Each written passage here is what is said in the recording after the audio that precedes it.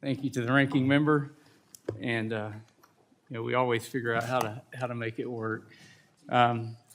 We'll start again, not quite from the top, but I recognize myself for an opening statement. As I mentioned, in my office, I often hear a lot of people come through and say we need to do permitting reform, that permitting is holding up progress, that the results of permitting are that we're not only hurting economic development, and oftentimes we're missing opportunities to actually protect and enhance the environment. And as I said, it's a bipartisan issue. It's not just people who vote Republican that are coming in my office to tell me that. We had a hearing on this topic in July, and in that hearing, many of my friends across the aisle were calling fouls on the current administration, saying they shouldn't be doing this. But you know what? This time a year ago, on our side of the aisle, we were calling fouls on the Biden administration, saying they shouldn't be doing this. So I think this is an opportunity for Congress to exert their Article I authority and to create a system that doesn't change when an administration changes, but a system that's fair, a system that allows access for all projects, and a system that's blind to the project that is being proposed. As we've heard from a lot of witnesses, reforming NEPA will provide certainty for all projects and for all sectors of the economy.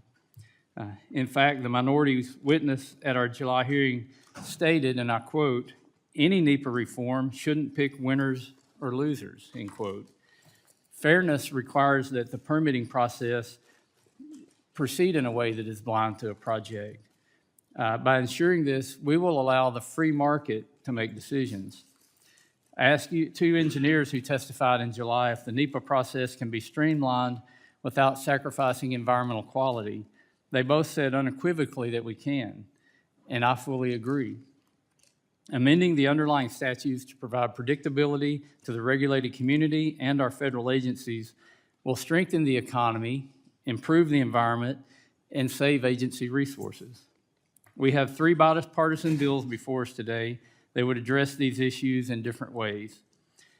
First off, we have H.R. 573, introduced by Representative Yackham from Indiana, which would create common sense reporting requirements for the Council of Environmental Quality, or CEQ. As part of a thorough review of previous NEPA practices, the first Trump administration analyzed 656 environmental impact statements, or EISs, published between 2013 and 2018. The review found that on average, an EIS was 575 pages long and took 4.5 years to complete, with a quarter of them taking over 6 years to complete.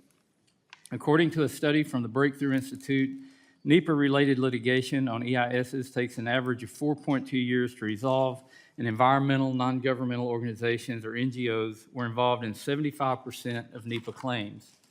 H.R. 573 would coalesce prior data collection and reporting efforts into a single report published annually by CEQ on NEPA litigation, timelines, and page length. Reinstating these reports will help identify NEPA bottlenecks. Next, we have H.R. 4503, the E-Permit Act, introduced by Representatives Johnson of South Dakota and Peters of California. Today's technology landscape for federal permitting consists of diverse and isolated systems spread across different federal agencies. Generally, these systems are not interoperable or sufficiently accessible for project sponsors and the general public. To address these issues, the Trump administration issued a memorandum titled Updating Permitting Technology for the 21st Century, and CEQ then issued a Permitting Technology Action Plan, which sets the foundation for seamless information exchange between agencies, simplified interactions for applicants, and greater transparency and predictability on environmental review and permitting schedules for project sponsors and stakeholders. The E-Permit Act codifies key aspects of CEQ's action plan and directs federal agencies on how to implement electronic permitting systems. It also instructs CEQ to work with other agencies to establish a unified interagency data system for environmental permitting and to integrate AI into agencies' permitting processes. Also on today's agenda is H.R. 4776, the SPEED Act, which I look forward to discussing in greater depth later in this hearing. For now, I'll simply say this. Over the years, we have passed different pieces of legislation that usually include funding for different projects and purposes, which are then celebrated and lauded in DC. But what always happens afterwards? The projects themselves can't be permitted because Congress has shied away from addressing permitting reform head-on. We have said this several times in this committee, but our broken permitting system isn't just holding back our economy, it's threatening our national security and that of our allies. The cost of inaction are too high, so the time to advance bipartisan permitting reform is now. With that, I look forward to hearing testimony from some of today's leading experts on these bills, and I'll now recognize Ranking Member Huffman for his opening statement. Thank you, Mr. Chairman. Before I begin, I do have two unanimous consent requests. The first is Chapter 5 of a pretty old document here. This is the first report from the Council on Environmental Quality to Congress from August of 1970, and it includes a chapter on climate change. I think that's significant. Without objection. Thank you. The second is also from the 70s. This is a 1977 report to Congress from the Comptroller General of the United States, and it's about U.S. coal development. On page 6.19, there's a significant quote there. It says, with continued growth in the use of fossil fuels, the effect of increased coal combustion on climatic conditions may become an important problem during the next 50 years. There's a lot to listen to here, Mr. Chairman, and this is not new. Without objection, so ordered. Thank you very much. So, Mr. Chairman, today we have three bills on the agenda relating to NEPA. Two of them, H.R. 573 and H.R. 4503, aim to enhance data collection and use, and I especially want to thank Representatives Johnson and Peters for their work on the e-permitting bill. There's a lot of bipartisan work that we can do in this space to leverage modern tools and data to improve the permitting process, and those bills are good examples of that. But when we get into the third bill on the agenda, Mr. Chairman, it's your bill, the so-called SPEED Act. This is where the conversation takes a hard turn. In the name of speed, or is it greed, this legislation takes a sledgehammer to NEPA's core functions, the very things that help keep communities safe, that keep projects accountable, and protect our environment. NEPA's purpose is very simple. Before the federal government greenlights a project with major environmental impacts that could transform landscapes or communities for generations, it has to consider the facts. It has to disclose major environmental and public health impacts, and it has to engage the public that will have to live with the results of that action. Now, let me say that speed can be great when you're headed in the right direction. But if you are recklessly speeding down the road without working brakes or steering or headlights, obviously that's a wreck waiting to happen, and that's exactly what the SPEED Act would invite. The SPEED Act treats public input like it is an annoyance, like a hurdle, rather than a resource that can guide better decisions. It restricts what major environmental impacts can even be considered for review. It eliminates the spotlight that NEPA provides for the public to help government get it right. And by shrinking analysis and compressing timelines without investing in greater agency permitting capacity, you're really just inviting shoddy analysis, and ultimately that's going to lead to more litigation and uncertainty. Let's not forget that Congress recently made the most significant amendments to NEPA in a generation, not to mention the major court action, administrative action, and regulatory action that we have seen on NEPA in recent months. Agencies, communities, and developers alike haven't even had a chance to see how those changes are working. So it makes no sense to blindly rush in with another round of sweeping changes before we've even measured the results of all of these other changes.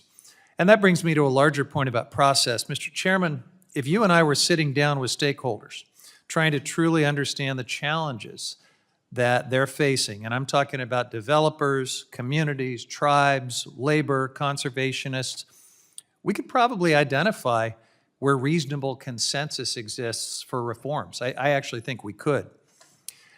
That's how you get durable bipartisan solutions, and it's exactly what so many of today's witnesses have been calling for, but that hasn't happened here. Instead, we're holding a hearing on a bill designed to deliver for one set of interests while shutting everyone else out. And the good news on the permitting front is that we can maintain NEPA's core protections and speed the process up. And obviously, one of the most effective and proven ways to do that is to ensure we have properly staffed and trained federal permitting offices to process applications. I mean, that's just obvious. That's why Democrats funded $1 billion in the Inflation Reduction Act to do exactly that. It was working. The Biden administration cut the time it takes to complete an EIS by 8 months, 23% faster than the first Trump administration. And in 2024, the median time to complete an EIS was down to just over 2 years. That means it wasn't holding back most major projects. But Republicans just rescinded most of these unspecified or unspent funds, and the administration's DOGE efforts and indiscriminate firings at key permitting agencies, they've just made things worse. And if that wasn't enough, the administration also repealed CEQ's unifying NEPA regulations, and that throws out the unified playbook that helps guide federal agencies and has done so for agencies and developers for decades. All of this leaves me with the question, who is this legislation actually for? Because it's definitely not tribes whose sacred land is at risk of being desecrated. It's not impacted communities that are worried about toxic projects that could irreversibly pollute where they live. It's certainly not hardworking everyday folks being pummeled by the insane cost of living who are desperate for more affordable electricity. It's crystal clear that this legislation is for corporate polluters and big oil donors so they can keep padding their pockets at the expense of all of these other stakeholders in the rest of the country. This country, the people of the United States, deserve better. I yield back. The gentleman yields back. I will begin our member panel to allow bill sponsors to speak on their legislation, and I now recognize Mr. Rudy Ackham from Indiana for his testimony on his bill. Thank you, Mr. Chairman, for providing me with the opportunity to testify in support of my bill, H.R. 573, the Studying NEPA's Impact on Projects Act, which I introduced with my good friend, Mr. Jimmy Panetta of California. This bill will require the White House Council on Economic Quality, or CEQ, to publish and submit to Congress an annual report that highlights the the litigation and paperwork burdens imposed by the National Environmental Policy Act, or NEPA. NEPA has strayed far from its original purpose of environmental protection. Instead, it has become a bit of a four-letter word, often weaponized to bog down infrastructure, housing, energy, and other critical projects in burdensome regulation and red tape. My bill would require the CEQ to report on NEPA's impact on these projects, from delays due to litigation and bureaucracy to the length of reports and the cost to taxpayers and project sponsors to ultimately clear this project. This information has been compiled in separate reports in the past, either on an annual or an ad hoc basis. Very simply, H.R. 573 revives and combines these individual reports into a single annual report. The annual report will provide us with a formal, regular update in order to conduct oversight, ensure accountability, and identify areas in need of reform. The consequences of NEPA are felt across the economy, from manufacturing and construction in my district, to the lack of forest management in Mr. LaMalfa's district, to stagnating mining operations in Mr. Stauber's district. The massive regulatory costs associated with NEPA also hamper our ability to compete with China, which dominates global critical mineral supply chains, even though we have some of the most mineral-rich territory on Earth right here in the United States. A recent report found that energy projects across all fuel types spent a median of 3 years between final agency approval and a final court decision, with some taking decades. I commend what the Trump administration has done to overhaul NEPA, specifically reducing project timelines.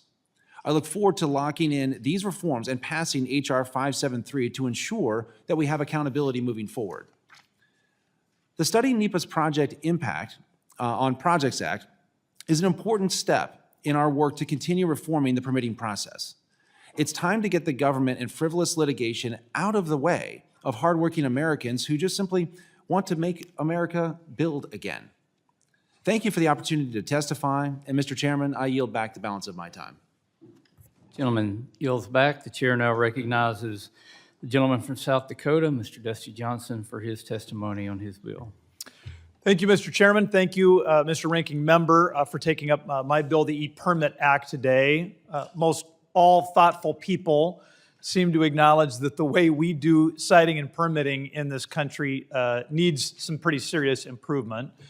A lot of independent analyses indicate that we have the most onerous siting and permitting within the developed world. We do have an opportunity on a bipartisan basis to make improvements. We've done some of that, but I think we have a lot more to do, and I'm excited that in the Westerman-Huffman era, we can get a lot of that done. I think most of us realize that our current environment, our current landscape for permitting and siting does not deliver on time and on task. So often the delays with this siting are not actually linked to environmental protection. It's not that there's a holdup as we do serious and important analysis about protecting our key resources or assets. It's just that we don't really have our act together. So we don't really know how to share, transfer, and analyze the information that are before us. I think modern technology gives us a real opportunity to solve those problems. So where are we at today? So often multiple agencies, of course, are involved in this siting. And the way they are exchanging information is antiquated. It is hard to imagine that they are still sharing individual PDFs that can get lost in people's email, that they need to package them together, send them to somebody else. Well, do they really have them? I don't know. That rudimentary process, it reduces people's ability to understand what is really going on with permitting and what really needs to happen next. The E-Permit Act addresses those problems by establishing a framework for agencies to implement a digital permitting system and a unified portal. Again, this is just about us as a federal government handling the information, handling the data in a fundamentally more modern way. This is not a new concept. On a bipartisan basis, we have said these words before. In the Fiscal Responsibility Act of 2023, Congress acknowledged the potential for digital solutions and required the Council on Environmental Quality to study how to actually move this ball downfield. In April, President Trump showed good leadership in advancing that cause, telling his agencies that they did need to begin to put this together. And indeed, shortly after, CEQ issued a comprehensive permitting technology action plan to try to get a government-wide strategy for making this happen. So the E-Permit Act just builds on those efforts, the congressional efforts of 2023, the executive efforts of this year, to provide legislative clarity and direction on how agencies should build out this and operate this digital permitting system. This is basic. None of this there's no boogeyman here. This is about establishing federal data standards so all agencies speak the same language, and this is about having a government-wide permitting portal so that we've got a one-stop shop for this really important project information. This is an important piece of legislation, and I want to thank my partners in this effort. Scott Peters and his team, especially his team is way better than Peters. But they have been, no, of course, leadership comes from the top, and they've asked the right questions. They've wanted to make sure that we had a work product that was going to add value and wasn't just politics. Like, let's actually do our job and actually make this country better. I also want to thank CEQ and our stakeholder partners for their essential input. Of course, Mr. Harrell from ClearPath, who is providing testimony today. Teamwork makes the dream work, as they say. And so thank you, Mr. Chairman, Mr. Ranking Member, for holding this hearing. I look forward to working with the committee to pass our bill so that we can get America building again. With that, I yield. Gentleman yields back, and I recognize myself for testimony on my bill, the SPEED Act. And when this committee met in July to discuss NEPA, some were saying that and contended that NEPA no longer poses any serious problems. They claimed that the statute's notorious delays are a thing of the past, citing various reforms from the FRA and a report issued in the waning days of the Biden administration. While witness testimony during the July hearing revealed how the previous administration altered key data to make NEPA timelines seem shorter, the Trump administration has made significant progress in ensuring that the FRA timelines are met. Still, projects across nearly all sectors reflecting the priorities of congressional Republicans and Democrats remain mired in NEPA's red tape. Congress must act quickly to relieve this NEPA logjam and get our nation building again. During the July hearing, we submitted for the record the environmental impact statement that was at issue in the recent Supreme Court case, 7 County Infrastructure Coalition versus Eagle County. This environmental impact statement was over 3,600 pages long, but some still claimed it wasn't expansive enough. While the FRA did impose EIS page limits, NEPA must be further reformed to put definitive guardrails around what agencies are expected to review. Much like the review documents themselves, the NEPA litigation has gotten out of control. NEPA is the most frequently litigated environmental statute, and NEPA-related litigation on an EIS takes an average of 4.2 years to resolve. Without changes, bureaucratic reviews and endless litigation will continue unabated. Environmental documents will again explode in length, and our nation's ability to build and maintain its critical infrastructure will continue to deteriorate. But let me make something clear. Better process for NEPA means better environmental results. For example, from this report, it talks about something that's very dear and near to me, and that's forest management. And this says a forest restoration project was held up for nearly a decade by NEPA and other environmental reviews in Grizzly Flats, California. In 2021, 2/3 of the community burned before the project was complete. There's a whole list of examples, and I ask unanimous consent to submit this to the record, in which we see failure to act on permitting resulted in poor outcomes for the environment. We can do better than that. In H.R. 4776, the Standardizing Permitting Expediting Economic Development Act, or the SPEED Act, is a bipartisan piece of legislation that introduced with Congressman Golden to address these issues in a targeted manner to benefit all kinds of projects and to benefit the environment. The bill clarifies that agencies may consider environmental effects that are approximately caused by major federal actions and may not consider effects that are speculative or separate in time or place from the project in question. The language codifies pieces of the 7-county decision while providing clarity to agencies and courts as what effects should be considered. This will reduce document length, project timelines, and frivolous litigation. The bill also clarifies the definition of a major federal action by establishing once and for all that the agencies may not determine an action to be subject to NEPA based solely on the provision of federal funding. The provision will not only provide certainty to the regulated community, it will also provide fewer environmental reviews, thus freeing up agency resources for projects that are actually under their control. Lastly, the bill tackles frivolous litigation under NEPA in several ways. Importantly, the legislation aligns judicial remedies under NEPA with the fact that the statute is purely procedural, a point that has been emphasized in multiple Supreme Court decisions. The bill achieves this by stating that courts cannot block projects solely because of a procedural mistake. The bill also requires claims to be filed within 150 days of the final action, and each claimant to have meaningfully participated in the public comment process. Claimants also must prove that they will be directly harmed by the project or action in question. These reforms will prevent litigants from surprising agencies with claims and will limit judicial abuse by special interest groups while protecting the process of permitting. Ultimately, this legislation will restore NEPA to its original purpose. It is project neutral and will add certainty to permitting processes across sectors. Whether you're a community fixing aging infrastructure, an energy company building to power the AI revolution, or a federal land manager working to improve the health of our nation's forest, the SPEED Act will modernize and streamline NEPA's processes for you. That is why nearly 100 organizations from across the U.S., representing industry, labor, state, local, and tribal governments, among others, all support the legislation. I appreciate the robust bipartisan support for the legislation, and I look forward to further discussion and testimony on the bill. We'll now begin our second panel of witnesses. Let me remind the witnesses that under committee rules, they must limit your oral statements to 5 minutes, but your entire statement will appear in the hearing record. To begin your testimony, please press the on button on the microphone.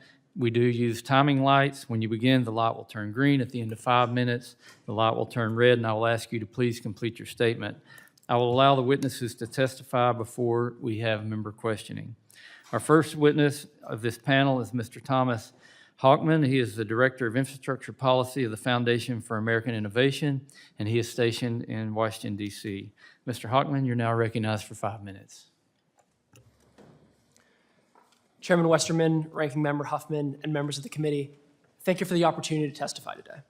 My name is Thomas Hockman, and I'm the Director of Infrastructure Policy at the Foundation for American Innovation. For decades, a growing chorus of voices, Democrats and Republicans, environmentalists and industrialists, labor unions, and business leaders, have identified our permitting process as one of the greatest barriers to American prosperity. And yet, more than 50 years after NEPA's passage, we have largely failed to fix it. Today, there's more pressure on our outdated processes than ever before. The U.S. needs massive expansions in grid capacity to handle new energy generation. We need domestic mining and refining to break China's chokehold on critical minerals. And we need the power and the infrastructure for the data centers that will decide who leads in artificial intelligence. To take just one example, a leading AI company estimates that the U.S. AI sector will need a whopping 50 gigawatts of new electric capacity by 2028.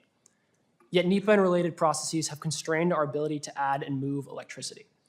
From 2010 to 2020, about a quarter of new transmission line miles required full environmental impact statements, the most burdensome level of NEPA review, which takes an average of more than 4 years for transmission projects. Interregional lines, most likely to trigger NEPA, have fallen to nearly 0 per year. And of course, the queue of new energy projects waiting to connect to the grid is overwhelmingly low carbon, meaning delays hurt low carbon projects the most. And this is the crux of the issue. NEPA does not mandate an environmental outcome. It mandates a process. Substantive environmental protections live in the Clean Air Act, the Clean Water Act, the RCRA, and elsewhere. In 1969, before those regimes matured, NEPA's procedural overlay may have been the best tool available, but that is no longer the world that we live in. That's why Representatives Westerman and Golden Speed Act is so important. It right-sizes NEPA for the challenges of the 21st century while preserving public input and environmental review. First, it clarifies what counts as major federal action. Over time, agencies and courts have treated almost everything as major, dragging everything from federal hiring to picnics into the NEPA process. Fortunately, the Speed Act states that federal funding by itself doesn't automatically trigger NEPA. That matters a great deal, as today, cities and project sponsors often defederalize to avoid NEPA's delay and cost, walking away from sorely needed federal dollars. Second, the Act focuses the scope of NEPA review on effects proximately caused by the project under consideration. The Supreme Court's recent unanimous 7-county decision made the same point. Agencies should not be forced to analyze speculative effects thousands of miles away. Third, and most important, the Act improves judicial review. It instructs courts not to set aside a NEPA review unless an agency abused its discretion, restoring NEPA's hard look standard as a check on reasoned decision-making, rather than a license for endless judicial nitpicking. It also sets an 150-day statute of limitations, far saner than the current 6 years, bringing certainty to projects that have already cleared review. And it requires litigants to have participated and raised specific issues in public comment, aligning NEPA with common sense standards used in other environmental laws. Crucially, none of this eliminates the core thrust of NEPA. Environmental impact statements still require public comment. Project opponents can still bring lawsuits. Agencies still must take a hard look. The Speed Act simply restores balance, so reviews end, decisions stick, and harmless procedural missteps don't derail nationally important infrastructure years after a record of decision. Pairing these reforms with better data is the goal of the bipartisan Studying NEPA's Impact on Projects Act. Despite NEPA's enormous footprint in our economy, we lack basic information about the effects of the law.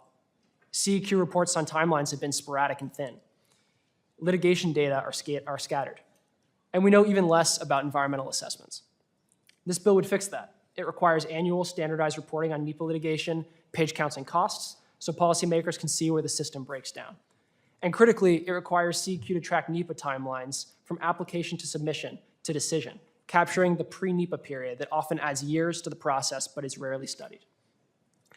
Taken together, the SPEED Act and the Studying NEPA's Impact on Projects Act keep what the public values: transparency, comment, environmental analysis, while restoring what the nation needs: the ability to build. If we want reliable power, secure supply chains, competitive AI, and healthier forests, we cannot afford a process that routinely turns into a decade-long paperwork and litigation gauntlet. I urge Congress to pass both bills. Thank you, and I look forward to your questions. The gentleman yields back. I appreciate your testimony. We'll now move on to our next witness, Mr. Nick Loris. He is the Executive Vice President of Policy of C3 Solutions, and he is stationed in Washington, D.C. Mr. Loris, you're now recognized for 5 minutes. Well, thank you, Chairman Westerman, Ranking Member Huffman, and distinguished members of the committee. Thank you for this opportunity to testify this morning. My name is Nick Loris, and I'm the Executive Vice President of Policy at the Conservative Coalition for Climate Solutions. C3 Solutions is a think tank dedicated to accelerating innovation to meet our energy needs and our greatest environmental challenges. In the need to innovate, invest, and build for a cleaner, more prosperous future, time is far from a neutral variable. It can be a competitive advantage or a competitive disadvantage, depending on what you're building and where you're building it. Permitting reform will create more opportunities where investing and building in America is a competitive advantage, enabling us to meet our energy needs, our infrastructure needs, as well as our environmental ambitions. In nearly every sector of the economy, there is a clear and urgent need to increase supply. Across the US, electricity prices are more than twice the inflation rate, and supply must rapidly expand to meet rising demand. Demand from data centers alone could double by 2030, requiring roughly 6 times the power that New York City consumes today. We need more critical minerals, which are essential for producing clean, affordable energy, defense systems, and the modern technologies that we rely on daily. We also need infrastructure with resilient supply chains to keep grocery stores stocked with food, hospitals supplied with medicine, and to connect American businesses with consumers around the world. We must invest in and actively manage America's natural ecosystems. Currently, the Forest Service faces an 80 million acre backlog requiring restoration, and 63 million acres are at high or very high risk of wildfires. Prescribed burns, timber harvesting, and deploying advanced technologies will significantly reduce the economic and environmental costs that wildfires inflict on communities. Whether it is a solar array on federal lands, a new rail project, or a prescribed burn, these projects can face burdensome permitting processes and excessive litigation. While many regulatory reforms are necessary at the federal, state, and local levels, one law in urgent need of modernization is the National Environmental Policy Act. A well-intentioned look-before-you-leap statute, NEPA has devolved into paralysis by analysis, inviting protracted legal battles. A more thorough reviews and litigation significantly extend timelines, raise costs, and heighten uncertainty.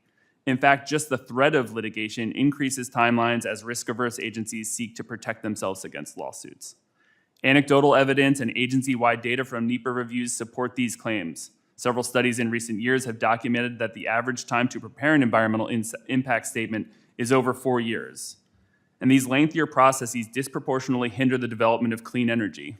A 2023 study by the R Street Institute reviewed EISs conducted by the Department of Energy and the Bureau of Land Management. The analysis found DOE had twice as many clean energy projects requiring EISs as fossil fuels, while BLM projects had nearly 4 times the number of clean energy projects compared to fossil fuels. Litigation also adds average delay of roughly 4 years, as solar, transmission, and wind energy projects face some of the highest rates of litigation. Forest management projects can be delayed by years, threatening the ability to protect communities and critical habitats. Now, measuring the total costs of an outdated bureaucratic permitting process is challenging. There are some projects that could have saved forests, lowered energy bills, and reduced emissions that just never happened and are still delayed for years, if not decades. But there are clear benefits from permitting reform to highlight today. A more transparent and consistent process that narrows the scope of reviews, prevents agencies from having to consider endless what-ifs, and delivers on judicial reform will help provide American companies with the certainty they need to innovate, invest, and build. Leveraging technology will help modernize, simplify, and expedite the process, which benefits project developers and agencies alike. Along with creating shovel-ready jobs and injecting capital into the U.S. economy, American families will benefit from more affordable power, a more resilient grid, and dependable infrastructure. Critically, permitting reform gives us more bites at the apple to reap the substantial economic and environmental spillovers from innovation. We don't know what the next fracking revolution in the United States might look like, whether it's super hot geothermal, small modular reactors, long duration battery storage, or likely some combination thereof. But whatever it might be, strict permitting requirements create higher barriers to entry for transformative, potentially game-changing technologies. Red tape shouldn't stand in the way of cost declines and wide-scale deployment. Permitting reform is not about eliminating the need to engage and consult with communities and tribes, but empowering them and addressing their concerns while cutting through the redundancies, the box checking, and the bureaucracy. Permitting reform is not about lowering the standards for environmental safeguards. It's about enabling developers to meet those standards more quickly, thereby addressing America's energy, infrastructure, and conservation needs. In conclusion, with bipartisan, bicameral interest in permitting reform, it is an opportune moment for a policy realignment that focuses on building rather than blocking. Thank you, and I look forward to your questions. Loris, thank you for your testimony. Our next witness is Mr. Robert Glicksman. He is the J.B. and Maurice C. Shapiro Professor of Environmental Law at the George Washington University Law School, and he is stationed here in Washington, D.C. Mr. Glicksman, you're now recognized for 5 minutes. Thank you, Chairman Westerman and Ranking Member Huffman, for the opportunity to testify today. I am the J.B. and Maurice C. Shapiro Professor of Law at the George Washington University Law School. I base both my oral and written testimony, which reflect only my own views, on my experience teaching environmental law for nearly 45 years, and on my scholarship on NEPA, which includes being the lead co-author on the leading legal treatise on the statute. I will speak today to the SPEED Act. Congress enacted NEPA on a bipartisan basis in 1970 to prevent avoidable but irreversible environmental mistakes. It was premised on the sound rationale that it's foolish to proceed in darkness when it's possible to discover foreseeable harms in time to avoid them, instead of later engaging in hand-wringing about disasters that could have been foreseen or not because of short-sightedness, impatience, and lack of concern about environmental risks. The SPEED Act seems to forget that origin story. But even if Congress is intent on revising NEPA, this is the wrong time to do it. Congress made major changes in NEPA in the Fiscal Responsibility Act of 2023, and the Supreme Court recently shifted judicial review toward greater deference to agencies in their NEPA preparations. It would make more sense to step back to evaluate the impact of these developments before rewriting the statute again, especially in the fashion called for by this bill. The SPEED Act does not streamline NEPA. Instead, it strips NEPA of what makes it work. It leaves the statute on the books so that it appears to be a functioning environmental assessment regime when in fact it hollows it out. It reduces incentives to develop information on environmental effects by all stakeholders and enables agencies to proceed in darkness even when it's possible to learn about foreseeable harms in time to avoid them. The inevitable consequence of this legislation would be the acceleration of inadequately vetted projects and an increase in the risk of unforeseen, unintended, and adverse impacts.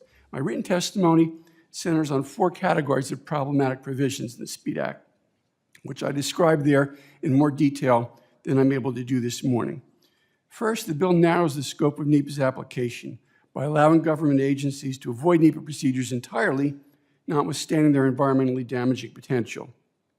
An example is the provision redefining the term major federal action to exclude loans, grants, or other forms of federal financial assistance unless the federal agency providing that assistance exercises complete control and responsibility over the effect of the action. The retention by non-governmental actors of artificially created discretion over minor aspects of project implementation shouldn't matter.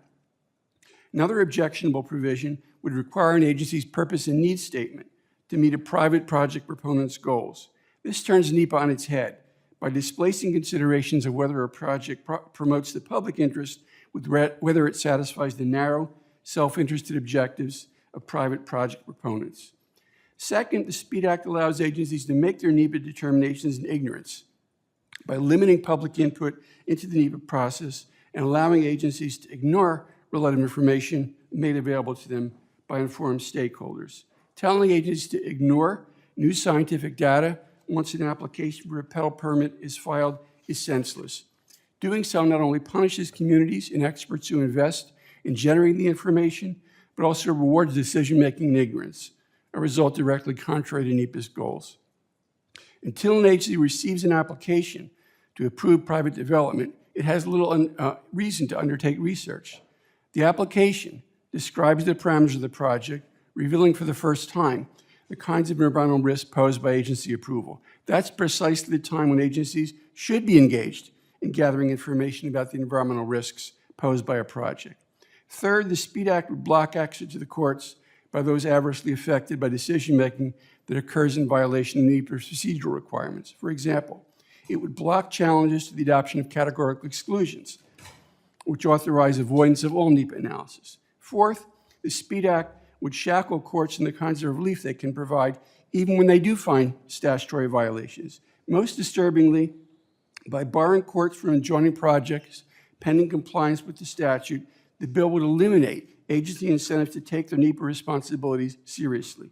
Regardless of how sloppy or incomplete their NEPA analyses are, they will suffer no adverse consequences if a court finds that violations have occurred. In conclusion, now is not the right time to amend NEPA, and the SPEED Act is not the right way to do it. Thank you. Mr. Glicksman, thank you for your testimony. Our final witness of this panel is Mr. Jeremy Harrell. He is the CEO of ClearPath Action, and he is stationed in Washington, D.C. Mr. Harrell, you're now recognized for 5 minutes. Thank you, Mr. Chairman, Ranking Member Huffman, and members of the committee. My name is Jeremy Harrell, and I'm the Chief Executive Officer of ClearPath Action. America stands at an inflection point of unprecedented energy demand, fueled by a revival of American manufacturing, advances in artificial intelligence, and breakthroughs in quantum computing. We're in a race with China in each of these areas. This presents new challenges, but also immense opportunities for our country to build big and win. The Trump administration has set some ambitious goals: to build 300 gigawatts of new nuclear power, to lead the world in AI development, to pioneer new space-based technologies and exploration, and to expand supply chains in strategic sectors like critical minerals and shipbuilding. Permitting bottlenecks threaten all of these goals and the affordable power that your constituents expect. In the face of skyrocketing demand growth, building more energy resources has become more urgent. The data shows we're falling behind. For example, China added 475 gigawatts of new electricity generation in 2024. Meanwhile, the US added just 1/10 of that. China built 74 gigawatts of new energy storage. The US built 10. China built 54 gigawatts of new fossil fuel generation, primarily unmitigated coal. The US built just 2 gigawatts of lower emission gas. By every metric, China is building more energy than we are, and that energy is fueling growth across their economy. We have to keep up. The US and China dominate global data centers, accounting for 70% of total installed capacity worldwide. As China further develops their own domestic capacity, they will sell even more of their products globally. Chinese manufacturing output exceeded $4.5 trillion last year, more than a quarter of global production. The clearest path for Congress to give the US a leg up in this competition is bipartisan permitting reform. Modernized permitting will unlock Americans' abundant natural resources, scale new clean energy, build the transmission and pipelines needed to move energy nationwide, and bring manufacturing home, where environmental standards are stronger than China's. But our current regulatory system is not only unpredictable, it is standing in the way of our nation's energy, climate, and economic development goals at the federal, state, and local level. And these challenges are present in every sector of the economy, from energy to housing to transportation. A winning future requires step change reform, not just tweaks around the edges, while also balancing speed, safety, and community engagement. Bipartisan congressional action, reforms that dramatically increase efficiency today and are politically durable into the future, can flip the script and put America back in a leadership position. Accordingly, this committee should focus on 3 key areas. 1, modernizing NEPA. For half a century, NEPA remained largely untouched by Congress. This allowed presidents and the courts to stack burdensome and duplicative processes on top of what Congress originally intended. NEPA is a procedural law that requires federal agencies to assess the environmental impact of their actions, not one that imposes substantive new requirements. Congress made a down payment in the Fiscal Responsibility Act to refocus NEPA reviews, but Congress must now build on these bipartisan reforms to deliver an efficient and predictable process for all projects. 2, reforming judicial review and litigation practices. The judicial review process for energy projects has become an obstacle to timely completion. Developers navigating through a lengthy permitting process face additional delays due to litigation, injunctions, and appeals that can drag on for years, costing time and money with little to no environmental benefit. Meanwhile, China keeps on building. And 3, increasing transparency. The private sector uses technology to track projects and to keep stakeholders informed. The federal government should too. We need to end the old school siloed approach that creates bottlenecks and use new tools developed by private industry and our national labs. We must do better to keep developers and the public informed. To that end, Clear Path Action is proud to support the 3 bipartisan bills before the committee today because they take significant steps to deliver accountability and accelerate the permitting process. In conclusion, the window of opportunity for Congress to deliver effective permitting reform is now. The combination of recent Supreme Court decisions, executive orders, and new national security imperatives showcase the desperate need for new congressional action immediately. The U.S. is in a global competition for energy, for AI, and for manufacturing leadership. We cannot win without being able to build here at home. Congress alone can provide the long-term certainty developers need to make billion-dollar investment decisions in our country. To let America win, we need to let America build. Thank you. Mr. Harrell, thank you for your testimony, and again, thank all the witnesses for your testimony. We'll now move on to member questions. I will recognize members for 5 minutes for questions, and I'll begin with the gentleman from Virginia, Mr. Whitman. Mr. Chairman, thank you. I want to thank our witnesses today. And Mr. Hoekman, I want to, let me first start. I would ask unanimous consent, Mr. Chairman, to enter into the record the article by Mr. Hoekman published in Green Tape titled NEPA Stats. Without objection. Thank you. Mr. Hoekman, in that article, you cite some extremely high costs that are associated with categorical exclusions, environmental assessments, and environmental impact statements. And I think we've all heard horror stories of those. From the U.S. Forest Service, over $50,000 for each categorical exclusion, $200,000 for each environmental assessment. In places like the Department of Energy, $6 million or more for environmental impact statements, and the list goes on and on. We all know, too, that timelines have a big impact on construction projects. We see that not only have costs tripled, but time has increased significantly. U.S. transit infrastructure projects have increased by 3 times the amount of time that it takes to get things approved, 3 times higher than our competitors around the world. So they're improving their infrastructure while we struggle. You cite one stat there that says 14% or more of 350 major infrastructure projects from 2010 to 2018 were outright canceled. That's probably why President Obama mentioned with the stimulus package that there weren't quite as many shovel-ready projects as they had anticipated, because shovel-ready requires approval to actually be able to execute those projects. And when you can't because of timelines and these outrageous costs, and all of a sudden the economics of these projects becomes untenable, then they move by the wayside. So we can't complain on one side that we're falling behind in infrastructure and say on the other side that our administrative processes are actually leading us to that. With this in mind, Mr. Hoekman, I want you to speak a little bit about the environmental impacts and the changes in both federal government and industries building out in American infrastructure have on what we're able to do as a country, and also the timeline delays and what that does to the things that we need to do as a nation. Representative, thank you for the question. Yeah, President Obama's regulatory czar said about the permitting process, if it were a supervillain, it would be the blob. And that's, I think what we're dealing with here. Our permitting process touches every sector of the economy, right? Whether it's the readiness of our defense industrial base, right? The defense industrial base needs an enormous amount of energy. NEPA gets in the way of our ability to deploy energy generation, energy transmission, our ability to move electrons around the country. It gets in the way of our environmental protection. I mean, I know that this committee has talked quite a bit about forest fire protection, and certainly we've seen case after case of the NEPA review process, slowing our ability to respond to the threats of wildfires. So whether it be environmental protection, our defense readiness, or just the growth of the economy, the permitting process touches every sector of the economy. Thank you. I want to reference to a book that's come out. The book is entitled Abundance by Derek Thompson and Ezra Klein. It speaks at length about how this nation has abundance. And by the way, both of those authors are very liberal in their ideology, but have said that the permitting process is broken. It holds this country back, that there needs to be massive changes to that, fundamental changes to that process. And then a lot of members of Congress, too, are very interested in funding projects back in their district, now called community project funding.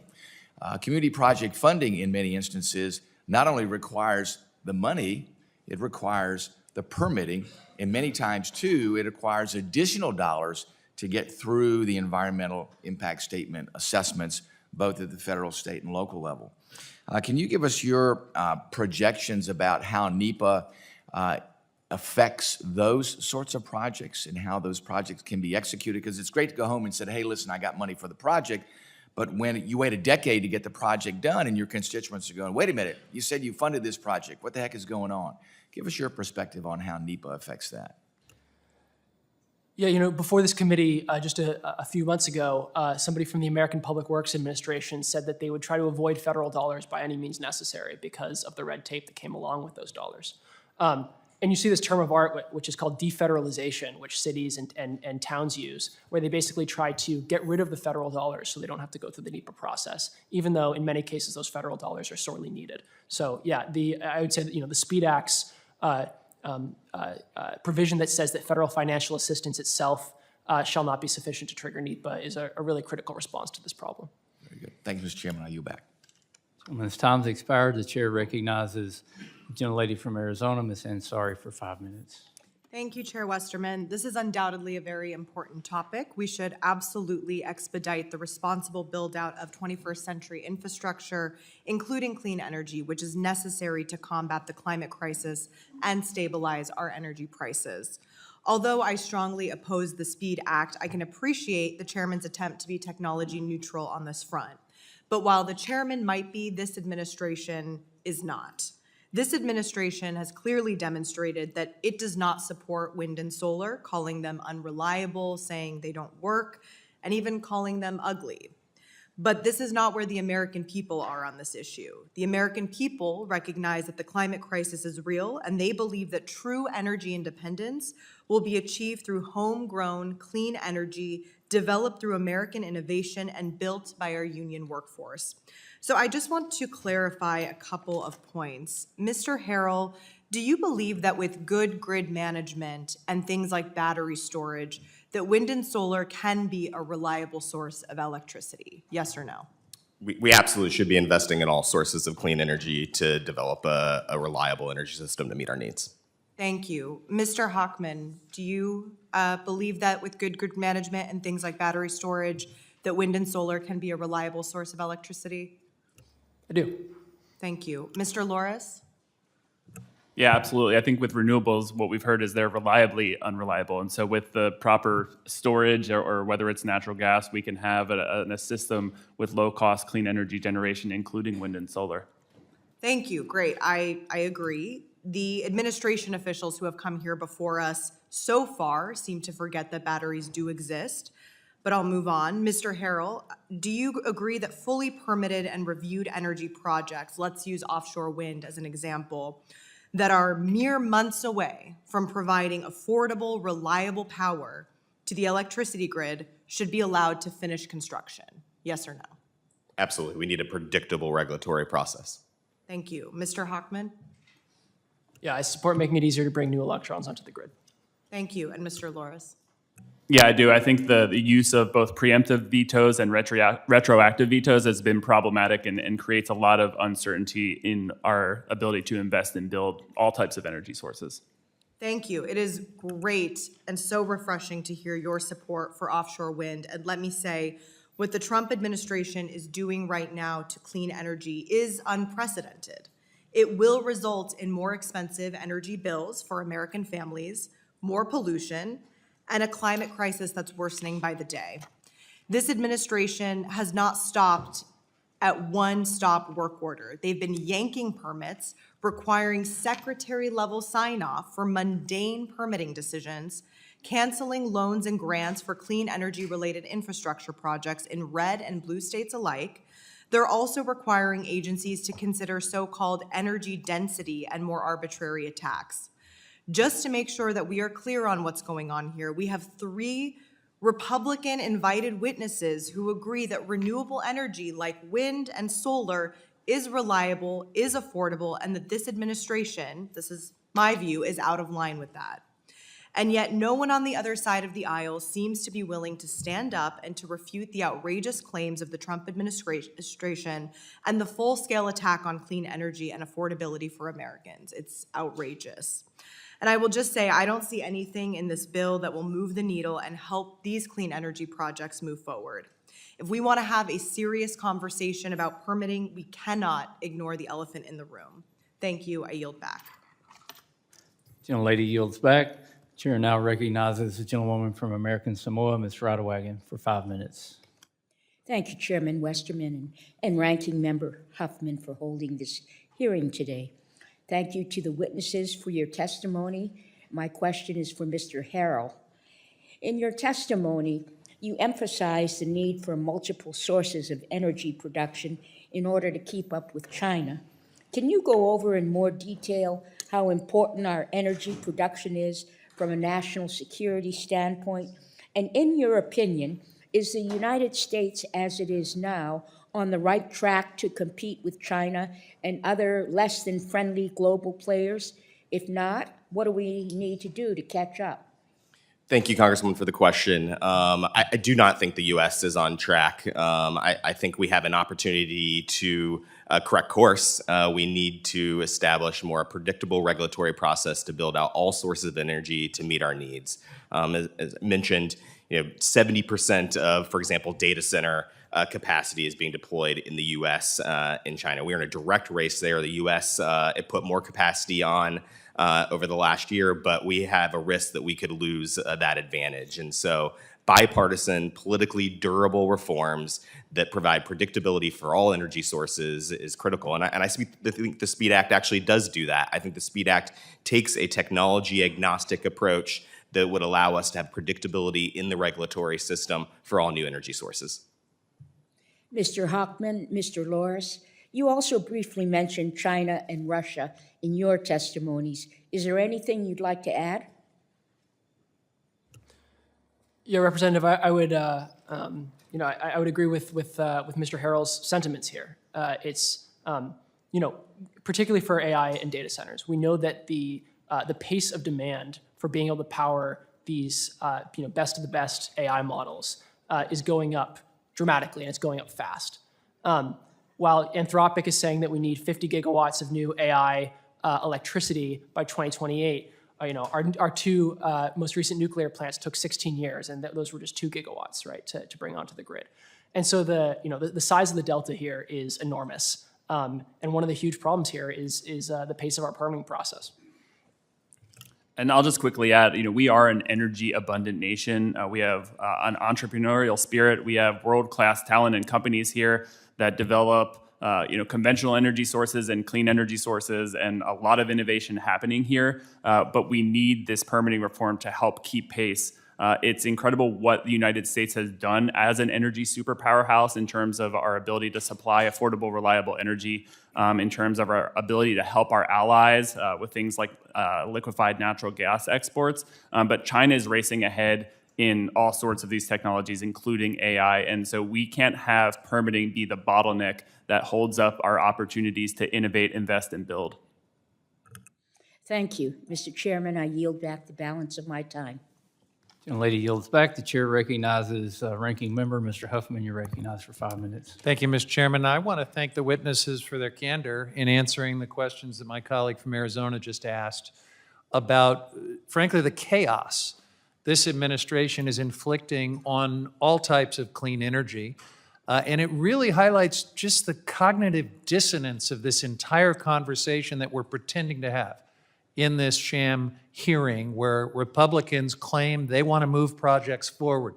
They want to bring more energy to the American people, while an entire industry is being shut down because of these wrong-headed actions, singling out a battery manufacturing facility for an immigration enforcement raid, shutting down an offshore wind project that's nearly complete, that's going to bring the cheapest electricity to New England that's available out there, sending the entire regional grid into chaos, pulling back port modernization grants that have already been awarded that are going to bring thousands of jobs and clean, affordable energy to the West Coast and other places. This is madness, and what we get from the other side is crickets and gaslighting with bills like this. This is not normal. This is not okay.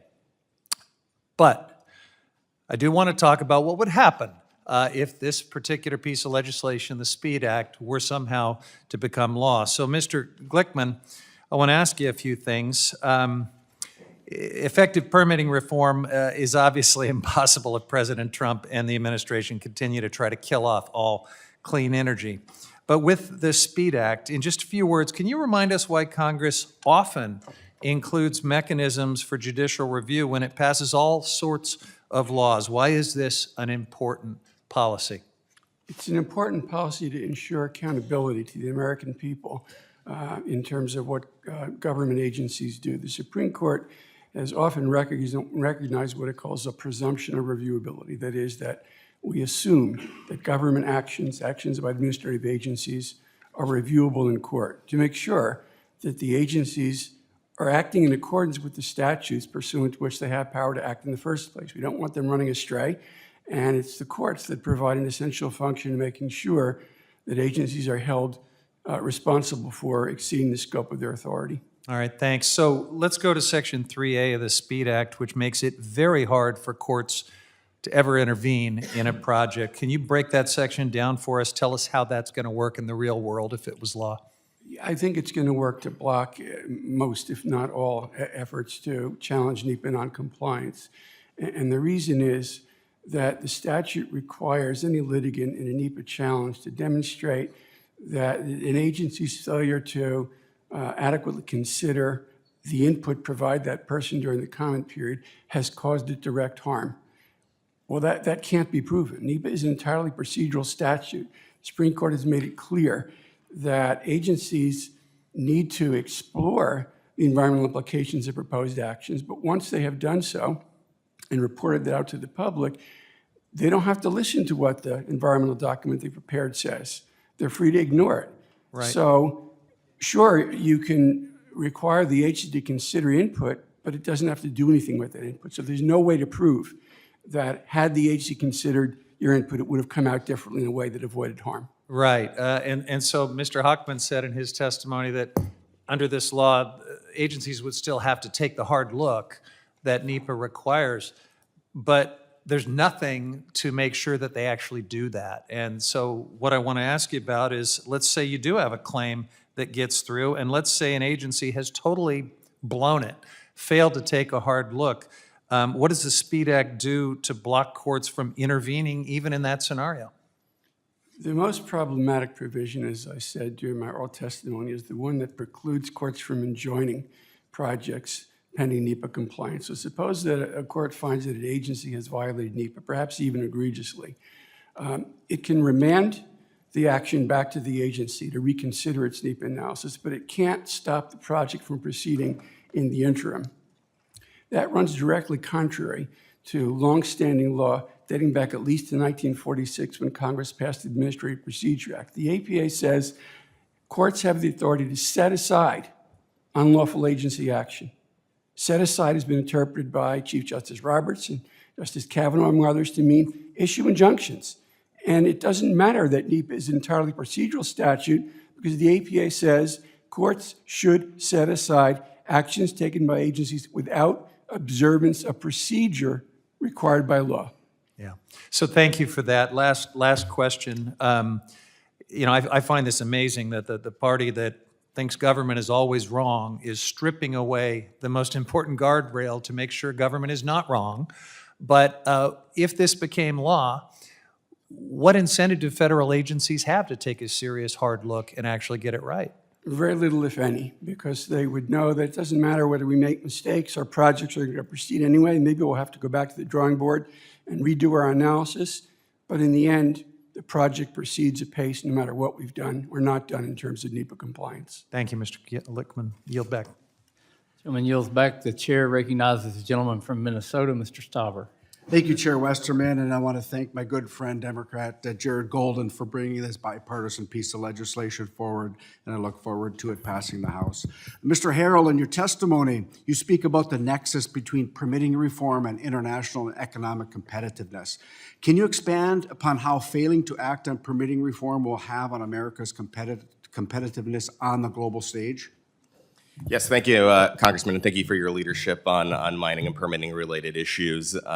It's directly correlated. I mean, I think we've heard very directly from the chief hyperscalers in the United States that power is the long pole in the tent in scaling up our data center capacity. As we think about onshoring more American manufacturing, a significant priority of Republicans and Democrats here in this Congress, we need more reliable, affordable electricity to power that growth. And so the only way that we're going to keep pace and continue growth in this country is with more clean, affordable, reliable power. Also in your testimony, you note that NEPA is not the only law passed by Congress meant to protect and safeguard our environment. In fact, you note that Congress passed laws like the Endangered Species Act, Clean Water Act, the Endangered Species Act and the Clean Water Act after NEPA was signed into law. Can you clarify something? Will amending NEPA jeopardize environmental protections and regulations like some of my colleagues on the opposite side of the dais have led us to believe? No, NEPA is a procedural law, and it's effectively the first gate in the permitting process. You will still have to comply with all these bedrock environmental laws, like the Clean Water Act, the Endangered Species Act, that all require permits. NEPA is largely like giving you the rules of the road to get through the process. Thank you. So if we pass the NEPA reforms in the SPEED Act, our environmental laws, like the Endangered Species Act, the Clean Water and Clean Air Act, will remain on the books. Is that correct? Correct. Mr. Hochman, in your testimony, you speak about the importance of permitting reforms like those in the SPEED Act for the build-out of transmission lines and renewable energy. I'm a bit confused because some of my colleagues have been claiming this is a handout to, quote, big oil and, quote, it puts polluters over people. Can you help clarify this? Would the reforms in the SPEED Act benefit all kinds of projects, including renewable energy projects and the build-out of transmission lines? Representative, thank you for the question. Yeah, absolutely. This is a tech-neutral permitting reform, and you know, I think you can see in the response to the SPEED Act that all sorts of industry are pleased to see these permitting reforms on the table. Everybody from the American Council on Renewable Energy to traditional energy interests to the hyperscalers. So absolutely, everybody stands to benefit. Thank you. And turning to the SPEED Act's judicial review provisions, the bill would set a 150-day statute of limitations for litigation over NEPA reviews. Mr. Hochman, would these provisions block interested parties from commenting on an EA or EIS during the NEPA review process? Representative, no, the 150-day statute of limitations is eminently achievable for those who want to bring a suit. In fact, a study came out 1 month ago from Resources for the Future, which showed the litigation cycle for anybody who is litigating against a geothermal project, a wind and solar project, and almost every single one was within that 150-day window. So absolutely achievable. Thank you. Would these provisions impact an interested party's ability to sue over other environmental laws like the Endangered Species Act, the Clean Air Act, or the Clean Water Act? It would not. So the provisions simply impact the party's ability to sue over paperwork or process or procedure. They don't impact the party's ability to sue over substantive issues or deficiencies in the permitting process. Is that correct? Correct. Okay. I just want to thank the witnesses here today. I know that some of my good friends and colleagues on the other side of the aisle may not disagree or may not agree with the SPEED Act. But I will tell you that a lot of times I hear my colleagues and friends on the other side of the aisle talk about process and process and process. There's some of them that will process the hell out of something and never let it go.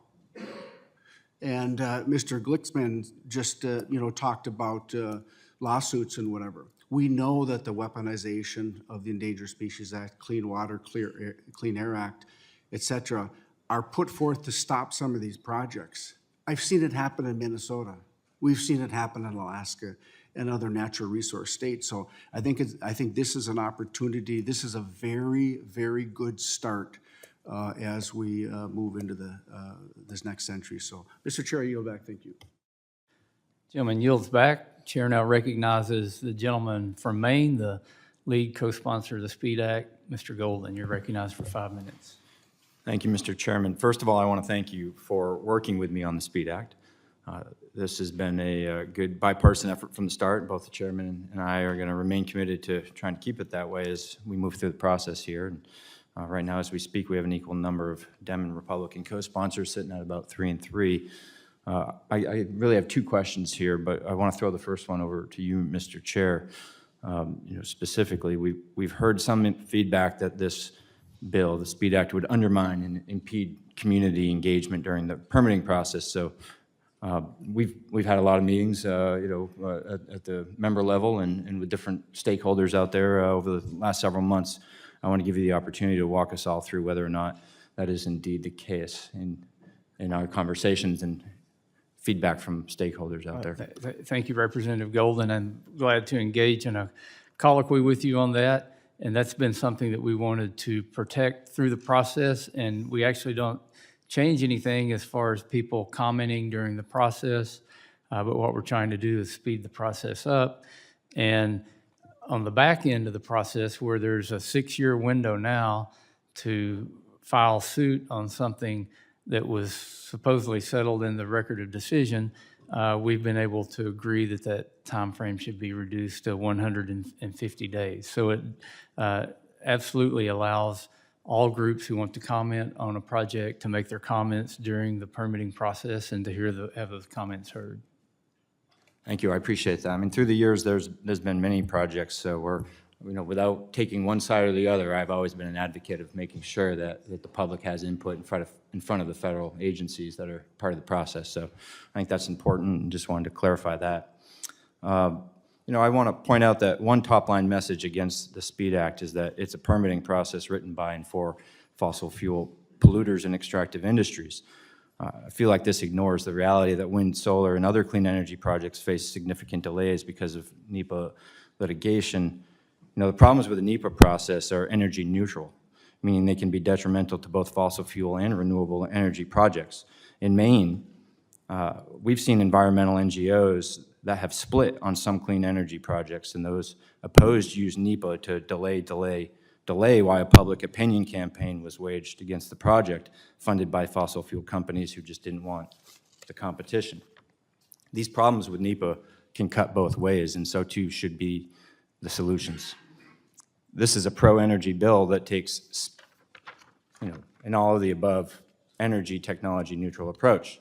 Mr. Harrell and Loris, Mr. Hochman already got a chance, but do you want to weigh in a little bit more on ways that you've seen the permitting process hinder clean energy expansion and development? Yeah, thank you, Congressman, for your leadership and your willingness to engage and drive forward on what we think is the single largest barrier to deploying new clean energy in this country, our broken permitting system. Just to underscore, of solar and wind projects that underwent EISs, 30% of the solar projects were litigated, 50% of the wind projects were litigated. On average, it's extended at least 15 months of the permitting process. Nearly 66% of solar projects face litigation in some shape or form, the highest rate among technology types.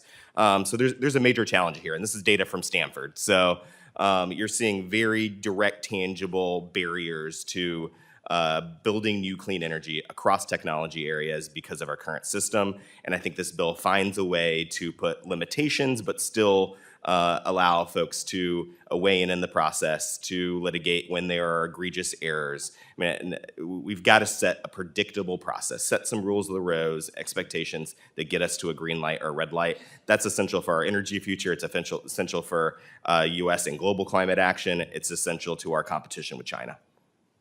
If I could just add, in addition to all of those statistics for the mature clean energy technologies, it's also that barrier for the innovative clean energy technologies of tomorrow, the ones that are working with the Department of Energy through the Loan Program Office. It could be the FERVOs and the enhanced geothermal. So we're not just talking about the mature clean energy technologies, renewables, wind and solar, but we're also thinking about, we have all of these opportunities for clean baseload power. A lot of them don't really know how to navigate the NEPA process because they're young, they're smaller companies, they don't have the cash flows to hire a bunch of lawyers and consultants. And so this is not just about fixing for those incumbent projects, but also for the innovative technologies of the future. Thank you, appreciate it, and yield back my 5 seconds. Gentleman yields back. The chair recognizes the gentleman from Wisconsin, Mr. Tiffany, for 5 minutes. Yeah, thank you very much, Mr. Chairman. Mr. Glitzman, have you ever represented a company that has gone through the NEPA process to create a major industrial project? I have not. You've never represented a company through this process? I have not. Thank you. Mr. Hochman, will environmental reviews continue under this bill? Yeah, absolutely. Will applicants still have to provide a full analysis of their projects? Yes, and under the many other environmental statutes as well, which remain in place. What's the longest review you've ever seen of a project that has gone through, for example, an EIS? What are some of the times you?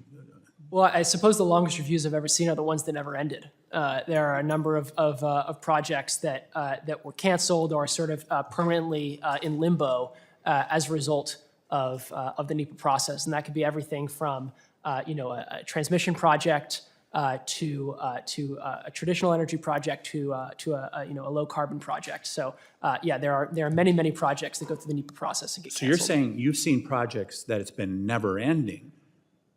That's correct. Not uncommon for 10 years? Not uncommon. It's definitely happened many times. How many projects do you think are out there that are an idea that someone has, where this serves as a deterrent from someone even bothering to go through the process? Yeah, we actually have a term for this. We call it the dark matter of NEPA, where it's basically all of the projects that never even get off the ground. You call it what? The dark matter of NEPA. The dark matter. And I'll give you one classic example of this. It's that, the vast majority of potential for geothermal and solar, for geothermal are on federal land, and a great deal of potential for solar is also on federal land. And yet the vast majority of projects that are actually built are not on federal land because they're built to avoid the federal nexus and thus the NEPA process, right? And as we deploy more and more of this energy, it's going to be harder and harder to site away from the federal land where so much of the potential is. So it's a huge issue. Mr. Harrell, does China have a NEPA analysis like we have in the United States? They do not. Do they use a NEPA analysis with their Belt and Road projects that they've been doing around the world? They do not. But the U.S. has immense environmental standards to make sure that we build properly in a more environmentally efficient way and drive forward. And even in comparison to the European countries which adopted the so-called green fantasy, isn't it true that it is America that was the one that reduced our CO2 footprint? Isn't that accurate? this is true. The U.S. has significantly reduced its CO2 emissions, and U.S. LNG exports have significantly contributed to global emissions reductions. And in the meantime, some of those that were hectoring us about that, they really haven't reduced their footprint, have they? I think we need to see U.S. leadership to drive new technology forward, invest here, build faster here, and then the U.S. should be exporting that technology abroad. That's the recipe to reduce global emissions and meet our global energy needs. So you guys would not accept the challenge. I'm going to accept the challenge from the gentle lady from Arizona in regards to so-called renewables. The one that kills endangered species on a regular basis, the one that blights bucolic valleys, hills and valleys in Wisconsin. I grew up in a place that's legendary.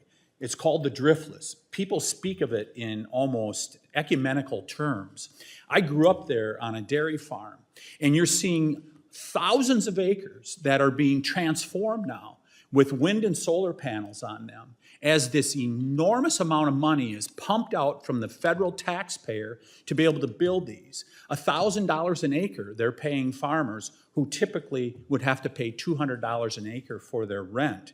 And it's distorting not just rural America and serving as a blight, but it's also driving up electricity prices. As my state has adopted more with their Public Service Commission, allowing more and more of these wind and solar industrial sites, they are not farms, they are industrial sites. As more and more of them are built, electricity prices are up $2 billion since 2019 in aggregate in the state of Wisconsin. Tens of thousands of acres being covered by these wind and solar. I would just conclude with one question. Mr. Loris, name all the minerals that are going to have to be mined if we are going to continue with wind and solar as a preeminent source of electricity. I don't know if I have enough time to do that, but it is clear that clean energy technologies, electric vehicles, batteries are more mineral intense than their conventional counterparts, and so we are going to need a tremendous demand, not just for energy, but for defense technologies, for our laptops, for our cell phones, and we need to do that here in the United States, where there's economic opportunities, but also we can do it much more clean than our international counterparts. When the gentlelady from Arizona introduces a bill to allow mining in America, then I will take her admonitions seriously. I yield back. Gentleman's time has expired. Mr. Huffman, you have a UC request? Yeah, thanks, Mr. Chairman. I do have a UC request. This speaks to the sort of hijacking of the abundance narrative in service of fossil fuel. I'm asking to enter into the record a 2024 paper, Permitting Reform's False Choice. This is the first national review of federal permits and environmental reviews for energy infrastructure completed over the last decade. Found that 95% of clean energy projects went through streamlined permitting procedures. Less than 5% even needed a comprehensive environmental review, and significantly only 29 out of nearly 2,000 wind and solar projects were challenged in court. That is 1.5% of all projects. Very important context for this conversation. Without objection. Thank you. So ordered. The chair now recognizes the gentleman from Rhode Island, Mr. Magaziner, for 5 minutes. Thank you, Chairman. It may surprise some people to hear me say this, but I want to get to yes on this bill. I'm not there now, but I want to get there because I understand that for those of us who are good Democrats who idealize Franklin Roosevelt and the New Deal and know that we need to build out our infrastructure, repair our highways and bridges, and achieve the clean energy transition and so much more, we need to make it easier to build in this country again. And we have to find that right balance between making it easier to build in this country and protecting our environment, our heritage, tribal sovereignty, and all the rest. I want to get there, but I'm not there today for a couple reasons that have been mentioned already, but bear repeating. Number one, this conversation we're having about how to find the right balance between NEPA reviews and making it easier to build, this is a normal conversation to be having. But we are having this normal conversation in an abnormal time. A time when the Trump administration is unilaterally and most likely illegally canceling and stopping clean energy projects, including a very important project in my district, the Revolution Wind project that was set to deliver energy to the grid at a below market rate for consumers and meet a third of my state's electricity demand. It's a big deal. There are workers right now stuck on boats off the coast of my district who don't know when they'll be able to go back to work or not. The administration has also unilaterally canceled funding for staffing for NEPA reviews. And so I'm just going to put that out there because in concept, this is a conversation that I'm open to having on this bill that I think we should be having, but we cannot ignore the broader context here that if my colleagues across the aisle, at least some of them, and I believe the chairman believes this, are advocating for an all-of-the-above energy strategy, you can't say that you're for that and pass it through Congress when you know that the Trump administration is going to block the clean energy part of all of the above. And so that is something that we're going to have to deal with. On the bill itself, I do have a couple of questions, and I don't know if the chair or any of our witnesses would like to weigh in. There's a section that interests me that, let me make sure I get this right. It says that an agency is not required to prepare an environmental document with respect to a proposed action if that project has already been reviewed essentially by states or tribes, and that state or tribal review meets the requirements of the act. So essentially saying that if the review has already been done at the state level or the tribal level, that counts toward the federal review. And in concept, that makes sense to me, right? Why do the same thing twice?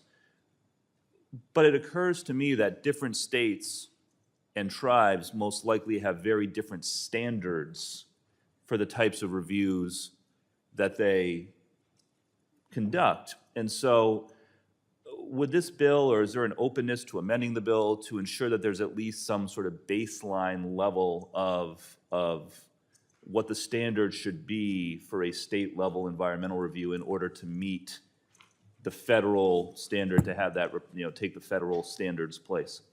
Mr. Magaziner, I'll be glad to respond to that. On the part about, is there space to modify the bill? Absolutely. That's why we have a hearing, so we can get input, so we can go back and review and see if there's something we can change to make the bill better. As far as those specifics, I'll let the witnesses tackle that. Congressman, I'm happy to hop in a very tangible example where this could make sense, as long as you ensure the rigor and the standards here, and it's with the EPA's review of Class 6 permits, for example. So in many cases, the EPA delegates permitting authority to states if they can show that they can uphold the minimum standards of a permitting decision, and we've seen that dramatically accelerate permits for Class 6 permits. So I think that kind of concept and relying on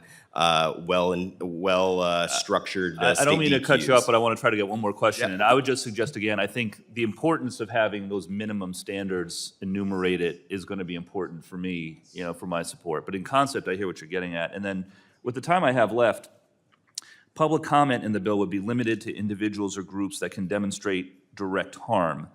And then standing would only be for those who are allowed to comment. But it occurs to me that, an endangered species being impacted, or maybe a historical site being impacted, like, is there a person that could demonstrate direct harm, or do we need to make some exceptions to allow certain types of public comment on topics where there isn't a person that necessarily can demonstrate direct harm, but there is clearly harm that would be caused by the project? Is there an openness to modifying that? To anyone, to the chair or to anyone else? I'll take that, and your time has expired, but I'm saying there's an openness to make this bill work. Yeah. And if we can keep the environmental protections in place and speed the process along, that's where my interest is. Well, I thank you. And I'll just say, if there's openness to improving the bill, I'd like to be part of that conversation. But it's also going to take some changes, I think, in the administration's behavior, because we are operating in an unusual and very destructive context here coming out of the White House. But I welcome the continued conversation. The chair now recognizes the gentleman from Florida, Mr. Webster, for 5 minutes. Thank you very much, Mr. Chairman. Let's see, Mr. Hochman, are you, it's kind of like the NEPA Act, the Clean Water Act, specifically Section 404, contains vague defined procedural requirements that have produced significant delays in projects in my area and for the citizens of in Florida. I'm wondering what lessons we can learn from the Speed Act that would help the Clean Water Act when we seek to fix that permitting process. Yeah, thank you for the question, Representative. I mean, one of the challenges that we sometimes see with Section 404 of the Clean Water Act for those individual permits is those individual permits often count as a major federal action, and thus they set off NEPA review themselves. In fact, that's one of the things that's happening right now with the semiconductor facility in New York, which got money from the CHIPS Act. The Building Chips in America Act exempted it from NEPA for the loan, but it didn't exempt it from NEPA for this Section 404 process. And so that semiconductor facility still hasn't broken ground. And so certainly when we think about the way in which the 404 process could be improved by a law like the SPEED Act, because the 404 process kicks off that burdensome NEPA review, efforts to streamline NEPA end up streamlining the 404 process itself. Thank you very much. I've long been a supporter of efforts to improve America's critical infrastructure and ensure its modernization for the 21st century, whether it's transportation, aviation, energy, or other aspects of it, infrastructure. My Florida constituents suffer from the expensive, unnecessary bureaucratic delays. So, Mr. Harrell, can you explain how the legislation being heard today will ensure that America is able to develop and to build more efficiently to unleash America's energy? Yes, thank you, Congressman. It would resolve some outstanding questions out there to provide more predictability in this process. In the end, time is money. Developers need a predictable process, the rules of the road that they're going to go forward to drive through in a project. And this makes it very clear and it sets good policy to restore what the intention of NEPA was, which is a procedural law. Lay out the rules of the road, you go through that first stage gate, and then you move forward in getting permits that are required by other statutes like the Clean Air Act, the Clean Water Act, Endangered Species Act. And so it's just critical that we have a predictable process, and then it very importantly puts some limitations on the judicial process to ensure that we get to a final yes or no at some stage. And it sets reasonable requirements, limitations on where stakeholders can engage, but they absolutely can still engage, that drive towards a green light or a red light. In the end, we have to let this country build, and this bill puts forward a really clear pathway to how you get to either a yes or a no. Thank you very much. That's a good submission. Yes or no? That's a great goal. Yield back. Gentleman yields back. The chair recognizes the gentlelady from Maryland, Ms. Elfreth, for 5 minutes. Thank you, Mr. Chair, and thank you for your engagement on this. And like my colleagues, I too want to get to yes. I would like to be in a place where I can deliver big, bold projects for my community in this nation again, that we can do that. But I think the devil is in the details here, and I would like to work together to figure this out, particularly as it relates to critical renewable energy projects we've been talking about, national security priorities, transportation projects, the like. I too wish we were having this conversation in a bubble, that this committee and the good faith negotiations could occur where we could legislate these reasonable reforms to that permitting process and appropriately balance those environmental and heritage protections and other policy priorities of the moment. But just for the record, as my colleagues have pointed out, we're not in a bubble, and that this administration has been openly hostile to renewable energy projects, including the Revolution Wind project in my colleague, Congressman Magaziner's home state of Rhode Island, that was 80% of the way constructed, and it was paused. So we have to keep the important context of this moment here in mind during these negotiations. And I'm going to sit here, and I say this quite a bit, Mr. Chair, but I'm not going to pretend like a law that was passed decades before I was born is perfect. At the same time, we can't throw the baby out with the bathwater, and we have to work together on this.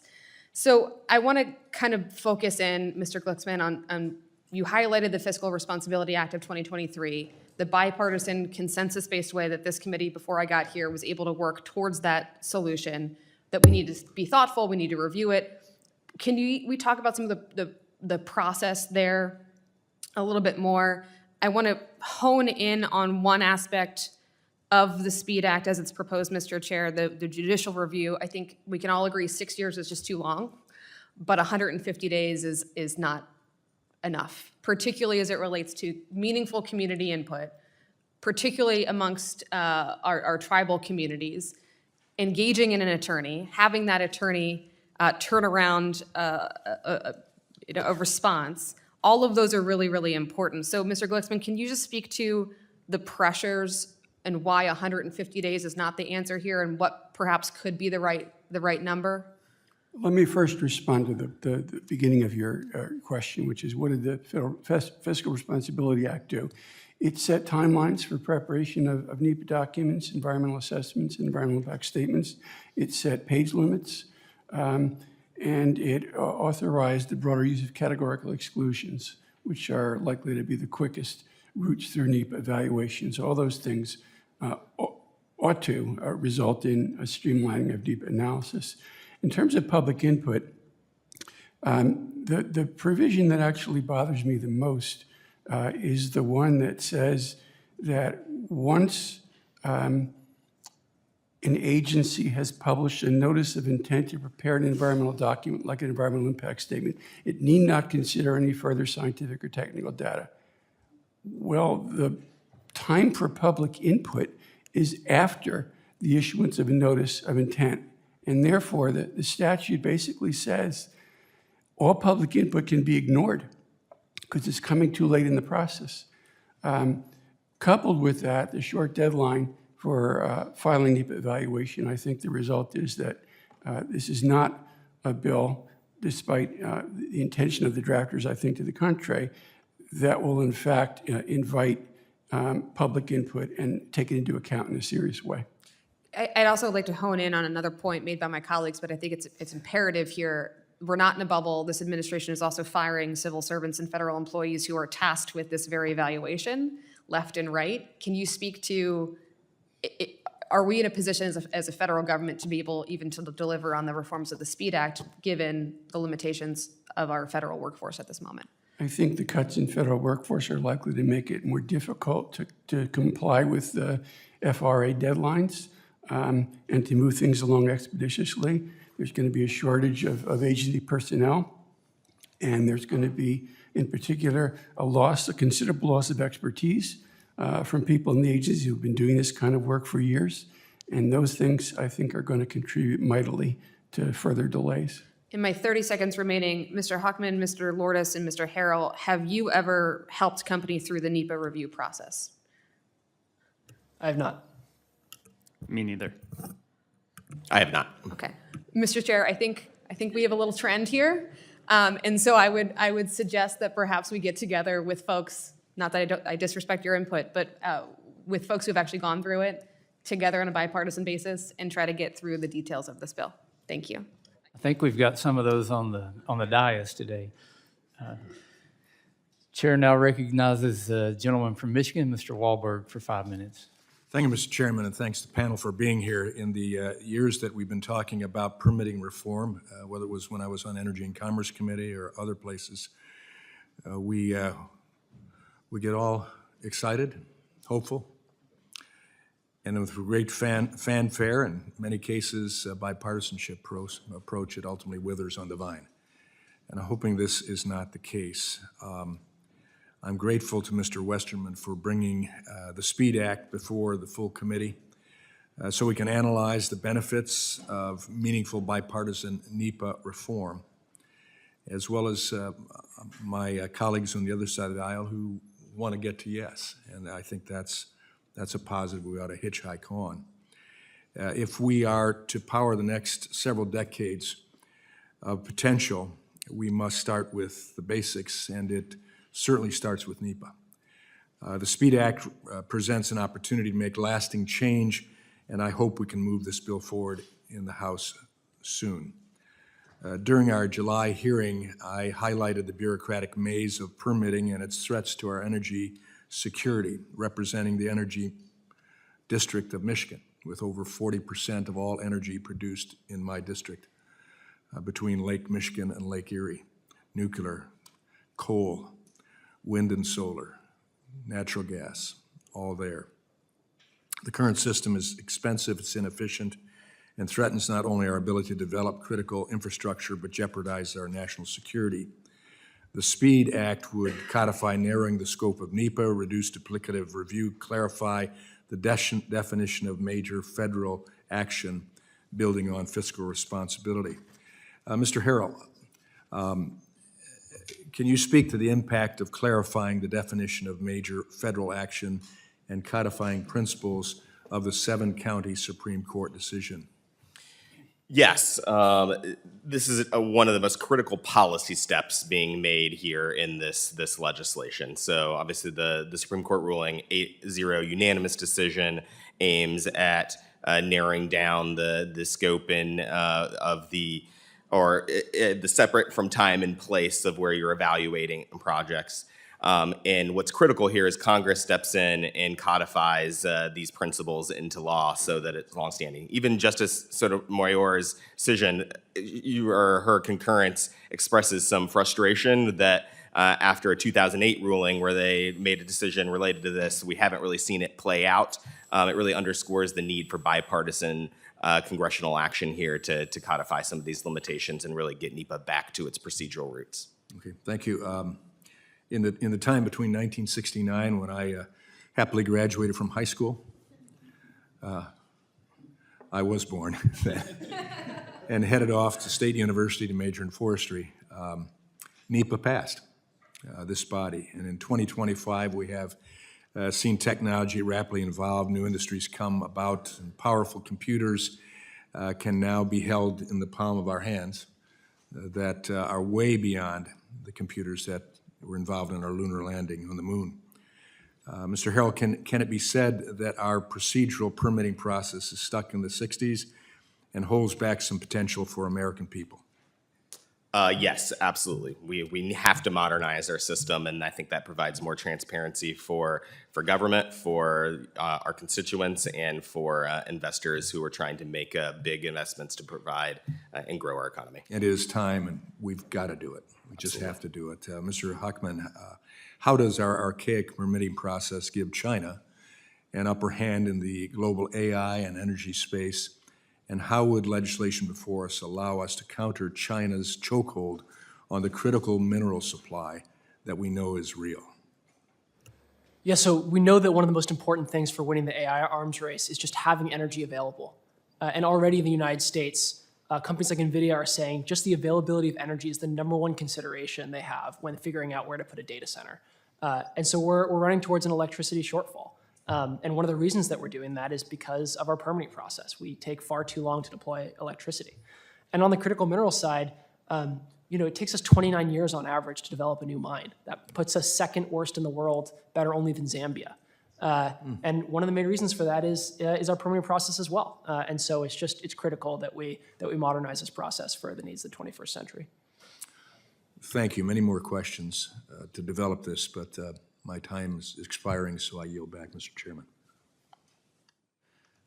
Thank you very much, Ranker. Thank you, Mr. Chairman. I have a unanimous consent request addressing this trope that Democrats will not change NEPA, that it is a sacred, kind of scripture that we refuse to modify. There actually is a law that would meet those descriptions, and that is the 1872 mining law that Democrats have been trying to modernize and change for years, and Republicans refuse to touch one part of it. So I'd like to enter the 1872 mining law, making mining great again from President Grant's era. Sacred scripture. Making mining great again. Amen. Without objection. Representative Brownlee from California, you're up. Thank you, Mr. Chairman. Let me just start by saying I'm glad to hear that Chairman Westerman is certainly open to making this bill better, because I do believe that we do need reform. Like Mr. Magaziner stated earlier in this hearing, one of the greatest concerns I have about these discussions around permitting reform this Congress is the unprecedented and hostile attacks on clean energy by the administration, seemingly with the full backing of my Republican colleagues. Over the last 8 months, we've seen a near constant attack on clean energy investments. My district has suffered in meeting its clean energy goals with the administration clawing back or freezing vital resources that were promised for specific projects, costing jobs and economic growth in my district. It doesn't feel like we're right now in the moment working in good faith. In this environment, we have real consequences: lost jobs, higher energy costs, poorer health, missed opportunities for families across America. So, Mr. Hill, I'll ask you, and let me just say, Clear Path and Clear Path Action, you guys do good work, so thank you for that. And thank you for your support on clean energy in all of its forms. I'm just going to ask you point blank, with the administration defunding all of these clean energy programs, does that concern you in terms of our progress towards a clean energy economy?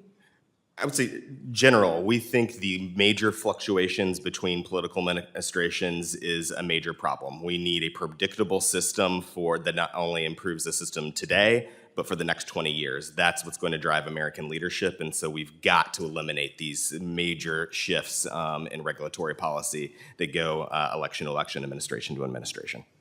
Well, 4 years is a big step backwards in terms of moving forward on the clean energy front anyway, but I hear what you're saying.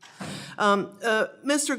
Glicksman, putting aside affordability and environmental benefits, do you believe the type of permitting reform being proposed here would actually help clean energy projects move forward on the same footing as fossil fuels, understanding in today's environment, the administration is certainly pushing fossil fuels over any other energy sources at the moment? In a vacuum, that might be so, but as you and your colleagues have pointed out, we're not operating in a vacuum. The president at the most recent cabinet meeting said no wind projects will proceed under his administration, and so it seems pretty clear to me that there's a thumb on the scale in favor of fossil fuel-based energy and against clean energy like solar and wind. Thank you for that.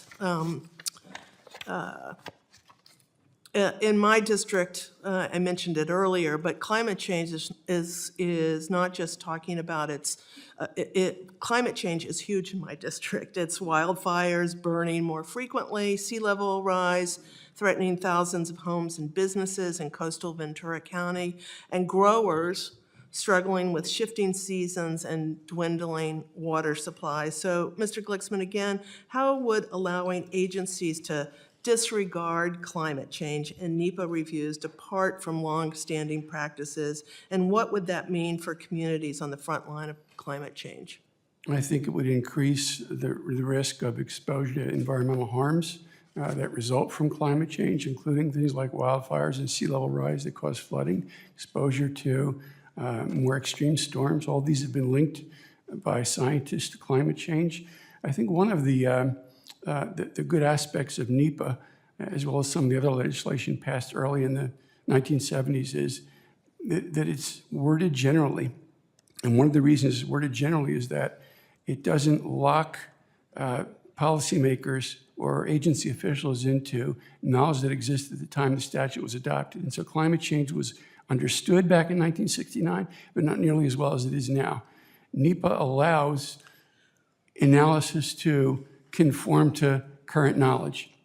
So the more we know about climate change, the more reasonable and it is to expect agencies to factor climate analysis into their NEPA evaluations, even if they wouldn't have done so 40 or 50 years ago.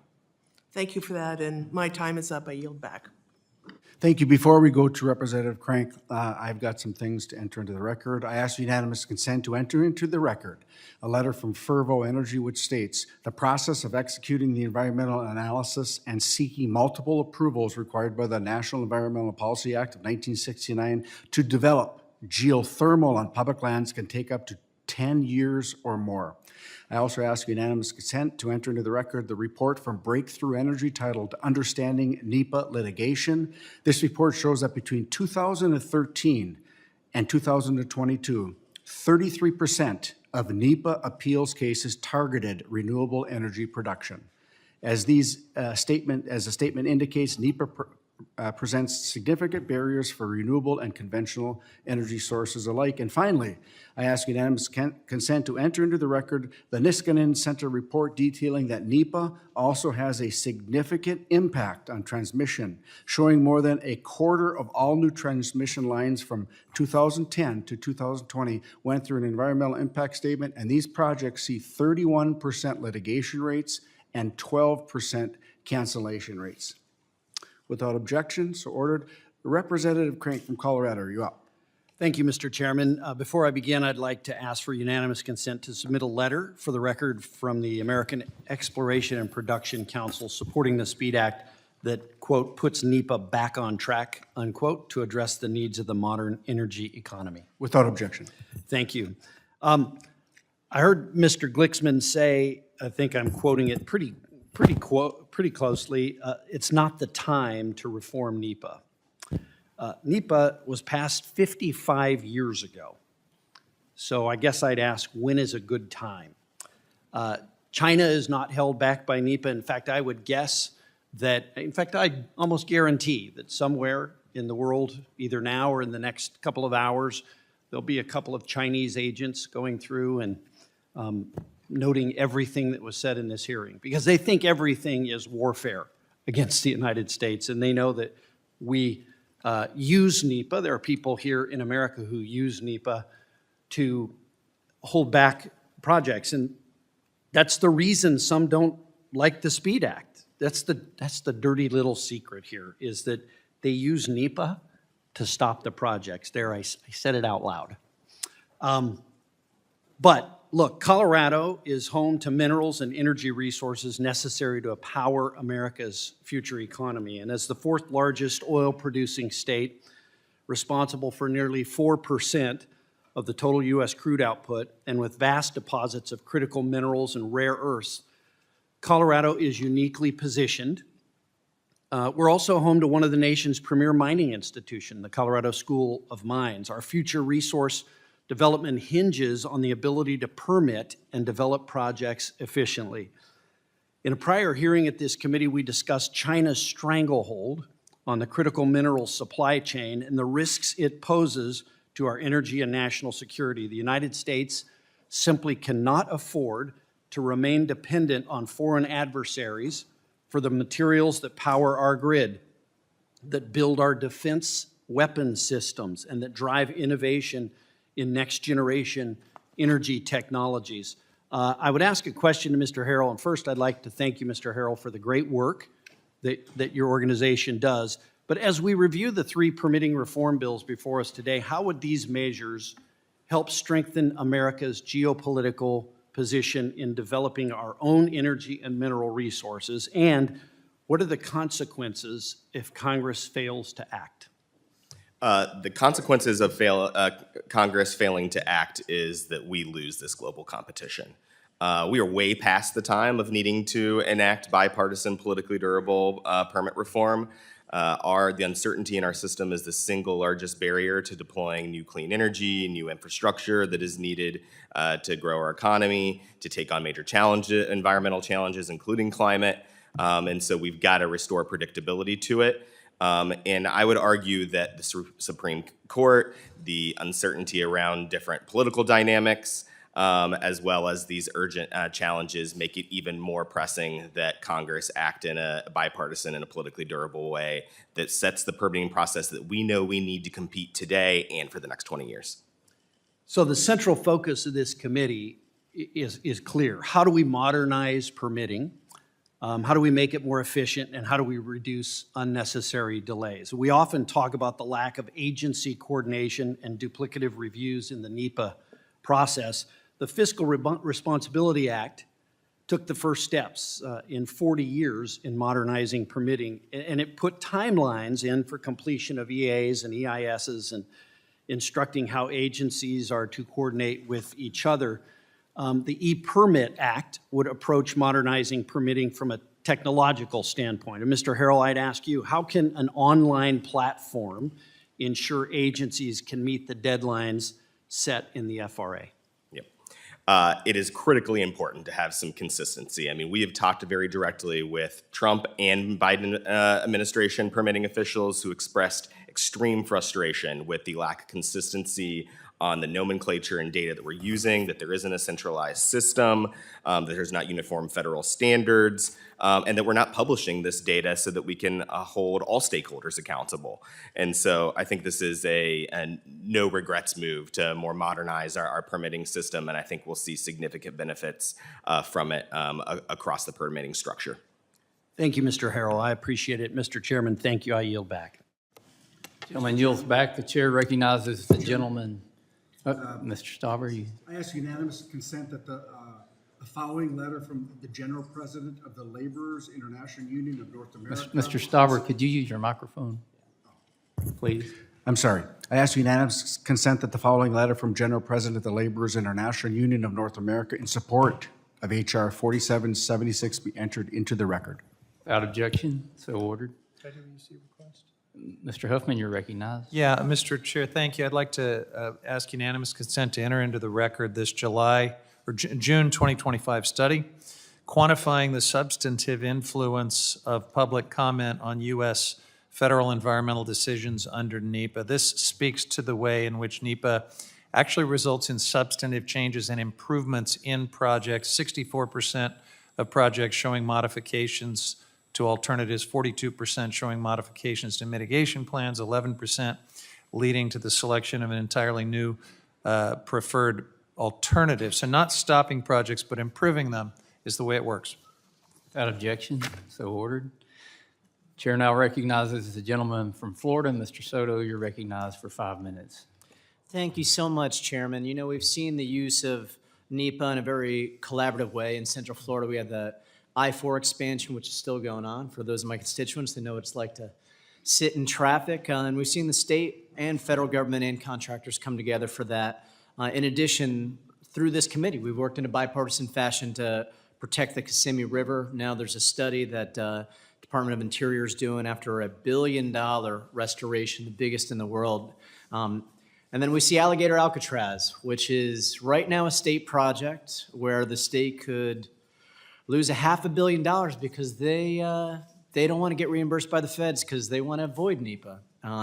So that'll be an interesting one going forward. People are looking for waste, fraud, and abuse. I think we found an example of that in the state. I was proud to vote for the Fiscal Responsibility Act, bipartisan bill establishing timetables, fee caps. It's been the subject of a lot of discussion today. And I agree, it's a critical time for this discussion.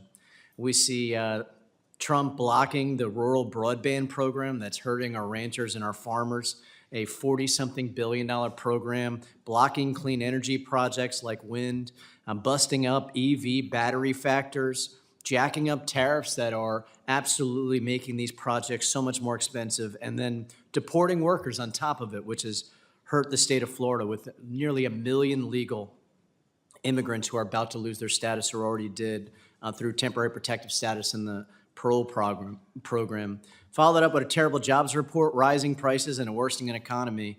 We need to have this discussion today. Very important. And I remain open-minded to additional NEPA reforms, having voted for the Fiscal Responsibility Act. Mr. Glicksman, it's great to see you. I graduated from GW Law. I had Professor Sue as my environmental law professor. I still have nightmares about NACs and total maximum daily loads and all the other things that we still deal with in this committee today. You talked a little bit about how we need an initial assessment of how the Fiscal Responsibility Act goes through. It'd be great to, what is your first kind of guesstimate right now about how that's going? I think it's premature to determine how it's going, but it seems to me. Like your gut feelings right now. I know you're not going to have a final. My gut feeling is that it has already accelerated the process or is likely to do so in the near future. How much do you think, try to paint a picture for the committee, the kind of acceleration we're looking at? Well, if it used to be that it took 4 years to prepare an EIS, and now the statute says you can only do it in 2 years, you must do it within 2 years, and there's judicial review if you don't, it's a 50% improvement right there. I also want to talk about Chevron. Administrative law. You're bringing me back to that now, too. So with the overturning of Chevron, now agencies can actually pursue more aggressive timetables, and the courts, lacking deference. How do you think how do you think Chevron affects NEPA reviews now that agencies lack deference? Well, there are certainly enough provisions in NEPA as amended by the Fiscal Responsibility Act that haven't been fully interpreted by agencies or courts. And if agencies interpret those provisions in ways that would expedite NEPA reviews, the courts are going to take a close look. On the other hand, if the agency interprets the statute in a way that is likely to delay projects, the courts now have independent responsibilities to rein the agencies in and say, look, the statute was designed to expedite the process. You're not doing it. You need to go back to the drawing board.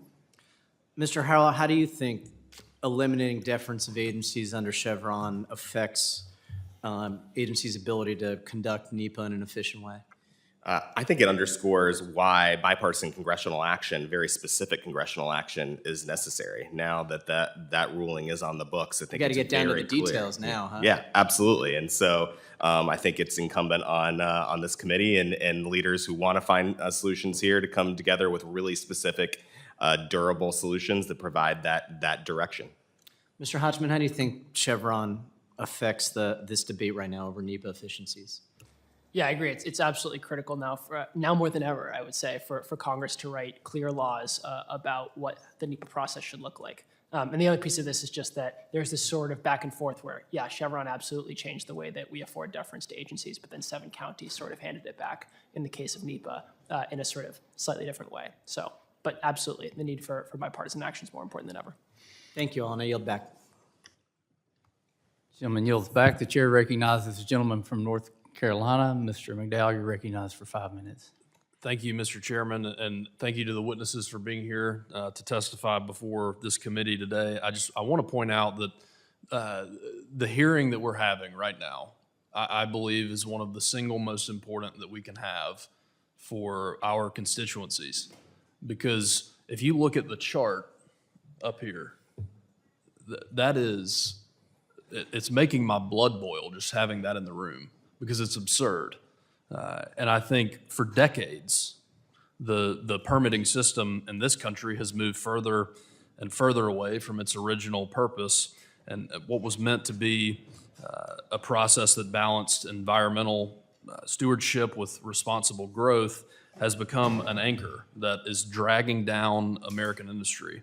And today, critical energy, infrastructure, and manufacturing projects find themselves stuck without moving for years and sometimes decades.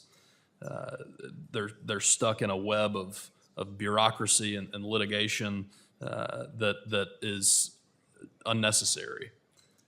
These delays, they're not just paperwork problems. They mean fewer paying jobs, higher costs for families, and missed opportunities for communities like the ones that I represent. They mean that American workers and businesses fall behind while our competitors overseas like China move full steam ahead. It is more important than ever that we strengthen our supply chains, that we modernize our power grid, and invest in our domestic energy. We cannot allow endless permitting delays to stand in the way of America continuing to dominate. True reform that we're after here means restoring balance and common sense. It means setting firm deadlines, cutting out duplication, and focusing reviews on real, actual measurable impacts, not speculative or political concerns.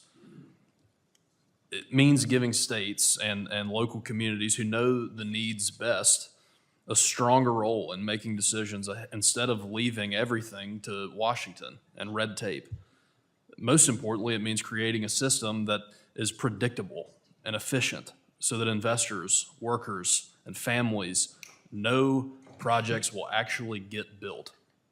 That's why proposals like the SPEED Act matter.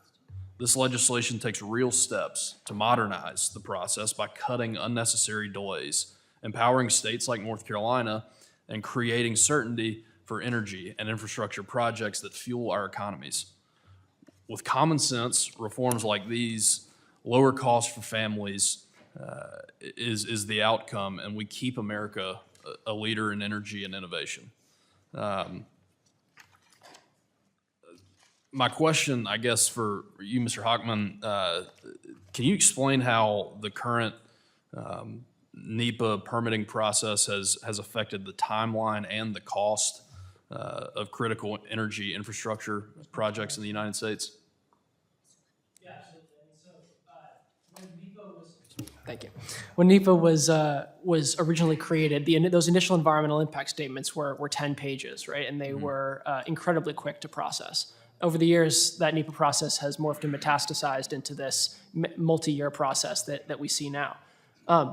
For project developers, delay is death, right? And when you have to deal with the impact of interest rates over many years, it just becomes so hard to even propose a project, let alone actually get through that NEPA process. And so you've seen examples not only of all sorts of project categories not actually being proposed in the first place, but also of projects that after going through a 7-year EIS timeline, for example, basically announce the cancellation at the end of it because market conditions have changed or they can no longer make a profit.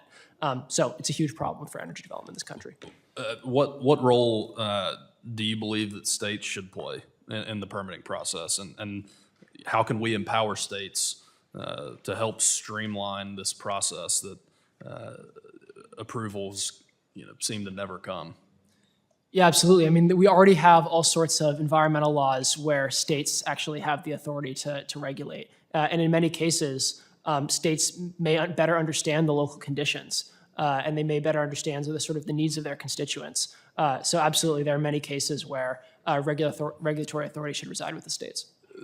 With the remainder of my time, I'll ask a simple question, but when projects take more than a decade just to clear red tape without even starting to begin, who benefits, Americans or our foreign competitors? Certainly our foreign competitors. Mr. Chairman, I yield back.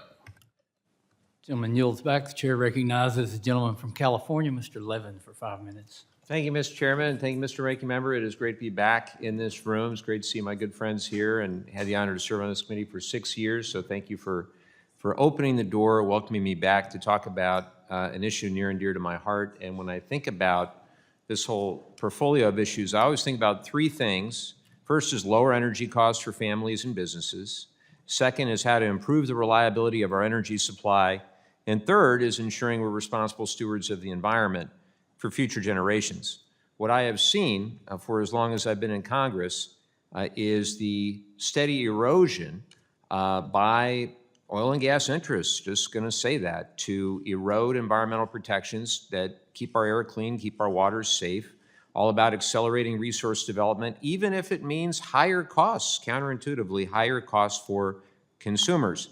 And now what I see is something altogether worse, which is really at the behest of these same interests, weakening NEPA implementation, instituting permitting procedures for what I consider to be a most questionable energy emergency. So I ask, when will enough be enough? When our environmental protections are completely eviscerated, when our children and their children are left in an increasingly inhabitable planet with, I might add, higher energy costs to boot. So as we continue to discuss this, I think we need to be crystal clear about who would benefit if we took action under the present administration, which, again, are those same oil and gas interests. I have seen, for the last 9 months, everything possible to try to stifle clean, cheap energy. Again, it's the fastest growing and, as I said, the cheapest energy source, electricity source, going right now. I have been reading a lot about this supposed energy emergency, and I believe in good faith. Many of my colleagues want, I hope everybody wants to lower energy prices, but what the administration is doing, blocking the only sources of energy that can be built fast enough to meet growing demand and cheap enough to keep our constituents' energy bills in check, simply makes no sense. The administration has repealed tax credits that support the deployment of clean energy and bring down all electricity bills while maintaining billions of dollars of tax subsidies for the oil and gas industry. They've instituted onerous procedures for clean energy to get federal approvals. They've unilaterally issued a stop work order for an offshore wind project mid-construction. They've canceled a loan for a Midwest transmission line that would have delivered clean, cheap domestic energy to more states. They've withdrawn hundreds of millions of dollars of grants that were meant to create jobs and lower energy costs. They are undermining existing laws to stifle clean energy and really are driving up the price of electricity in doing so that the average American is forced to continue to pay more to these big oil and gas interests. And as we debate government funding this month, I have a simple yes or no question for all the witnesses. Do you agree that our agencies should be adequately resourced to facilitate the processing of permits in a timely manner? Yes or no? I do. Yes. Yes. Yes. Yes. I thought you might all say that. Clearly, we have alignment at least on that. Yet over in the Appropriations Committee, where I will be heading in a minute, we have seen the majority zero out funding to permit wind and solar while giving fossil permitting a major boost. So I introduced an amendment to modestly increase funding for the Renewable Energy Office to account for all the new procedures the department must complete for renewables, but every single member in the majority party voted against properly funding even the all of the above energy permitting offices. All of this to say, and this is the real point, I am personally deeply skeptical that we can negotiate in good faith right now to try to accelerate permitting of any kind while there is an ongoing bad faith attack against solar and wind. I want to be able to work in a bipartisan way to build the 21st century infrastructure that we need and lower the cost of living for our constituents. I appreciate efforts like my friend Scott Peters, he's not here to hear me say this, and Dusty Johnson working on the ePermit Act to implement modern tools for a digital permitting system. But if we actually want to talk about lowering energy costs, we've got to talk about Federal Power Act reforms, setting standards for utilities to put consumers first, ending household subsidization of electricity for high-demand facilities, and we've got to address climate-fueled wildfires across the West, which are causing utility costs to skyrocket. I'm working on a bill that will do all that. I'm out of time. It's great to see you, gentlemen, and I will yield back. Good to see you back, Mr. Levin. The chair now recognizes the gentleman from Alaska, Mr. Begich, for 5 minutes. Thank you, Mr. Chair. You know, it's interesting hearing the comments from some on the committee today, because I think we need to recognize that most of renewable energy, so-called renewable energy, is actually Chinese energy. And it's Chinese energy because so much of the supply chain supporting those energy sources is coming from China and is locked up by China. And the reforms that we are talking about introducing today would allow America to compete in all forms of energy by allowing us to finally mine in this country again and develop our own supply chain in this country again. And so I'm not sure how folks who support renewable energy could be opposed to smart NEPA reforms. We need these reforms in order to put our nation back on track. Wealth accrues to those who produce. Our nation's wealth is not the dollar.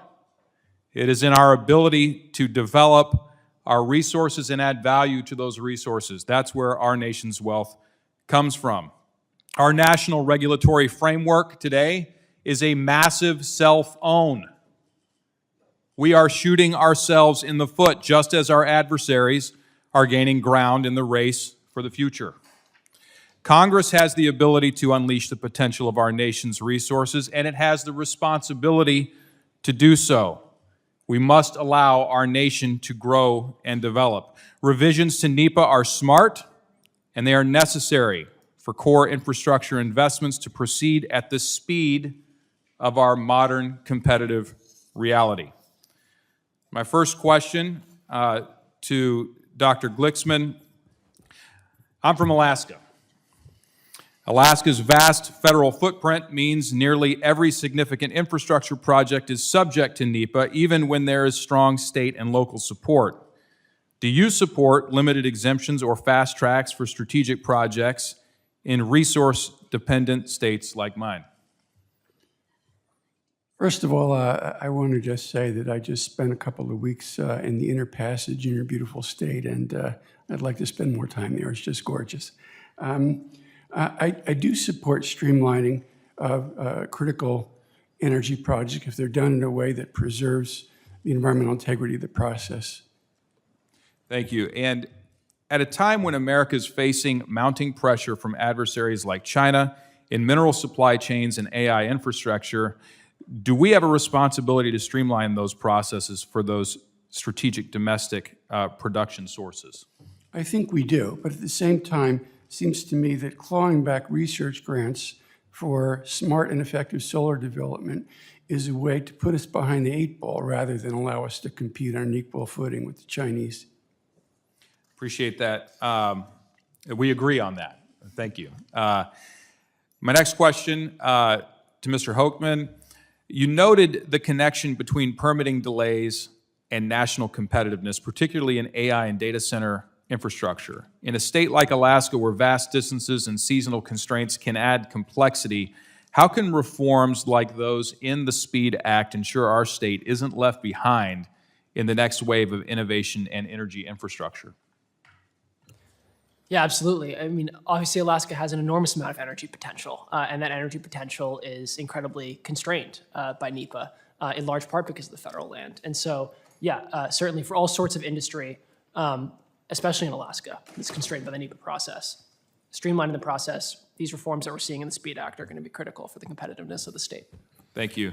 Mr. Loris, Alaska sits on vast reserves of critical minerals, as you probably well know, many of which are needed for energy storage, defense technologies, and next-generation manufacturing. Yet federal permitting delays have left us reliant on foreign supply chains. How would the SPEED Act help address the critical mineral permitting backlog, and what role can Alaska play in strengthening domestic supply chains, in your view? Yeah, well, I think it's critically important to have a predictable, efficient process to access all of our abundance of minerals. If those commodities and minerals are increasing, it just makes all of those technologies, the clean energy technologies, the defense technologies, that much more expensive. And so to have that efficient process increases the supply from a stable source, one that is sourcing these minerals much more ethically than most of our foreign competitors, and in a much more environmentally sensible manner. So this makes not just economic sense, but also environmental sense. And to have a state like Alaska take the lead on the environmental review and the permitting process, they've shown how to balance economic growth, energy production, mining, and environmental stewardship. I couldn't agree more. I appreciate your comments. I'm out of time, and I yield back. Gentlemen's time has expired. The chair recognizes the gentlelady from Washington, Ms. Randall, for 5 minutes. Thank you, Mr. Chair, and thank you for our witnesses here to share their testimony and perspective. As folks know, the federal government through NEPA was historically intended to represent the interests of all Americans, including tribal nations and others who are often left behind in decision-making and left to live among and with disproportionately high levels of pollution. I believe that there's definitely red tape to cut to make government work better for all of us. But like my colleague from California who spoke recently, I don't believe we see a good faith effort to speed permitting for all types of projects.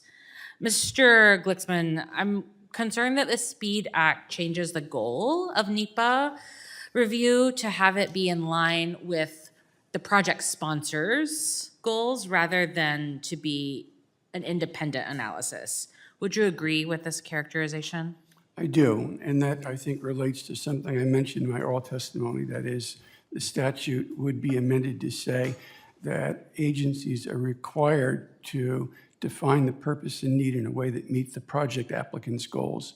And that's never been the law. There's been dispute about whether or the extent to which agencies are even allowed to consider private project proponent goals, but there's never been any judicial decision that says that the agency must displace the public interest with the project applicant's goals. Yeah, thank you. That's certainly concerning to me. You know, I seen in my own community and projects across the country where we do sometimes get in our own way. We get mired in a slow decision-making process, but also, you know, I think we have to remember that NEPA was passed at a time when we saw rampant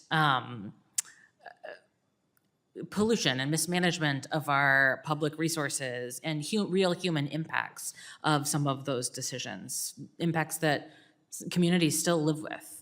Mr. Glicksman, how might a 150-day statute of limitations affect particularly disadvantaged communities, like any of the 12 federally recognized tribes in my district or other under-resourced communities, especially when combined with a 14-day permitting procedure where folks might not even know that a NEPA process has occurred?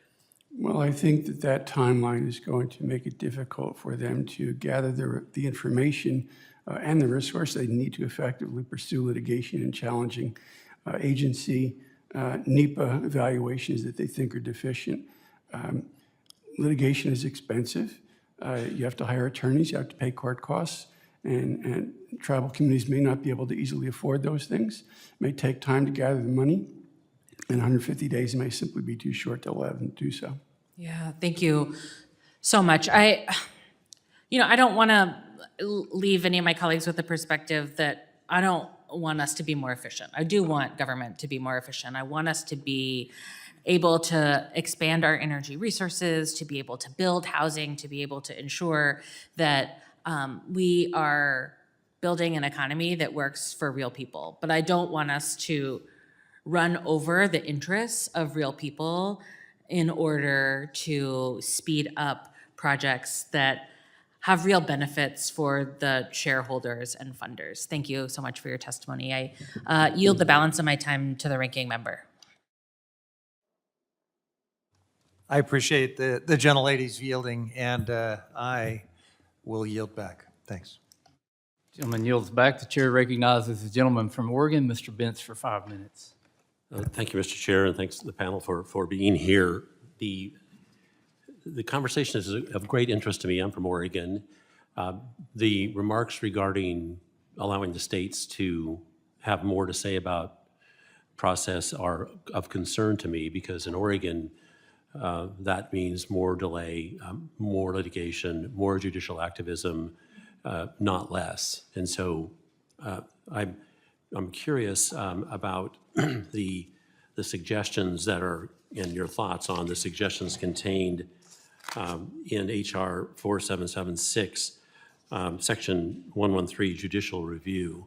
And as an attorney, I understand delay. I understand litigation. I engaged in a lot of it, and I'm just curious as to your opinions. I'm going to start, I think, on this end, Mr. Harrell, your thoughts as to Section 113, Judicial Review, and what I'm most interested in is the focus on the word procedural as opposed to perhaps substantive challenges, because as you can tell when you read this paragraph, it's all about procedure, not about something else.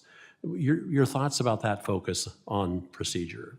Yeah, and that's the crux of NEPA. NEPA is a procedural law, and so absolutely litigation should move forward and be available if the process that is required under NEPA isn't conducted, right? And if there are we've gotten gravely off track. But far too often now, this litigation has spiraled into issues that are not in the scope of NEPA, into scope of other environmental laws, or into the scope that are not specific to an individual project or within the realm of foreseeable impacts. Do you find it interesting that the way it reads, it says, notwithstanding Chapter 7, so forth and so on, in reviewing a claim of whether a final agency action complies with the procedural requirements of the Act. Do you view that as an attempt to limit the scope of the review to procedure as opposed to something else? Because I do, and I'm just, we're doing this for purposes. Yes, it should be limited to the procedural violations under NEPA, if there is one. If you go further into line 5 and 6, it says, if the court determines the agency abused its substantial discretion, tell me what that means, substantial discretion, as opposed to what type of discretion? Yeah, I think what we're trying to get at is if they go far beyond the scope of which the agency has jurisdiction over. I would review it as, I would think it's more restrictive than that, but that's my thought. If you go a little bit further, it says the role of a court in reviewing a claim described in subsection A may not substitute its judgment for that of the agency regarding, quote, the environmental effects of a proposed agency action. How is that procedural? I'm curious. Yeah, I mean, that gets to the crux of the 7-county ruling here, right? That effectively, that far too often the judicial entities are stepping in and making judgment calls about responsibilities that are at the agency of jurisdiction, right? So in the case of, in that particular case, critiquing whether how the agency did its environmental review and the scope of it. Though they're the ones who are supposed to be making those policy judgments. Yeah, and the idea, of course, with this statute is to somehow narrow an activist judge and restrict that person from making judgments that take the place of the agency and so forth. It says there's a further part here on restricting what happens when the court remands the matter back to the agency. Yep. Your thoughts on that? Because what you see some timeframes in here, you think it's actually going to stick? Think it's going to work? You think those federal judges are going to pay attention to our attempt here to limit what they can do in an order? I think that's why congressional action is necessary. I think both from the 2008 public citizens ruling and 7 counties, you're seeing the Supreme Court express extreme frustration that you continue to see the courts step in ways that they feel like they've already acted on. And so I think the solution to ensure and provide that direct direction is to put it in statute like the policy put forth in Mr. Wester and Mr. Gold's bill. Extremely happy to see it. I'm almost out of time, so I will mention that, going back to states for a moment, in Oregon we see an attempt to use mitigation as extortion, and it's sad that we don't have more in here that would limit the use by states, the abuse, if you will, of Section 404, because this is another one of those things that unduly delays projects. Thank you, Mr. Chair. I yield back. Gentleman yields back. The chair recognizes a gentleman from California, Mr. Gray, for 5 minutes. Thank you, Mr. Chairman, and thank you for the witnesses and to my colleagues who have brought this important issue before us. Mr. Chairman, we have a water crisis in Western states. Water contractors and operators in my district throughout California invest millions of dollars on advanced drought mitigation and projects intended to increase our water storage and capacity. Despite the obvious benefits of these projects for groundwater recharge, storage, conveyance, the existing permitting process causes rampant delays and soaring costs for these projects. As you may recall, I offered an amendment to the reconciliation package to fund specific projects that would provide over 2 million acre-feet of water and move the needle on our water problems in Western states. In fact, I've got that list, Mr. Chairman, right here and have provided it to your team as well. This body failed to pass that amendment, failed to act on these projects, and we find ourselves in a unique time with both the federal and administration as well as the administration in California showing signs of life, willing to act on this topic. It would certainly be malpractice if this body didn't take advantage of that opportunity. But even if we funded every water project today, we would find ourselves years away from seeing any kind of a final product. Delays in building these projects are not due just to NEPA. We need to take a hard look at the entire federal and state and federal permitting process, how that all ties in to the ultimate decision to approve or deny these projects, and what those timelines look like. Agencies sit on applications for months and sometimes years.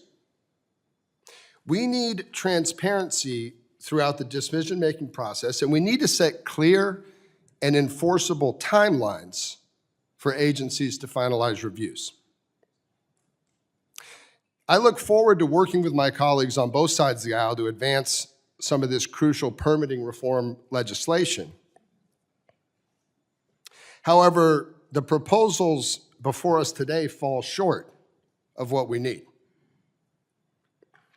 And I find myself concerned, Mr. Chairman, that there are colleagues on my side of the aisle who would essentially defeat the good in search of the perfect, and that there are colleagues on your side of the aisle who would rather continue to blame somebody else than solve the problem.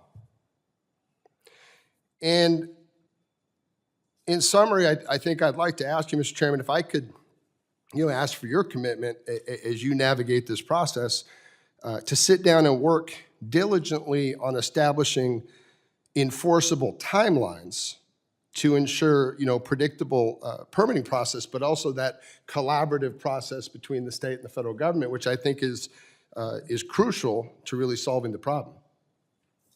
Mr. Gray, as I've stated before, I'm open to working with anybody on the committee and anybody in the conference to make the bill more constructive and pragmatic. So look forward to working with you on that.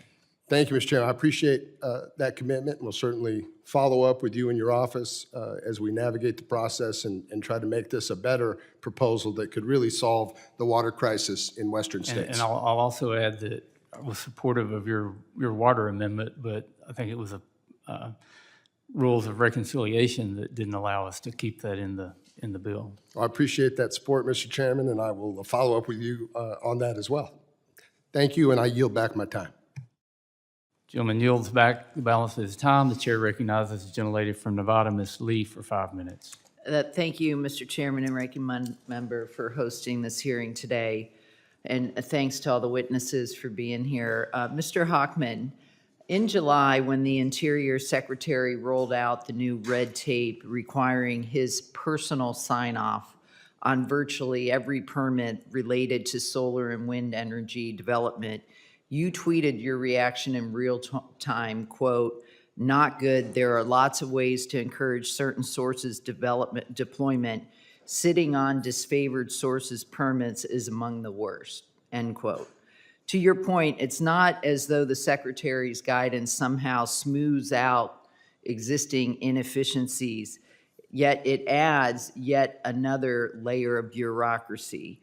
And as someone who represents the state of Nevada, which the U.S. Energy Information Administration has noted that it leads the nation in solar power potential, and where we have more Department of Interior managed land than anywhere else in America south of Alaska, I share your reaction. In my state, this new Trump administration requirement hasn't been simply just a speed bump on the road to permitting. It actually has been more of a brick wall. So let me ask you this, Mr. Hochman, is there bill text in the SPEED Act that would clearly and unambiguously override this DOI directive and get effective solar and wind projects moving again? Representative, thank you for the question. So first of all, I would say, an important response to the uncertainty and ping-ponging that we get between administrations and how they treat energy sources is for Congress to act and to add statutory authority to these permitting processes. The SPEED Act is focused on one law. It's focused on NEPA. But certainly, I would encourage Congress to think about how we stop the penduluming treatment of energy sources between administrations. Okay, so, but is there text in that will deal with this issue in particular? The SPEED Act adds certainty to the NEPA process, but it doesn't deal with the entire permitting process. All right, that's what I thought. Mr. Harrell, earlier this year, I reintroduced the STEAM Act, my bipartisan bill with Congresswoman Malloy of Utah that cuts permitting tape by giving geothermal industry the same flexibility to explore and develop on previously disturbed and studied public lands that the oil and gas industry currently enjoys and has enjoyed for 2 decades.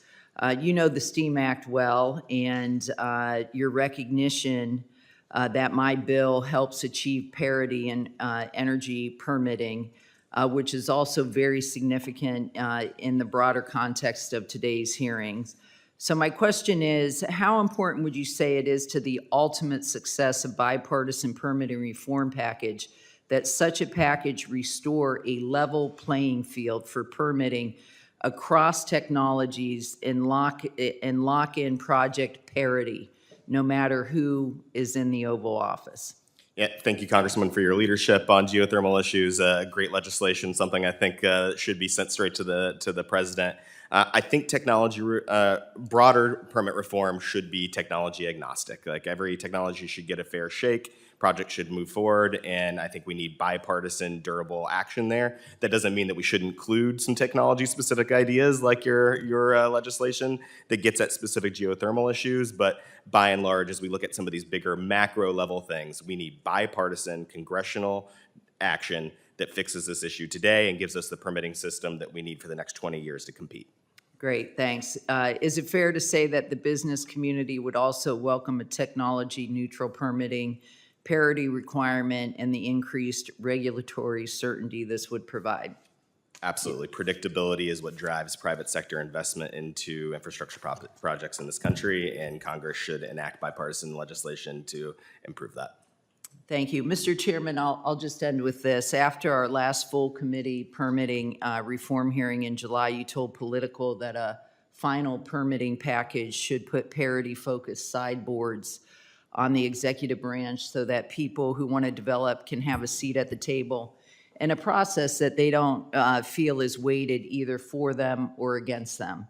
And you emphasize the following, quote, "Let permitting be blind to technology and let investors pick winners and losers on what should be built." So I'm with you. And since our July hearing, I've worked with the Solar Energy Industries Association to draft legislative language that would do just that. So you said you'd be willing to work in a bipartisan manner, and I hope I can get your commitment to find a home for some of this language in the SPEED Act in advance of its markup. We're already working in a bipartisan manner, and we'll be thrilled to work with you, Representative Lee, to make sure we address your concerns. I think this is a broad revision to NEPA, and I think some of your concerns are already covered in the bill. You know, we've passed some geothermal legislation in the House already, but that's an exciting area that we can continue to work on. Great, thank you. And obviously, solar and making sure that solar energy development receives a agnostic review is important as well to my home state of Nevada. Thank you. With that, I yield. Ladies, time's expired. The chair recognizes the gentleman from Montana, Mr. Downing, for 5 minutes. Thank you, Mr. Chairman. Thank you for allowing me to wave on, and thank you to the witnesses for being here. NEPA reform is essential for economic growth, and not just in my home state of Montana, but across the country. And the current system delays projects, drives up costs, and hurts our ability to build infrastructure and energy capacity that America needs. So I'm going to start, first of all, with Mr. Harrell. Codifying CEQ's permitting technology action plan through HR 4503 aims to modernize federal permitting. Can you explain how this would improve permitting timelines for energy projects and reduce unnecessary delays? Yep, absolutely. Thank you for the question, Congressman. And I think this is a critical first step that's necessary to improve the permitting process across the realm. It digitizes the federal permitting process. It develops uniform federal standards for the type of data and the nomenclature we're putting in. It creates a centralized portal, and it ensures that we're publishing that data so that we can hold everyone in the process accountable. Because I think that's been one of the critical dynamics that has really slowed down the permitting process, is that lack of transparency means it's harder to have accountability. So this is a no regrets move. All right, thank you very much. I'm going to move to Mr. Hochman. HR 573 requires CEQ to publish annual reports on NEPA's impact. How would this transparency help Congress and local communities identify bottlenecks and improve project planning? Yeah, so historically, we haven't had reliable annual reporting of this data. And so having that data on hand is really helpful for everything from figuring out which agencies get litigated more heavily to figuring out where the bottlenecks actually happen in the NEPA process. One piece of this in particular is that it will capture that pre-NEPA process before the notice of intent is issued, which historically we haven't had very good data on. So it'll be very, very valuable. Outstanding, thank you. Moving to Mr. Loris. In HR 4776, this limits judicial remedies to remand rather than terminating projects. Can you explain how this reform would reduce litigation risk for developers while still ensuring accountability? Yeah, it's critically important because it allows a project to move forward, allows agencies to make those minor corrections, because the agency decisions a lot of those times doesn't change. It just adds time and years to the process. And I think it helps with the litigation front on two ends. One is that the agencies don't feel like they have to litigate proof these environmental impact statements as much as they do now. We've heard from agencies say, hey, we care about environmental review, but we're doing a lot of this work for the courts right now, not for the environmental integrity of the project. And then it also reduces the incentive to sue on the front end, because a lot of the environmental activist organizations are combing through these environmental impact statements, like their copy editors, looking for any minor violation procedurally so they can sue. And so it reduces the incentive to sue on the front end as well. Right. Well, thank you for that. And thank you all for being here. And thank you, Mr. Chair, for this important hearing. So I'm just going to go down the line, and I'll just go down from Mr. Harrell across. From your perspective, what's the single most important change that Congress should aim for in reforming NEPA to ensure important projects are not kept in litigation purgatory? I think the judicial reform provisions in the SPEED Act and restoring more predictability in the process is the single largest thing we can do. I think we've seen a vicious death spiral in the federal permitting process where both the government agencies and project proponents are afraid of litigation, and so they overdo it, bring new issues into fold, and then open up more additional litigation. I think these are reasonable reforms that narrow the scope of where folks can file suit and ultimately see changes made if necessary, if we broke the process, and it'll keep things much faster. Thank you. In the interest of time, Mr. Glicksman. I would say that the most important thing that could be done would be to facilitate coordination among all the government decision makers who are responsible for reviewing and clearing permits. That would include all relevant federal agencies, but state and local decision makers as well. Thank you. Mr. Loris. Yeah, I would say allowing those projects to move forward as they correct those minor procedural violations, as well as shortening that statute of limitations down from 6 years to the 150 days. Thank you. Finally, Mr. Hockman. Yeah, right-sizing judicial review, making sure that there's a higher threshold for setting aside project reviews instead of just a harmless procedural error. Well, thank you all for your comments. And on that, Mr. Chairman, I yield my time. Gentleman yields back. We're down to our final question asker on this panel. That would be me. I yield myself 5 minutes. Again, I want to thank the witnesses for very instructive testimony, and I think also constructive testimony. You can see there's great interest in this subject. We're almost at 3 hours, and we're not even through the first panel yet. It's an important subject. Mr. Harrell, you talked about, I think all of you at one point talked about technology, and I was thinking about the SPEED Act and thinking about, in frontier days, it took 6 months to go from New York City to San Francisco. They were starting at one point, ending up at the same point. Today, in about 6 hours, you can go from New York City to San Francisco. You're getting from point A to point B, but because of technology, you're getting there much faster, much more efficiently, much safer. And as we look at speeding up the process, we still want to get from point A to point B, but we want to do it in a more streamlined manner. So I want to ask from a technology perspective, and I will say that I've made it a point every year to try to go to one of our national research laboratories. And I'm always inspired when I go there because I see American innovation and technology it's at the forefront. And I see how we've got AI now, which is creating a demand for permitting reform, but it's also could be used to speed permitting reform. So, Mr. Hockman, we'll start with you.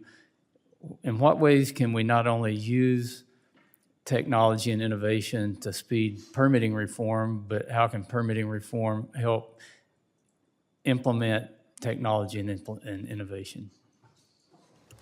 Yeah, so to use the AI sector as an example, the hyperscalers, for them, permitting reform is one of their absolute #1 issues right now. There's huge concern that they won't have access to the energy or access to the grid connection in order to power these data centers that they need to train these AI models. And so permitting reform is critical if we want to keep the future of artificial intelligence in the United States, to say nothing of the various other high-tech manufacturing industries that we're trying to reshore back to the United States. Mr. Loris.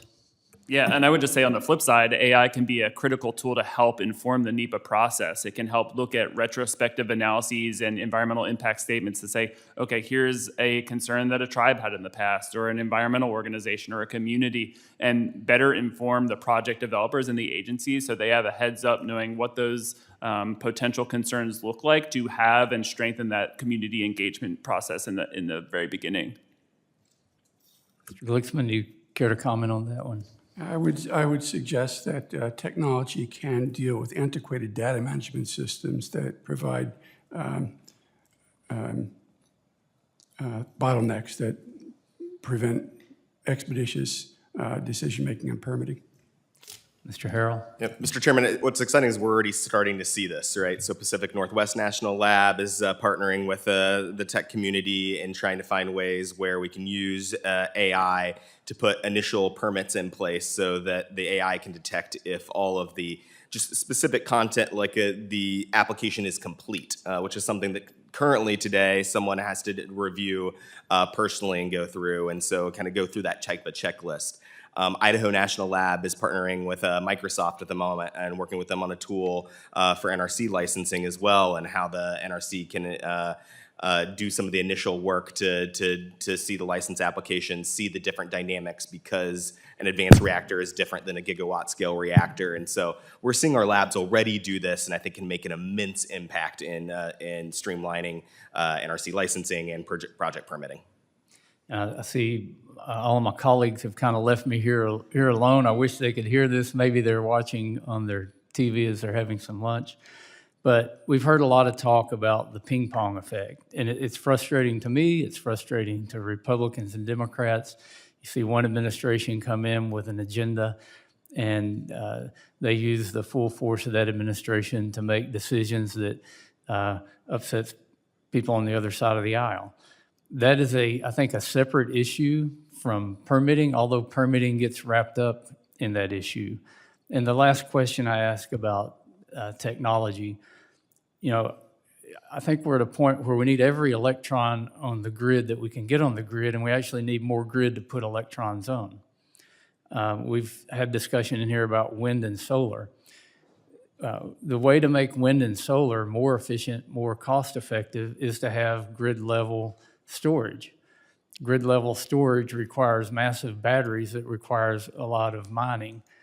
So when I asked the question about how do we use technology and innovation in the permitting process to implement technology and information in the real world, that's kind of what I was getting at.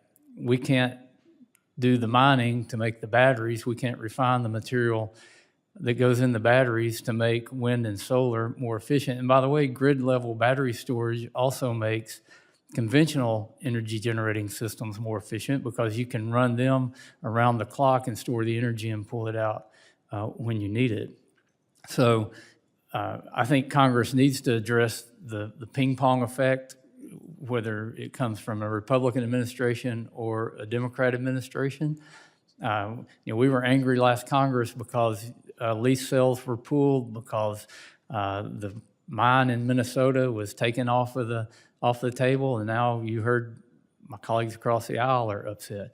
But then we get to the point of being able to permit the project when it's approved and there's funding available. So this is a process. We're talking about NEPA being a procedure. This hearing is a procedure. And I want to give each of you a chance to say what we might need to do additional in the bill to improve it. Maybe you think the bill's perfect. Maybe you think there's something we need to take out of the bill. But we really want the feedback so we can construct a better product. We'll start with you this time, Mr. Harrell. Yeah, Congressman, I think these are important first steps to a package, but I think we need to pull together a wide variety of policies across committees of jurisdiction to really enact significant permit reform. I think getting back to the basics on NEPA is required here, but we need to delve into issues related to the Endangered Species Act, related into Federal Power Act, Clean Water Act 404, I think came up from Mr. Bentz too.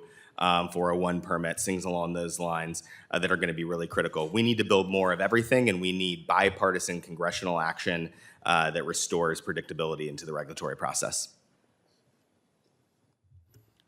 It would be helpful, I think, if the provisions of the bill that sort of shackle public input into the decision-making process were amended.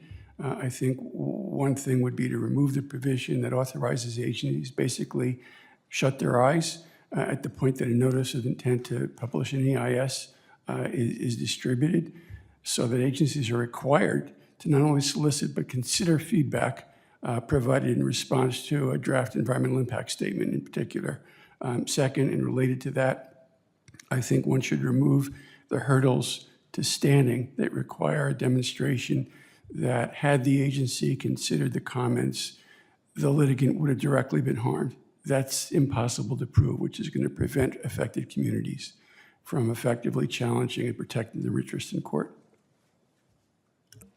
Well, thank you, and I just want to commend your bipartisan leadership on this over the years. I've had the privilege of testifying before this committee in the last 3 administrations and now this current administration, and so there's been steadfast efforts to streamline the NEPA process, and I think this bill hits 2 nails on the head in terms of limiting the scope and the limiting the upstream and downstream considerations, as well as the judicial review. I think there's a lot more that needs to be done on Clean Water Act, Clean Air Act, Endangered Species Act, National Historic Preservation Act. The list goes on, as well as a lot of technology-specific regulations that need to be modernized for a energy revolution in 2025 and beyond. Some of those are obviously outside this jurisdiction, but we can't just be satisfied with this legislation alone. We really need to modernize all of our environmental statutes to address the economic and environmental challenges that we face today.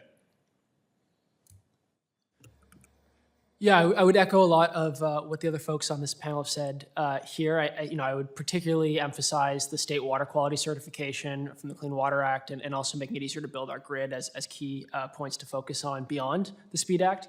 I think the SPEED Act is an incredibly good and strong first step. Maybe the one provision that I would consider taking a look at would be just the clarity around the state, when state reviews can act as the replacement for the NEPA review, just to make sure there's clear standards around when you can and can't do that. Thank you for that. And again, we're trying to construct a good product here. Ms. Hageman, I see you've entered the room. I was trying to use my time and your time. And when nobody else is here, I just have all the time that I want. I like that. I will yield back and recognize the gentlelady from Wyoming for 5 minutes. Well, thank you, and I apologize if I've been disruptive today. We also have a Judiciary Committee markup, and so I'm running back and forth between the buildings. There's just a couple things I want to touch upon. I obviously represent the state of Wyoming, so a lot of these issues are incredibly important to my citizens and my state and our financial well-being, as well as our ability to produce reliable and affordable energy. Just as an initial matter, I believe that some of the folks on the other side believe that the solution to the fact that wind and solar are intermittent, expensive, and not reliable is battery storage. And we all know what happened at Moss Landing earlier this year with the explosion and the horrific fires that occurred at that battery storage facility. Do any of you know how long that fire burned? It was a long time. They had a very difficult time getting it out. Do any of you have any idea of what kind of toxic constituents were released in the air as a result of that catastrophe? They were giving orders to keep people inside because of the problems associated with that. So just building more and bigger, larger, powerful battery facilities aren't the answer to energy production or energy reliability in this country. I want to focus on the categorical exclusion aspect of this particular bill. The Fiscal Responsibility Act enabled federal agencies to adopt categorical exclusions utilized by other agencies through a streamlined review process. The SPEED Act would expand this reform to include legislative categorical exclusions and set safeguards to insulate such CE adoptions from frivolous lawsuits. However, we are seeing that once adopted by agencies, the implementation of some categorical exclusions can still take over a year to be processed. Mr. Is it Hochman Mr. Hochman, how could Congress act to further streamline and provide certainty in the categorical exclusion process? Yeah, Representative, thank you for the question. And it's funny, right? Because oftentimes we think of categorical exclusions as almost an exemption from the NEPA process. But very clearly, that's not the way that it's actually turned out in practice, where you see these forest management categorical exclusions sometimes take more than 2 years. I've heard from geothermal developers that the average for them is 6 months for the categorical exclusion process for these low impact activities. So it's clear that the process just is not working as intended.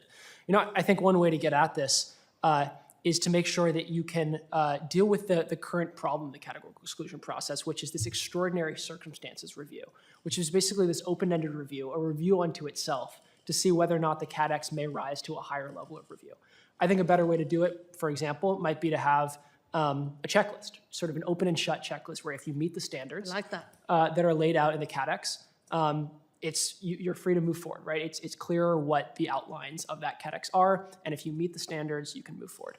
So does the SPEED Act include some of the recommendations you've made, or do we need to follow up with you for additional recommendations? I'm always happy to follow up for and give additional recommendations. I will say one thing the SPEED Act does is it deals with some of the judicial review questions surrounding the categorical exclusion, which is definitely the other key piece of this. But I like the idea of a checklist. In working in the state of Wyoming on a variety of projects, checklists can be awfully helpful to let an agency know whether the project actually meets the statutory requirements. The Breakthrough Institute analyzed 387 NEPA cases brought to the appellate court system between 2013 and 2022. They found that agencies won about 80% of these cases. I always tried to be in that 20% when I was suing the federal government. That's an increase of 11% from the beginning of the century. In other words, environmental reviews are rarely overturned as a result of litigation. As Justice Kavanaugh summarized in the 7 counties decision, quote, NEPA has transformed from a modest procedural requirement into a blunt and haphazard tool employed by project opponents who may not always be entirely motivated by concern for the environment to try to stop or at least slow down new infrastructure and construction projects, end quote. Mr. Harrell, what would the impact of the judicial review reforms in the SPEED Act have on excessive litigation? It would put significant limitations of when we scrap everything all together, ultimately, and kick it back and start over, which is extremely disruptive and should really be reserved for the most extreme examples of where procedure was not followed, which we don't see that often. And it would set a more predictable and pathway in which we can get to yes when push comes to shove. Because in the end, project developers, investors need to get to yes or no so that we can move forward on a project. You know, it's interesting when you say those egregious cases where the agency didn't follow the process. Yesterday, we had a subcommittee hearing in this room with the Land Subcommittee. One of the things that we talked about with was the roadless rule. The roadless rule was issued in January 2001. It was one of the very last things that came out of the Clinton administration. In a 1-year period of time, the Forest Service completed a NEPA analysis affecting 58.5 million acres of land in almost every single state in the country. Think about that. A 1-year period to do a NEPA analysis on 58.5 million acres. I would say that that would be one of those egregious examples of where they did not follow the law. I see that I've run out of time. Appreciate you guys being here and your patience with me. Thank you. I yield back. Ladies, time has expired. Again, I want to thank the witnesses for your testimony and for the time that you've spent here. I will say that this is one bite at the elephant. There are other reforms that need to take place. I see NEPA as being the most critical since it is the procedure that analyzes a lot of those underlying statutes, but we are working on Endangered Species Amendments Act. We're working on updates to the Marine Mammal Protection Act. There are other committees looking at clean air and clean water, and hopefully we can come up with a very robust permitting bill and get this passed and signed into law sooner than later. So we'll dismiss the second panel of witnesses. We have a third panel of witnesses, and we're going to take like a 15-minute break to reset the table and for everybody to get ready to go again, maybe another 3 hours on permitting reform. We're in recess.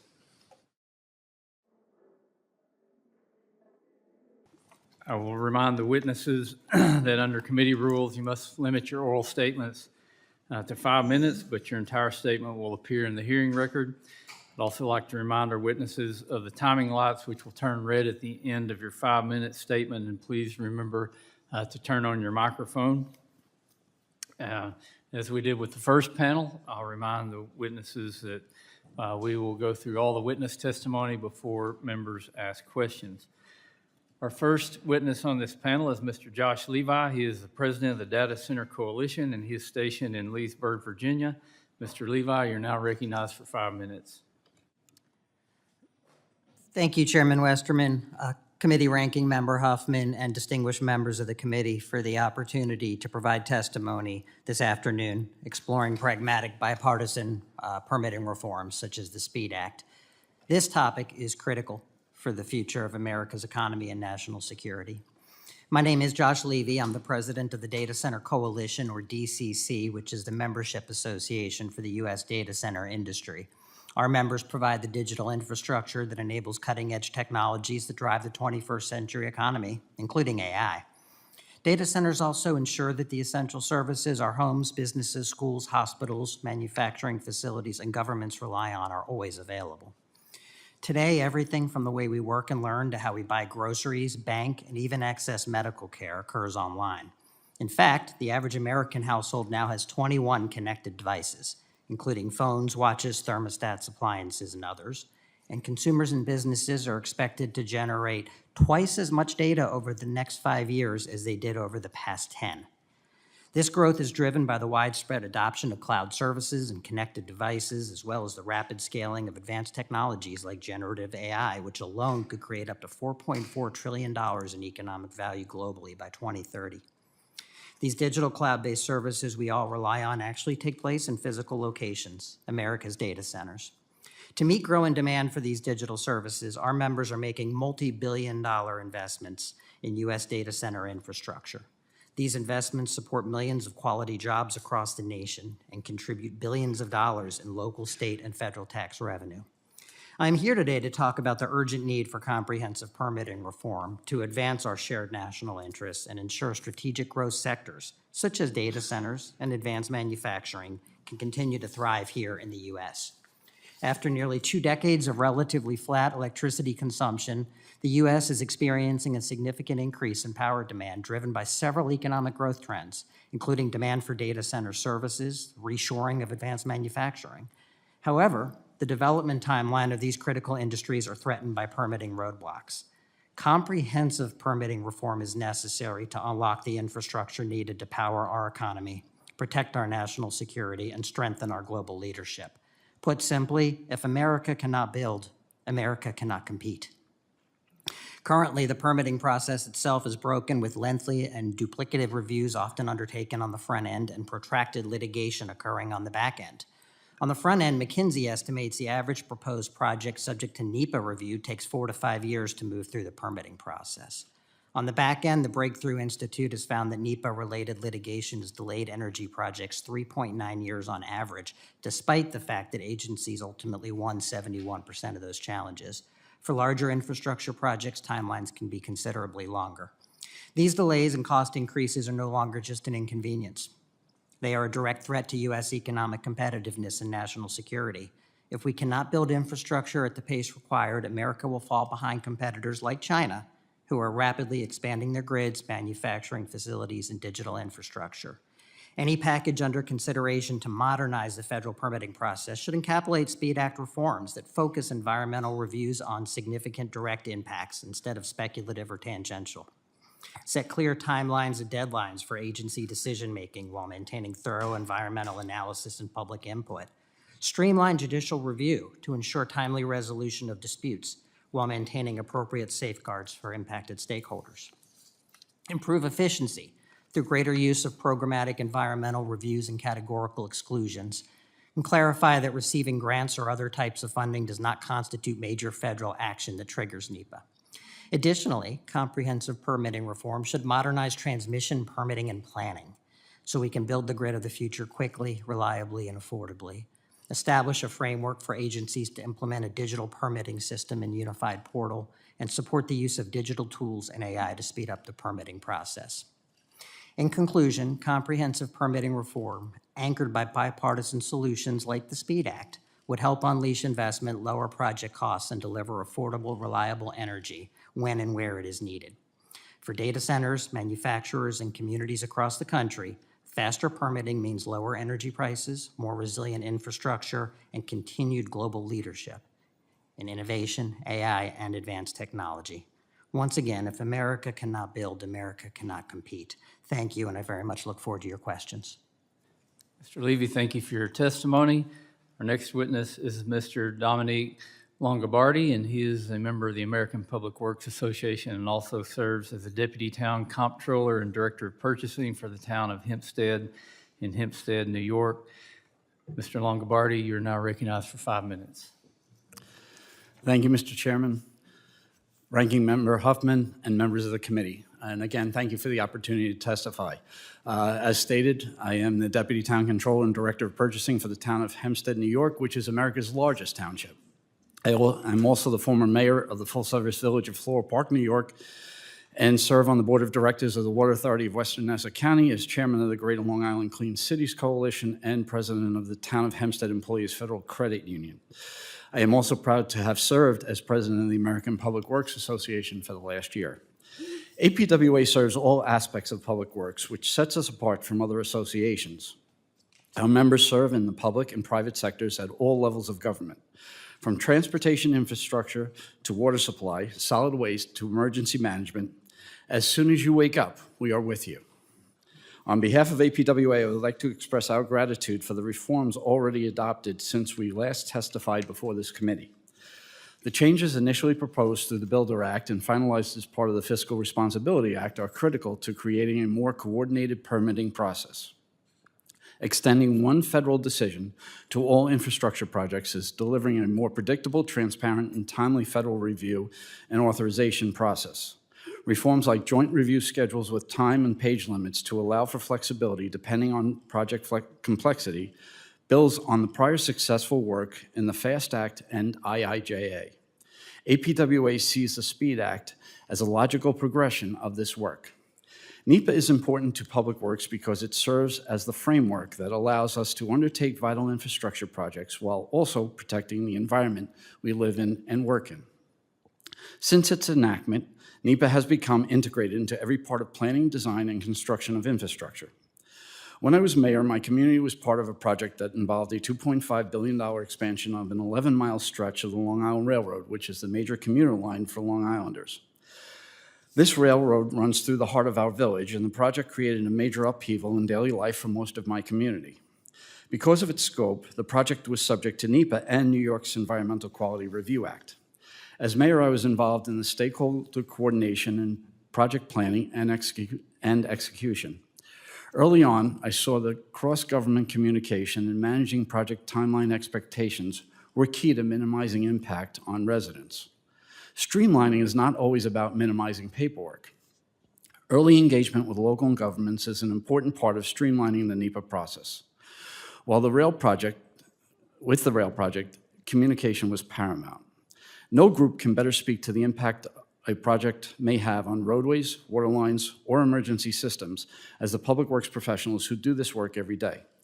Local experts' knowledge ensures that a project can be implemented quickly with community buy-in, minimizing the chance of litigation and enhancing the quality of life we all work hard for and cherish. Another opportunity to improve NEPA is by eliminating duplicate work. The rail project was subject to both state and federal environmental review. The New York review process closely mirrors NEPA.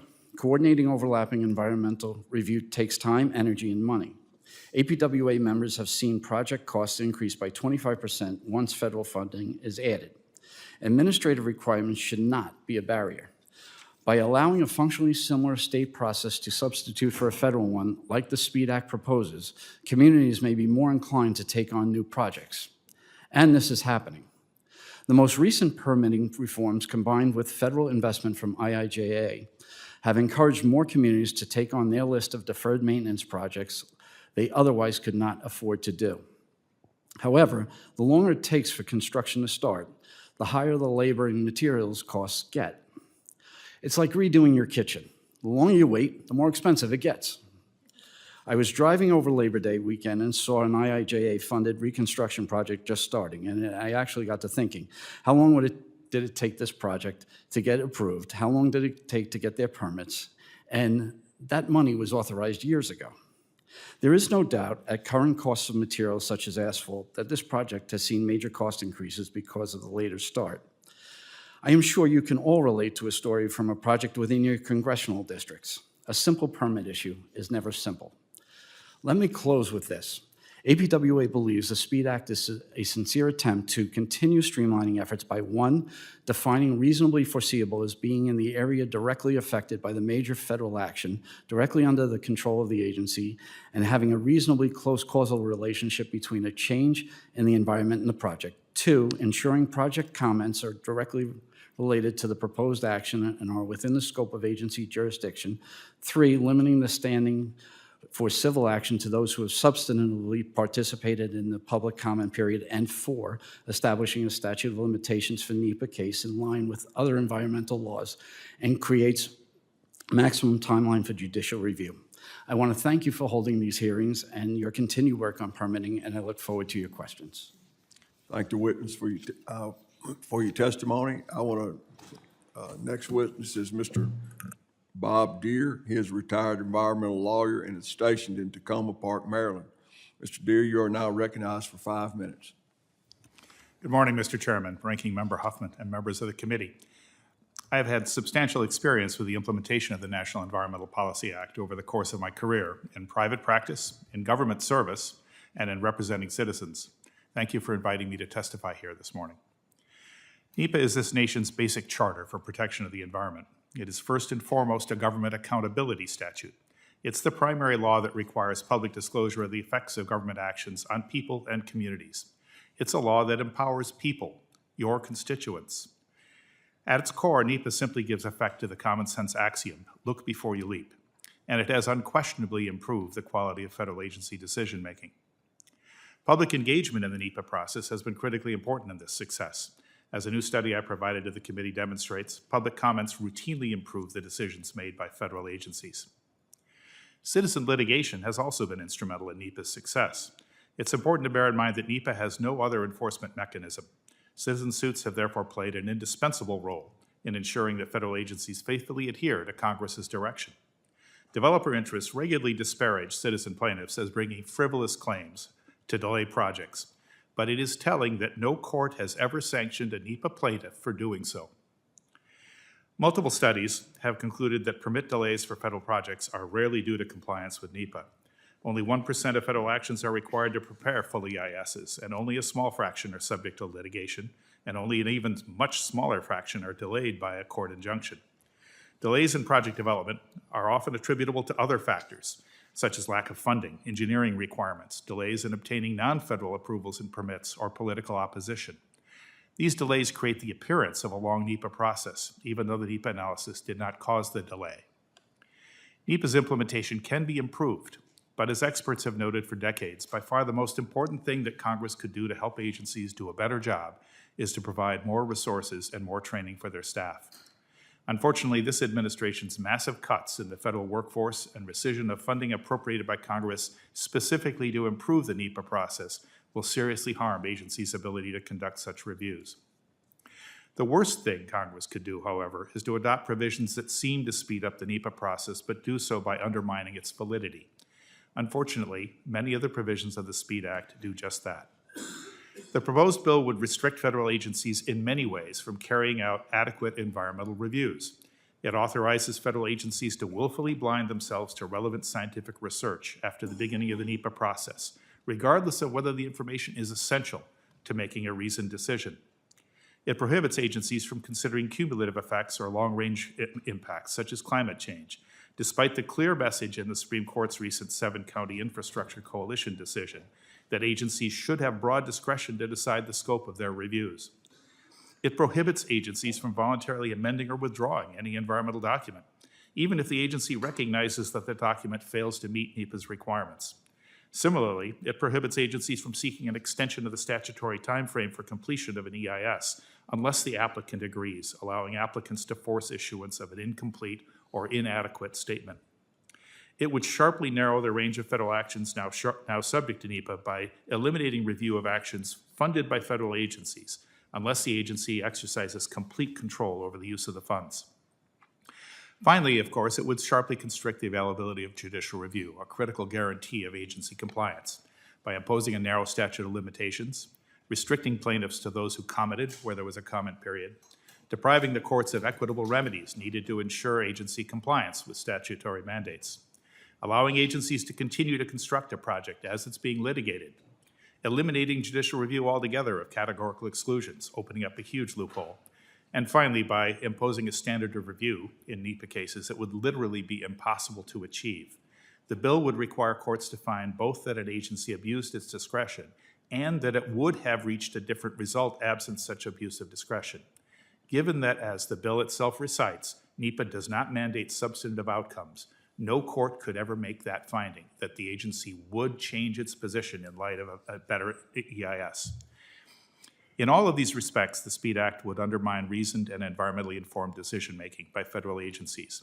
The American people depend on this law to protect them from environmentally reckless federal action. I urge the committee not to move forward with this bill. Thank you. Mr. Dreer, thank you for your testimony. Our final witness is Mr. Rich Nolan. He is President and CEO of the National Mining Association, and he is based out of Washington, D.C. Mr. Nolan, you're recognized for 5 minutes. Good afternoon, Chairman Westerman, Ranking Member Huffman, and members of the committee. I am Rich Nolan, President and CEO of the National Mining Association. I appreciate the opportunity to testify before you today on behalf of the mining industry on the need for durable and lasting permitting reforms and H.R. 4776, the Bipartisan SPEED Act. Energy and mineral demands are skyrocketing, with virtually every country now competing to secure its supply chains from the ground up. And frankly, the U.S. is trying to win a race that we have only just entered, decades behind our competitors.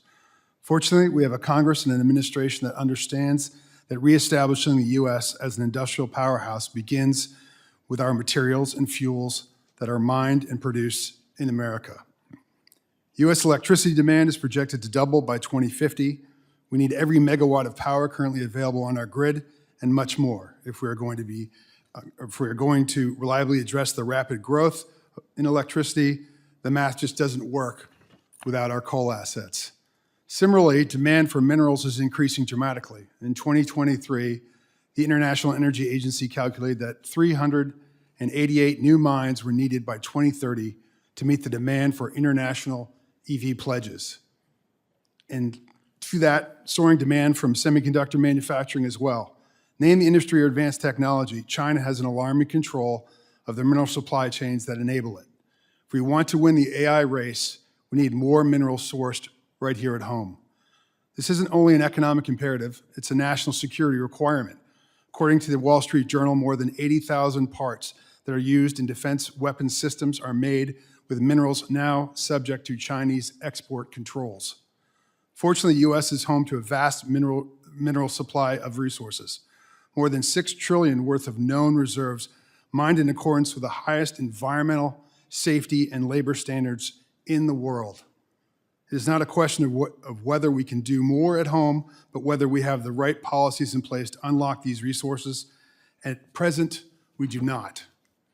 A recent report by S&P Global found it takes an average of 29 years to bring a mine online in the United States.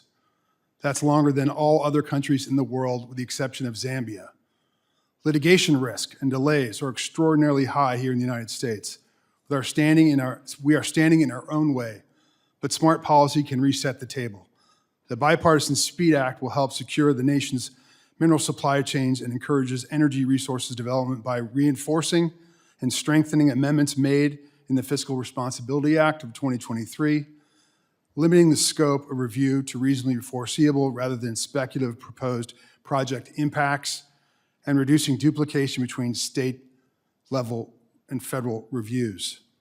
H.R. 4776 also builds on judicial reforms from the last Congress, adds a new section under NEPA clarifying the standard of reviewing and limiting claims to those based off public comments that are unique and substantive, and includes provisions to reduce time spent on litigation by requiring courts to resolve NEPA-related cases within a specific time frame.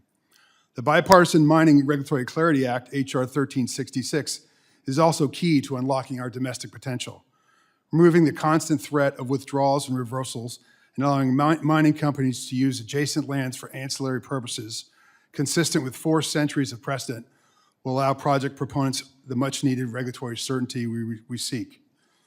For too long, we've watched the global minerals and energy race from the sidelines, while China has strategically built market share, control, and capacity.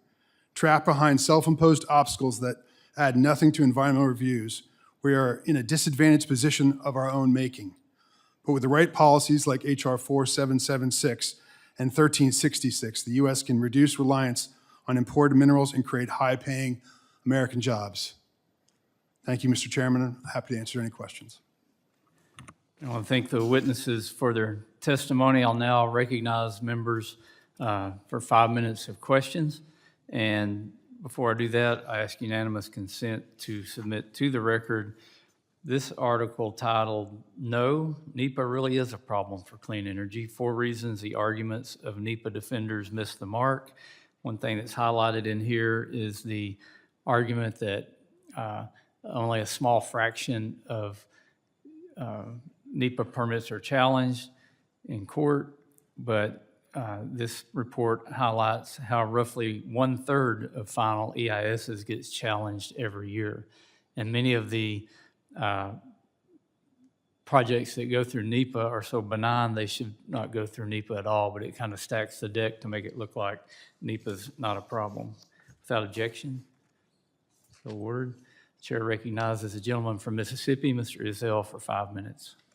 Well, thank you, Mr. Chairman, and thank you for all your hard work, and Mr. Golden for putting this strong bipartisan package together, H.R. 4776. The SPEED Act is about cutting red tape while still protecting our environment.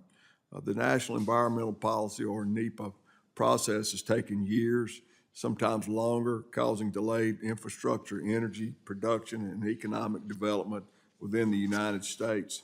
This bipartisan bill is common sense reform. It reinforces NEPA as a procedural law, not allowing for delays.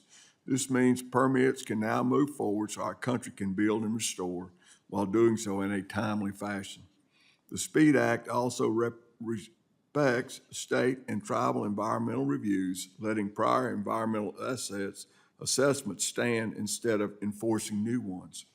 On top of that, the SPEED Act ensures that once an environmental assessment is complete, it stays intact unless a court rules otherwise. It speeds up judicial process by setting deadlines and limiting the grounds for lawsuits. At the end of the day, this bill is about momentum, getting projects from planning to implementation without compromising accountability. I'm especially proud of the work this bill will do to help my district. Mr. Chairman, I'd like to enter into the record letters of support from the Southern Mississippi Planning and Development District and the Mississippi Department of Transportation. Without objection, so ordered. These letters give specific examples of delays for key highway and bridge projects across my district and ensure strong economic resilience. That is what South Mississippi deserves. Businesses and projects need regulatory certainty, and I fully support this legislation. Mr. Nolan, we've heard a lot about how long NEPA takes, but what most people don't realize is that the delay starts before NEPA even begins. Mr. Nolan, how can we expedite and create transparency over pre-NEPA work? There's been a lot of talk, and thank you for the question, Congressman. There's been a lot of discussion about community engagement, and I think this bill, the SPEED Act itself, talks about engaging up front before that process even starts and working with communities to take input and make adjustments to projects, especially in the mining sector. So I think that would be a great place to start, is upfront consultation. Very good. When should the NEPA clock start for projects? The NEPA clock should start for projects when that mine plan and exploration plan are ready. Very good. Shouldn't Congress enact statutory changes to NEPA to eliminate the unnecessary process reviews? Congressman, the mining industry is very patient, but 29 years, the second worst in the world, is unsustainable if we're going to be able to compete with our adversaries. How important is this legislation for the mining industry? It's extremely important, and we really appreciate the consultation with the chairman and his team and the members of the committee. You stated in your testimony that you state that a typical mining project loses more than 1/3 of its economic value as a result of delays. How might the SPEED Act change that? Well, as they say, time is money. Delays, we talked on the last panel about the ability of projects that may never see the light of day because the delays become so dramatic, and the ability to afford that capital investment that's tied up under endless delays is just not sustainable. So we need this reform. We need it badly. Thank you. Thank you for your testimony today. And Mr. Chairman, I yield back.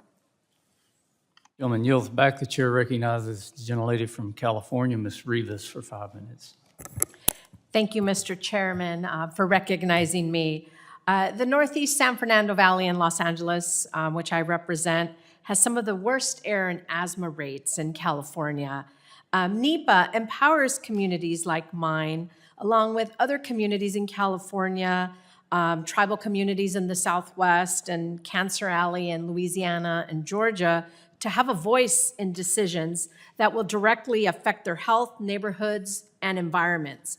We have seen countless instances of hazardous industries polluting the air and water that surround working-class families. The Trump administration and House Republicans cannot cut out NEPA and ignore the health and safety of these communities.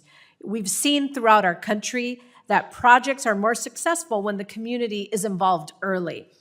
I ask for unanimous consent to enter this report from We Act for Environmental Justice titled NEPA Does Not Delay into the record.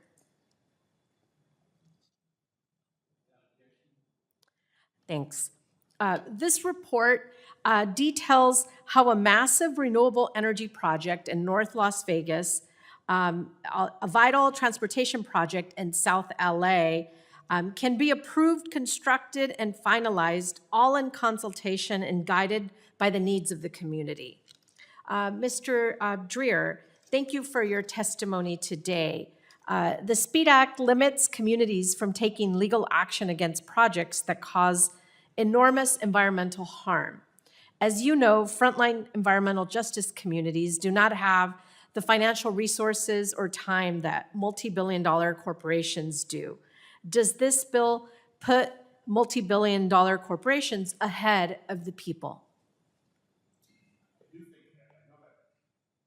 I know that's not the committee's intent, but I do think that's the effect of this bill. This bill limits the crucial safety net of judicial review so extensively that essentially federal agencies would be free to do whatever they wanted. They could ignore the requirements of NEPA, and you could not get relief in court. The time limits on seeking judicial review are very tight, particularly for communities, tribal communities, communities that are already burdened with pollution, poor and rural communities. These are tight time frames. I've represented citizens in litigation. You don't bring a case lightly. You investigate it fully to make sure that they have valid grounds to bring the case. 5 months is a very tight time frame for that. The other restrictions, I mean, I have to say, I don't see anything in the bill that encourages community involvement. What I do see in the bill is a specific provision that would allow federal agencies to entirely disregard public comment, because it says they may not consider information produced after the notice of intent, which is when the public comment period starts. So I think this bill is, I think unintentionally, but it's very much anti-community. Thank you. I agree, and whether it's the intention or not, it is going to result in limiting community input and voices from communities that are harmed, may be harmed by these projects. And one more question, will big polluters benefit from this bill more than the people?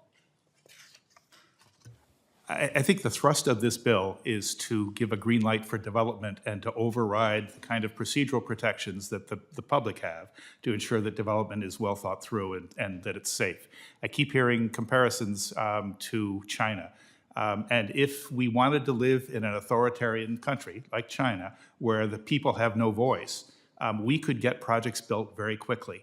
But we would have to live in an authoritarian country where the people have no voice. And many of those projects would be really detrimental. I mean, I used in my written testimony the example before NEPA's time when the Atomic Energy Commission proposed using nuclear bombs to excavate a harbor in Alaska, to create a new Panama Canal, and to dig quarries. They were going to use nuclear weapons to do that. I cannot imagine that surviving the public review process under NEPA today. Yeah. So I think there are real problems with elevating the need for speed and development and construction over all procedural safeguards that protect the American people's rights. Thank you. This is the kind of system and country that I think the Trump administration wants. Like you said, we don't have that type of government, that China does, but it feels like we're headed there with these types of this type of legislation that will have that effect on our communities. This act increases the pollution and damage that frontline environmental justice communities will face. It takes communities' voices away, all in the name of profit. Thank you, and I yield back my time. Lady yields back. I ask unanimous consent to submit to the record this report called Understanding NEPA Litigation, a systematic review of recent NEPA-related appellate court cases by the Breakthrough Institute. It's been mentioned that our NEPA reform bill somehow is going to take away the right of individuals and communities to challenge these projects, where in reality this report shows that it was NGOs that initiated or instigated 72% of total NEPA appeals. Of those, just 10 organizations initiated 35% and had a success rate of just 26%. 10 organizations are responsible for over 35% of these cases. Excessively long and complicated NEPA analysis excludes the public from the NEPA process in favor of well-funded special interest groups. Our goal should be to ensure that litigation is based on legitimate environmental concerns raised during the public comment period, not as an afterthought just to delay projects. This change will reduce unnecessary delays and litigation costs while preserving the right to challenge true environmental harms. I now recognize the gentleman from Minnesota. Mr. Stauber, you're recognized for 5 minutes. Thank you, Chairman Westerman. Mr. Longobardi, when construction on a road, bridge, or water infrastructure project in Hempstead, New York is delayed because of litigation over NEPA or other permitting delays, who is on the hook for the increased construction costs? Is it the local taxpayers in Hempstead, or do the litigants seeking to block a project cover these cost overruns? Of course, it's the taxpayers. So is there an unlimited amount of taxpayer money? Or do you want to minimize what the taxpayers have to put out to help defend these projects? You certainly don't want to waste any money, especially taxpayer money. I mean, I've been doing municipal budgets for 35 years, and the last thing I want to do is waste anybody's money doing anything that we don't need to. Do people have the right to sue? Yes, they do. Do projects get delayed? Yes, for legitimate reasons, and then we can actually talk about the real reason why you want to make sure that you are not using that money. But to have something delayed because you don't have to, and waste that money, that's the last thing you want to do. Thank you. Mr. Nolan, it's great to see you again. In your testimony, you discussed the increased demand for semiconductor manufacturing. In August of 2022, President Biden signed into law the CHIPS Act, a major priority, rather, of my colleagues on the other side of the aisle. In your view, does our broken permitting system undermine the goals of the CHIPS Act? Mr. Stauber, it's nice to see you again, and always appreciate your leadership for Minnesota and the Duluth complex. With regards to the CHIP Act, the amount of minerals that go into chips is just under 80, I believe. Gee, wouldn't it be nice if we could source those from the United States? Certainly, anything we can do to get access and find additional materials that go into chips would be one of the greatest things that this committee could help expedite. So would the SPEED Act make it easier for the United States to build semiconductor manufacturing facilities and infrastructure? Absolutely, and source those raw materials from the United States. In your testimony, you cite a 2023 figure from the IEA noting 388 new mines are needed by 2030 to meet demand for critical minerals, just because of the increased use of electric vehicles. If anti-mining activists continue to block construction of domestic mines, will it stop the build-out of these 388 mines the IEA says are required? In other words, if anti-mining activists succeed at blocking mines here in the United States, won't they simply be built elsewhere in the world? Yes, that capital will go overseas. Those mines will not be built. in the And United would States. these foreign mines pay union wages to American workers? Correct. Will they comply with NEPA or the Endangered Species Act or the Clean Air Act or the Clean Water Act in foreign countries? Most of those countries have various environmental statutes, but nothing compared to the United States. So it's safe to say that in order to ensure these mines comply with our environmental laws, as well as respect human and labor rights, we need to build them here in the United States. U.S. jurisdiction has the highest environmental safety and labor standards in the world. Can you speak to the need to build out mineral processing and refining infrastructure here in the United States? What's the alternative if we don't start seriously investing in this domestic infrastructure? Over the past 20 years, and appreciate the question, a vast majority of the processing has been shipped overseas. I think the committee in a bipartisan way has talked about this. At the same time, we're standing up, mind the United States, we need to stand up processing capabilities to make sure from a national security standpoint, we don't have to send raw material overseas and continue to fund our adversaries with those And materials. I think as we move on permitting reform, the infrastructure and the processing has to come to the United States rather than shipping it overseas or to Canada for the processing. And I think that's going to be a high priority. And quite frankly, I think that the state of Alaska can be a first step in that, and then one or two in the lower 48 somewhere. We have to do it here. And thank you very much, Mr. Chair. I yield back.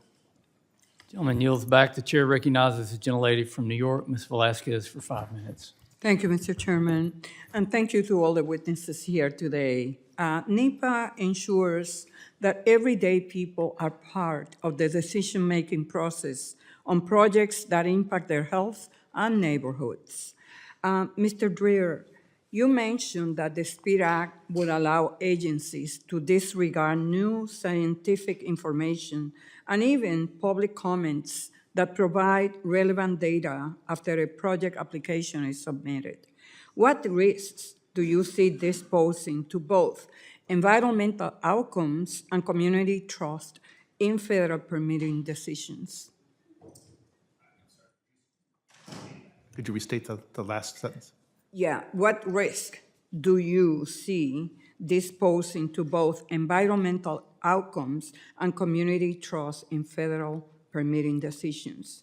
Well, I think one of the great parts of the NEPA process as it evolved is that forward-thinking agencies have really reached out to engage communities early and have in scoping processes. And the agencies that really invest in community outreach have much better results. Not only do they have less challenge because they've engaged with the community throughout and figured out what its concerns were and figured out how to provide mitigation for those concerns, they get information from the community that helps them craft the best solution and to go forward with an improved project.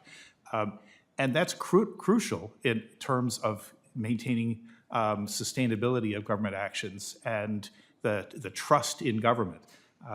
There's widespread distrust of the federal government in this country. It has been for some time. And NEPA is one of the statutes that makes the federal government come clean. It's one of the statutes, one of the foremost ones, that makes them tell people the truth about what they're doing. And I think undermining that trust would be very damaging. You also noted that the SPEED Act will sharply limit courts' ability to pause projects even when NEPA violations are found.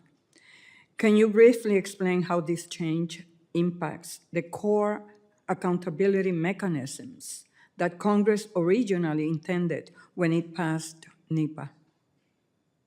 Well, I mean, as I testified, I actually, as a practicing lawyer with some experience, I led the Environment Division at the Justice Department. I don't think that a court could, in fact, ever find a plaintiff successful in a claim against NEPA under this statute. I also note that the statute excludes all judicial review of categorical exclusions.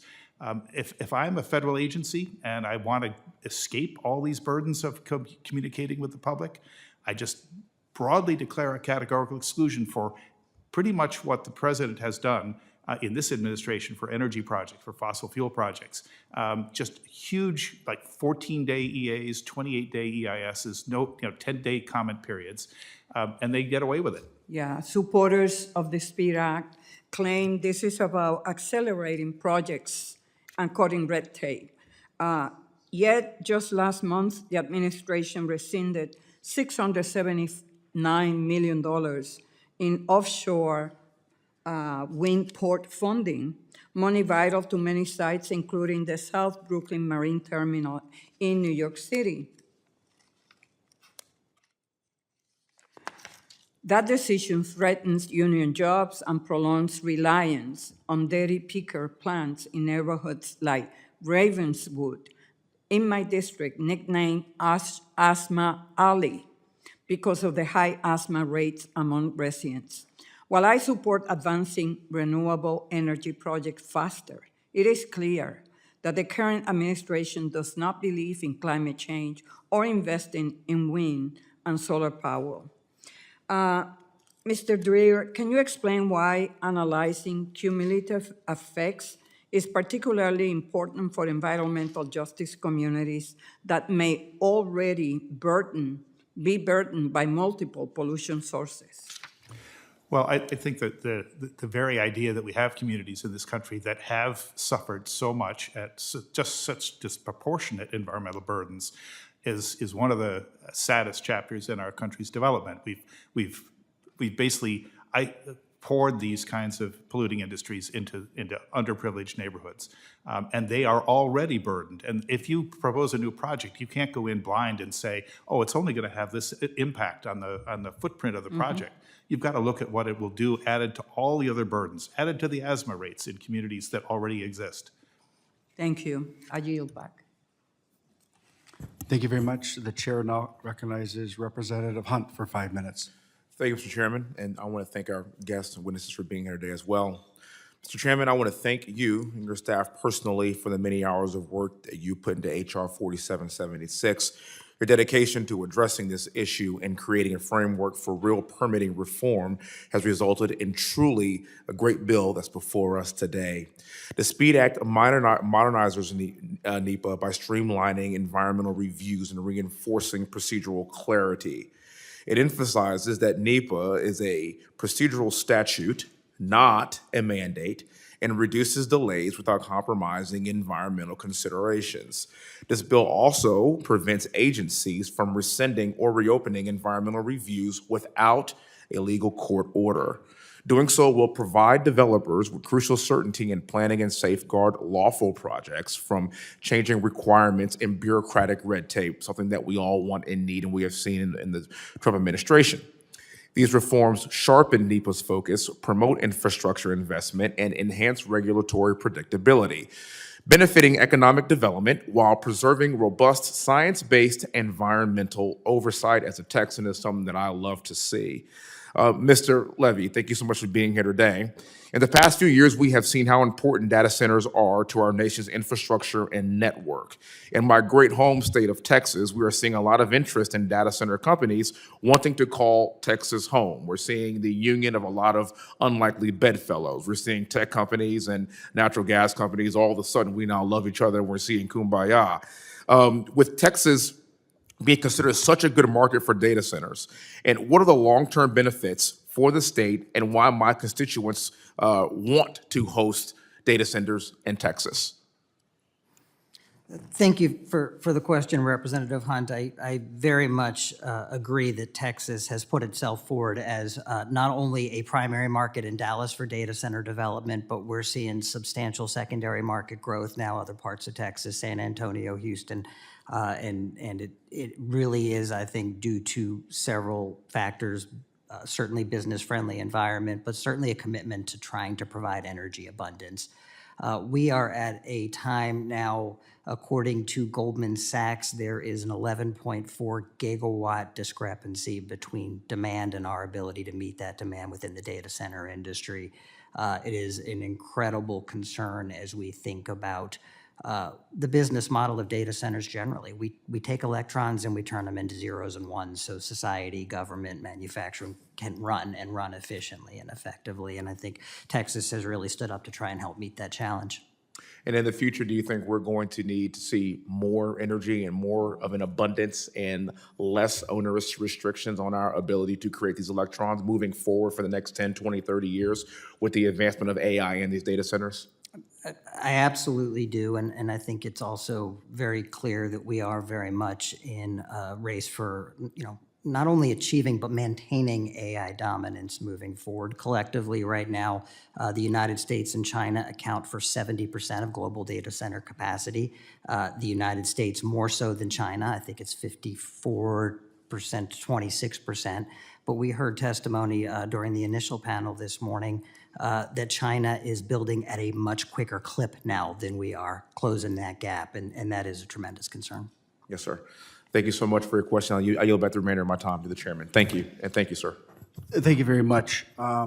Before I go to Mr. Huffman, I do want to clear the record. Just want to make sure that correct the record that the SPEED Act only prohibits claims against the establishment of categorical exclusions, not their use. Representative Huffman. Thank you, Mr. Chairman.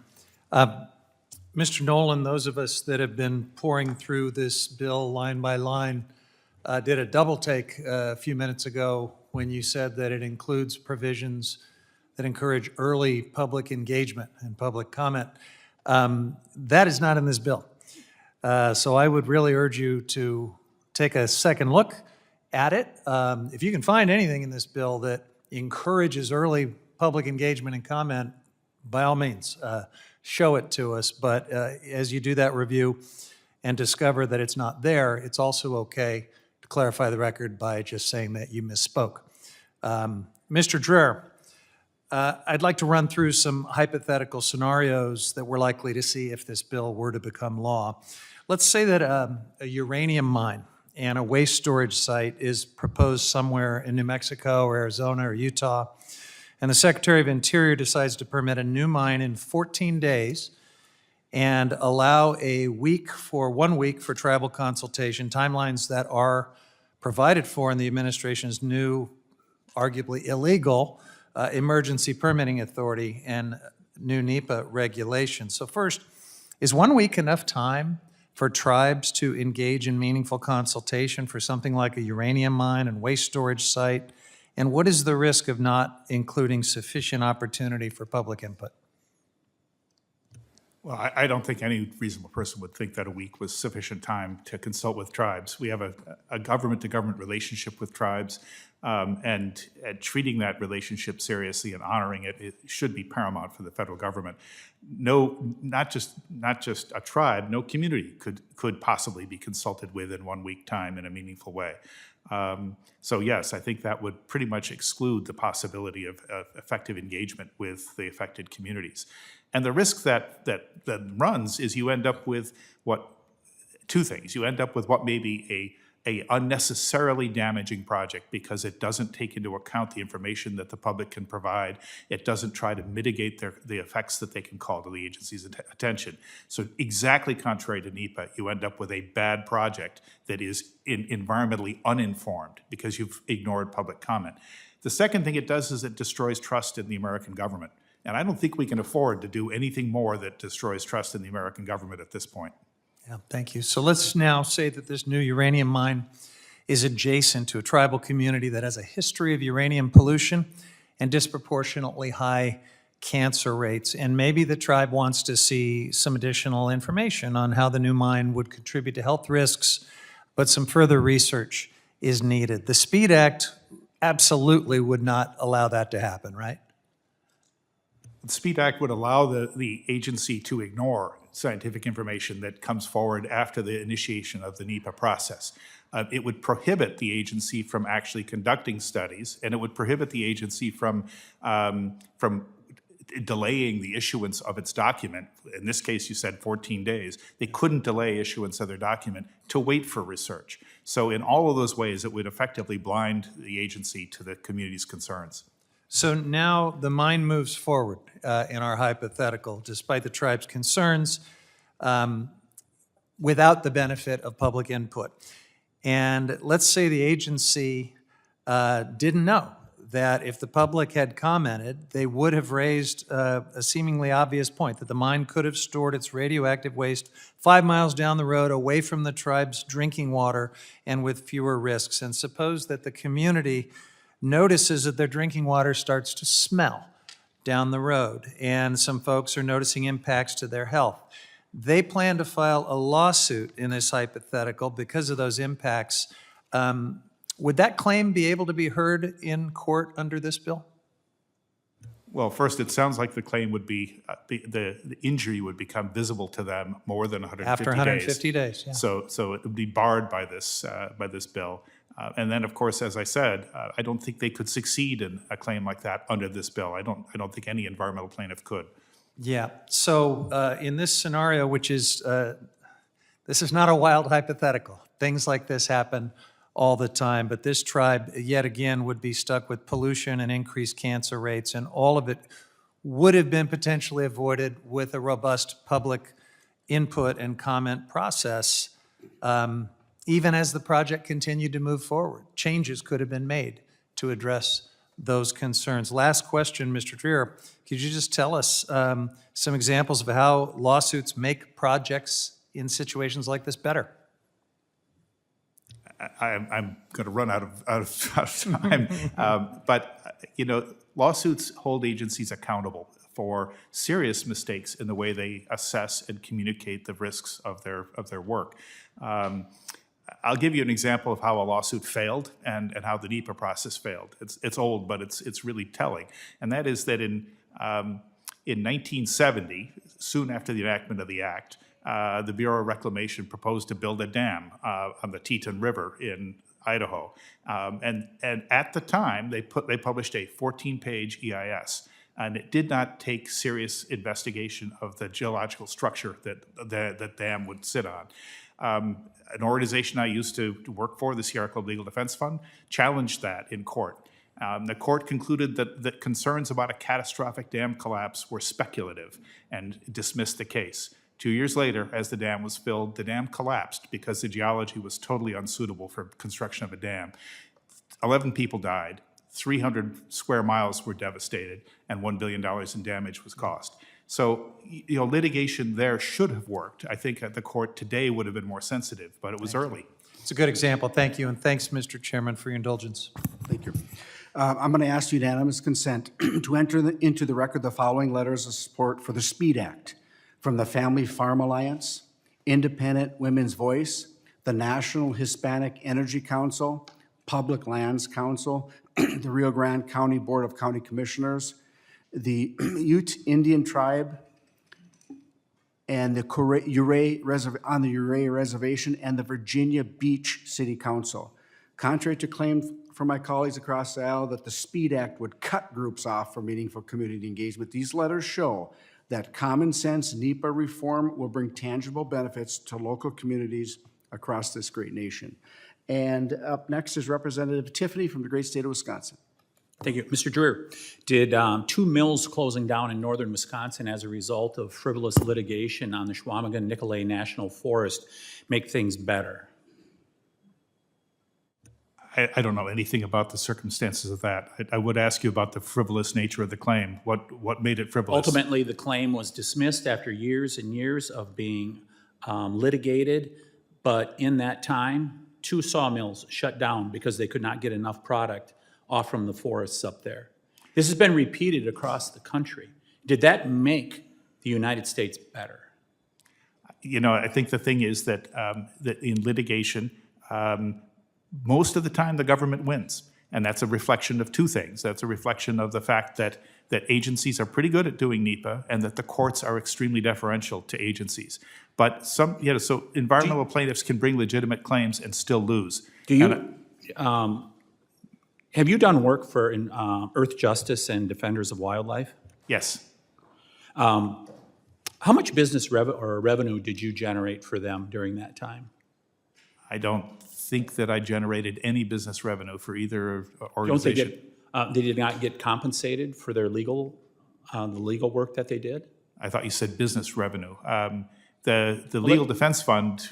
That is their business, is suing. Well, their business actually is representing millions of their members in trying to conserve natural resources. Filing lawsuits, right? That's one of the things they do, yes, sir. Isn't it correct, even when you lose, you win because you get your, those groups get their legal fees? No, that's completely incorrect. You don't think we should have, so you're saying Earth Justice and Defenders of Wildlife have never been compensated even though they lost in a lawsuit? No, there's no legal basis for seeking compensation if you lose in a lawsuit. The Equal Access to Justice Act would not permit it. The statutes like the Clean Air Act and the Clean Water Act that have citizen-suit provisions award fees only to prevailing plaintiffs. Mr. Chairman, I look forward to this gentleman coming back before this committee after we do a full fact check on these organizations across the United States of America that have filed lawsuits and then they get compensated even though they lose. Sue, fundraise, Will the gentleman yield rinse and for, repeat. will the gentleman yield for a No, I question? got a question here for Mr. Longobardi. If you're a small municipality, does the current permitting regime incentivize you to take on larger, more complex projects? No, I would tell you it doesn't. One of the problems. Why is that? One of the problems we have, and as a small municipality, you just many times don't have the resources to do a larger project. Permitting requirements, other factors get in the way of trying to do something that you want to do. You can't even file for grants at times because you just don't have the resources to do it. So a smaller municipality, you can spend money to file for these things, and then delays would cause a problem, and you can't even complete the project. Appreciate that. Mr. Nolan, tell us about all the minerals that we're going to need. If we hear about we have to have this transition to green energy, tell us about all the minerals that we're going to need. Thank you for the question, Congressman.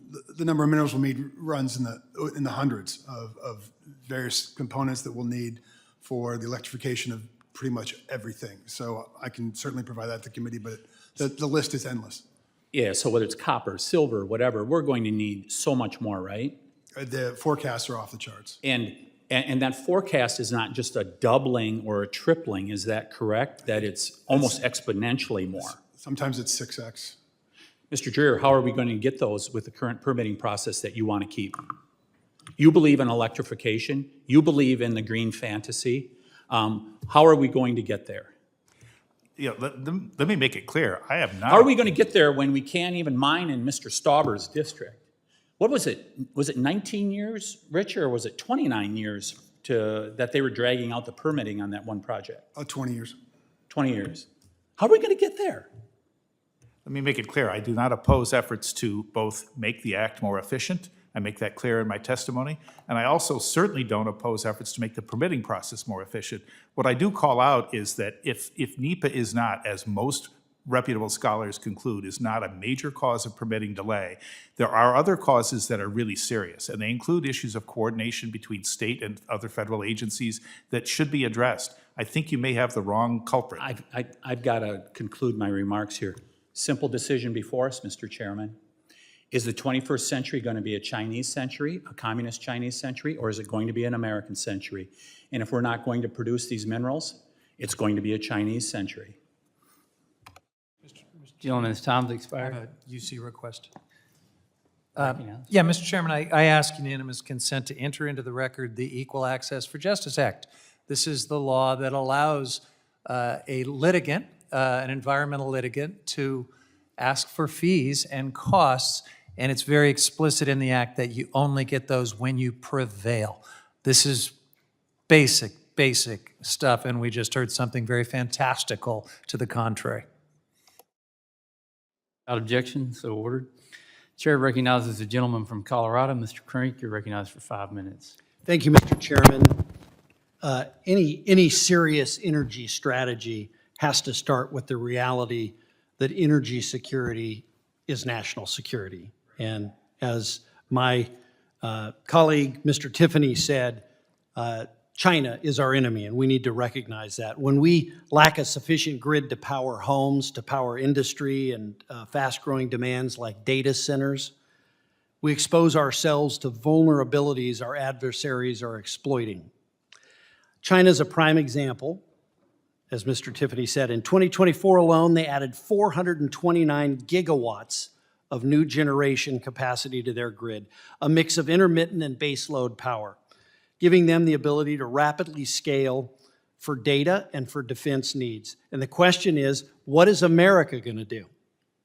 Are we going to continue to be hampered by our own bureaucracy and have our government set up impediments to our success as a nation in national defense?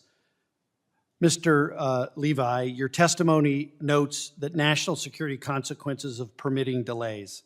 If it continues to take 4 to 5 years just to build transmission lines here, what does that mean for U.S. competitiveness in AI and in other technologies? Thank you, Representative. I very much appreciate the question, and it is indeed a concern. We have an asynchronous timeline now. We are able to develop and build a data center in a 2-year time frame. It can take anywhere from 3 to 5 years to try and put some generation online. It can take 7 to 10 years to put transmission infrastructure online. As a result, we find ourselves really paced in terms of how quickly we can deploy this digital infrastructure. So we can't.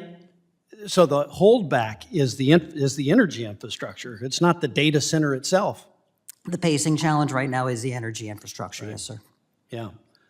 At the same time, you know, Colorado, my home state of Colorado, has chosen to retire many coal-fired power plants by 2031, well before the end of their useful life. That means that the state has come to replace roughly 1/3 of its generation capacity in just 5 years. For Mr. Nolan, if it takes on average 5 years to permit a new power plant or transmission line, even with Congress and the administration working to speed things up, is it sound policy for Colorado to pursue decommissioning reliable base power like coal? Congressman, thank you for the question. With a forecast demand for electricity and the demand off the charts for data centers, taking any electrons offline right now is dangerous.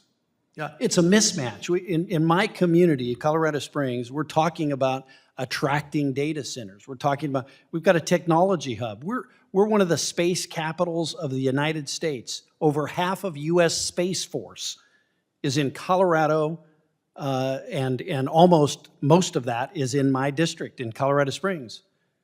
And despite that, we've got folks taking off coal-fired power plants, which is going to take off baseload power. Even if we reduce permitting timelines, ensuring grid security requires dispatchable resources like coal.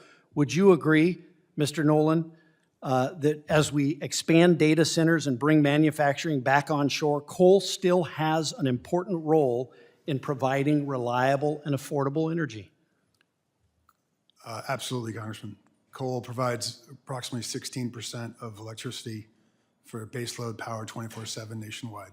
And in certain parts of the country, that number is much higher. Thank you. You know, I sit on the House Armed Services Committee as well.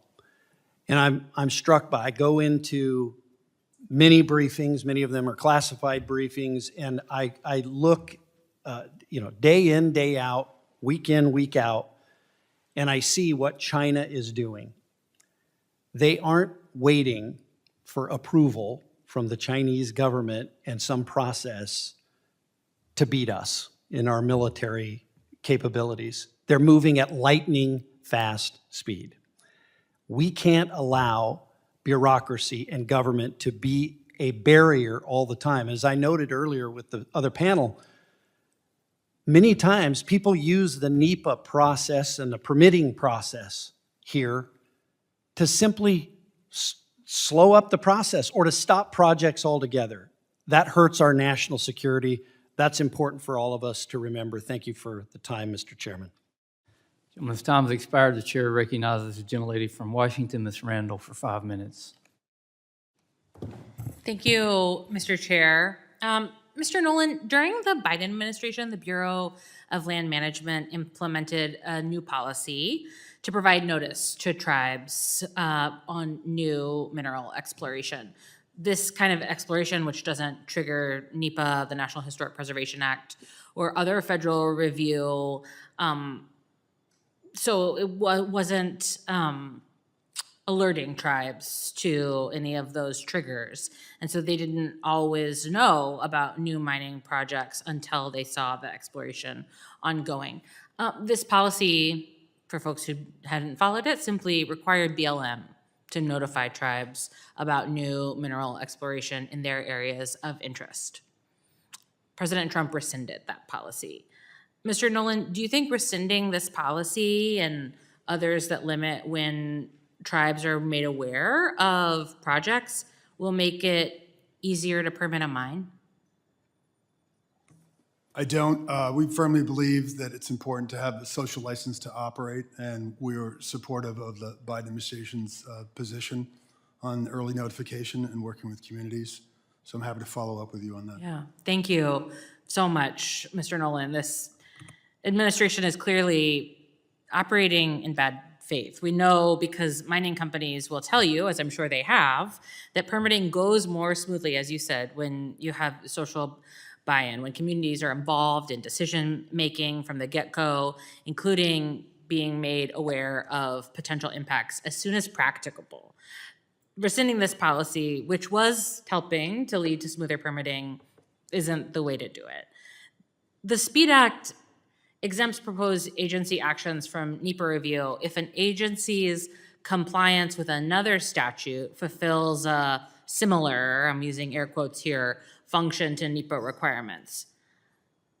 Well, two things are true. One, no other statute fulfills the same function as NEPA, and this bill doesn't define what counts as a similar function, and many other permitting laws, the type that, imagine, the chair would mean to substitute for NEPA, those permitting laws are also under attack. For example, in response to this administration's so-called energy emergency, the Department of the Interior published an emergency process for National Historic Preservation Act Section 106 compliance.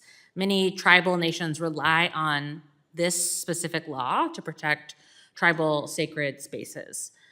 However, the emergency process, which I have right here, says that energy project sponsors only have to sign a form saying that they will implement, to the extent prudent and feasible, measures to avoid or minimize harm to historic properties. Mr. Gerhart, would signing a form promising to avoid harm to the extent feasible substitute for a full NEPA review?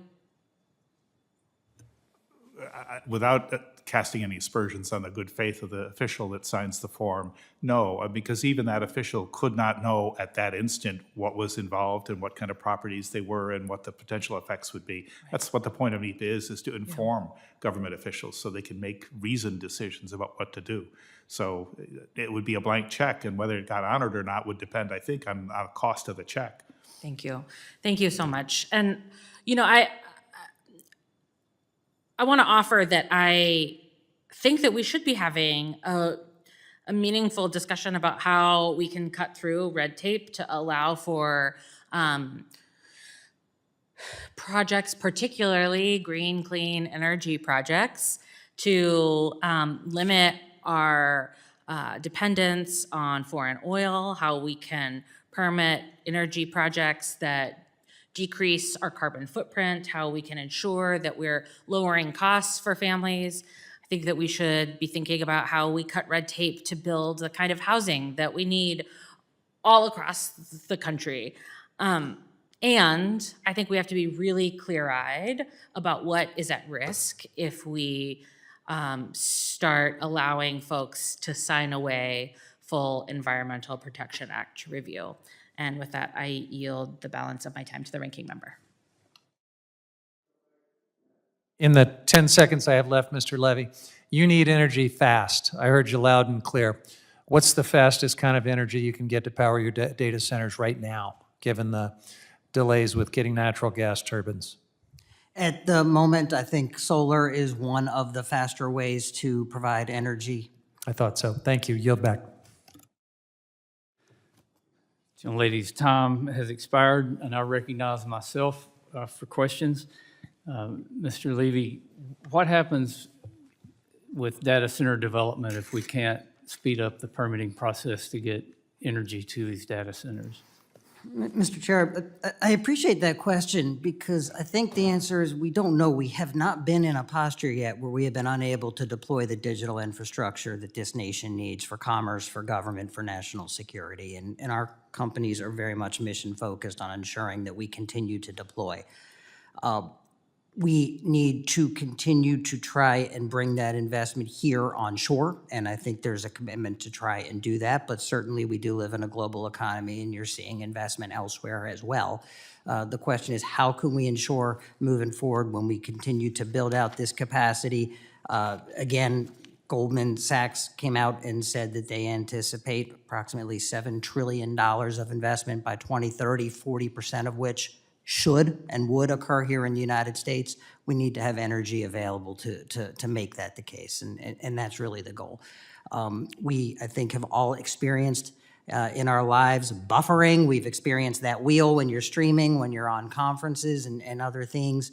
And I think we've all gotten used to, in recent years, certainly since the pandemic, not experiencing that quite as much, and we're continuing to try and deploy. Who's our major global competitor on developing AI? China's our major global competitor, sir. What happens if China gets super intelligence with AI before we get to that point?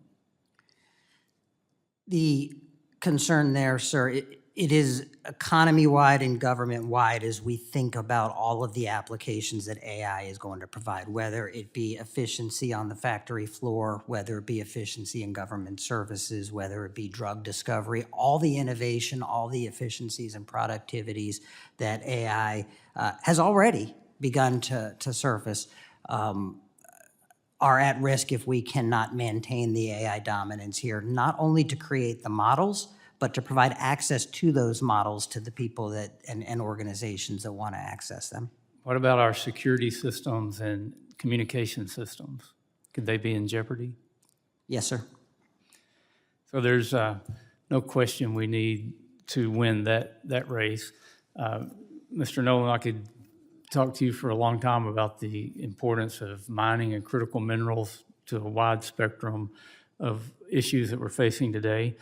Got a limited time, but something I really wanted to bring out in this hearing and to focus on is the impact of permitting delays on public infrastructure. And Mr. Longobardi, you've mentioned that in your testimony. I want to point out this chart up here that's from a study done by McKinsey just a couple of months ago.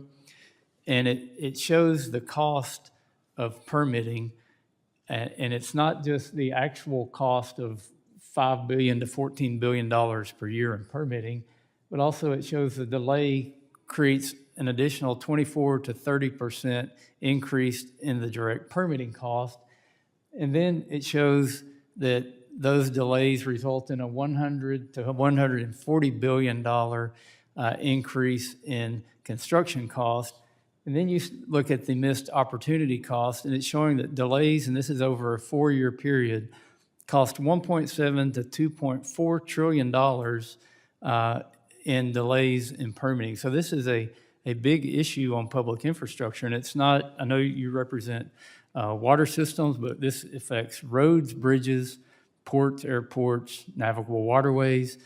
Everything that the federal government touches from an infrastructure standpoint gets bogged down in this process, and it's costing the American taxpayer an incredible amount of money on public infrastructure projects. This is money that's not going to put new roads in and new bridges in. Mr. Longobardi, can you expound on that and talk about how it's not just affecting the very important part of infrastructure that you work on, but the entire spectrum of infrastructure projects? You said it. It's everything that we touch. And again, you know, I joked about us being with you from the time you wake up to the time you go to bed. But in reality, when you look at the amount of dollars that you're talking about here and what that study says, if all of that money went into our infrastructure, think of how many roads we could fix. Think of how much clean water we could provide. Think of how much we could protect our environment and emergency services. Think about all of the different issues that we have each and every day. How many people does it take to actually get past all of that permitting and all of that money used that could actually go into the project to get it done so that people can use the roads, people can actually use the services that government provides? When you think about it, it's government is there for the safety of the people. Transportation infrastructure, water infrastructure, all of our emergency management services and all the different things that we do in public works is there to protect people and provide an increase in the commerce that we have, increase in the services that we provide, increase in and better the quality of life that each and every of the people, each and every person that actually pays the bills for all of us, for all the things that we do. When you take and realize that you have trillions of dollars that could go to the projects and even think about how much money, we talk about NEPA protecting the environment. Think about how that money could go to protect the environment as well. When you look at all of the different avenues that you're talking about and all the money that goes to all this that could go into improving the quality of life for people every day, you want to make sure that you have a good use of those dollars. Safety, and I'll digress just a second, but think about the IIJA money, okay? Think about how much of that money has gone to permitting processes and all of the different expanses that aren't actually going into fixing that road or fixing the water system or fixing or improving our emergency management services. The reauthorization of that and the delays in that because of permitting processes and the amount, it's not just about the money, but about not getting those projects done. So, it's making sure that we have all of those different things that go together and making sure that we put it all together and having having all of, and not wasting any of those dollars on things that may be, or could make it a better, again, quality of life for people. We use these monies every day to fix something, to improve what we do. We talk about all of the different things that we could use, mining and data centers and things like that. If you don't have workers getting to work on roads that we build, if you don't have people getting food and sustenance being transported over roads that we build, and you don't have all of that done, the economies fall apart. The people's quality of life, there's so many facets to it that to bring it all into one way of saying and one way of fixing it, no. But there's so many things that go into that. So every dollar that could go to something else to make it better is so important. Thank you. I would also point out in this study, it shows that there's 17 to 28 million gas-powered cars in the U.S., and the CO2 emissions that are emitted because of delays in infrastructure projects are equivalent to 1 million gas-powered cars on the road every year because of delays in infrastructure. It also points out that there's 38 million to 54 million U.S. households of energy that could be created if there weren't the delays in the projects. That's 410 to 580 terawatt hours of unrealized electricity generation from potential capacity trapped waiting for permits is what their study said. Again, this is a process where we're trying to create a better bill, and I want to give all the witnesses an opportunity to say what you would change in the bill if you had an opportunity, or you've got the opportunity to tell us how we can improve it by either adding or taking away or modifying. And Mr. Levy, we'll start with you.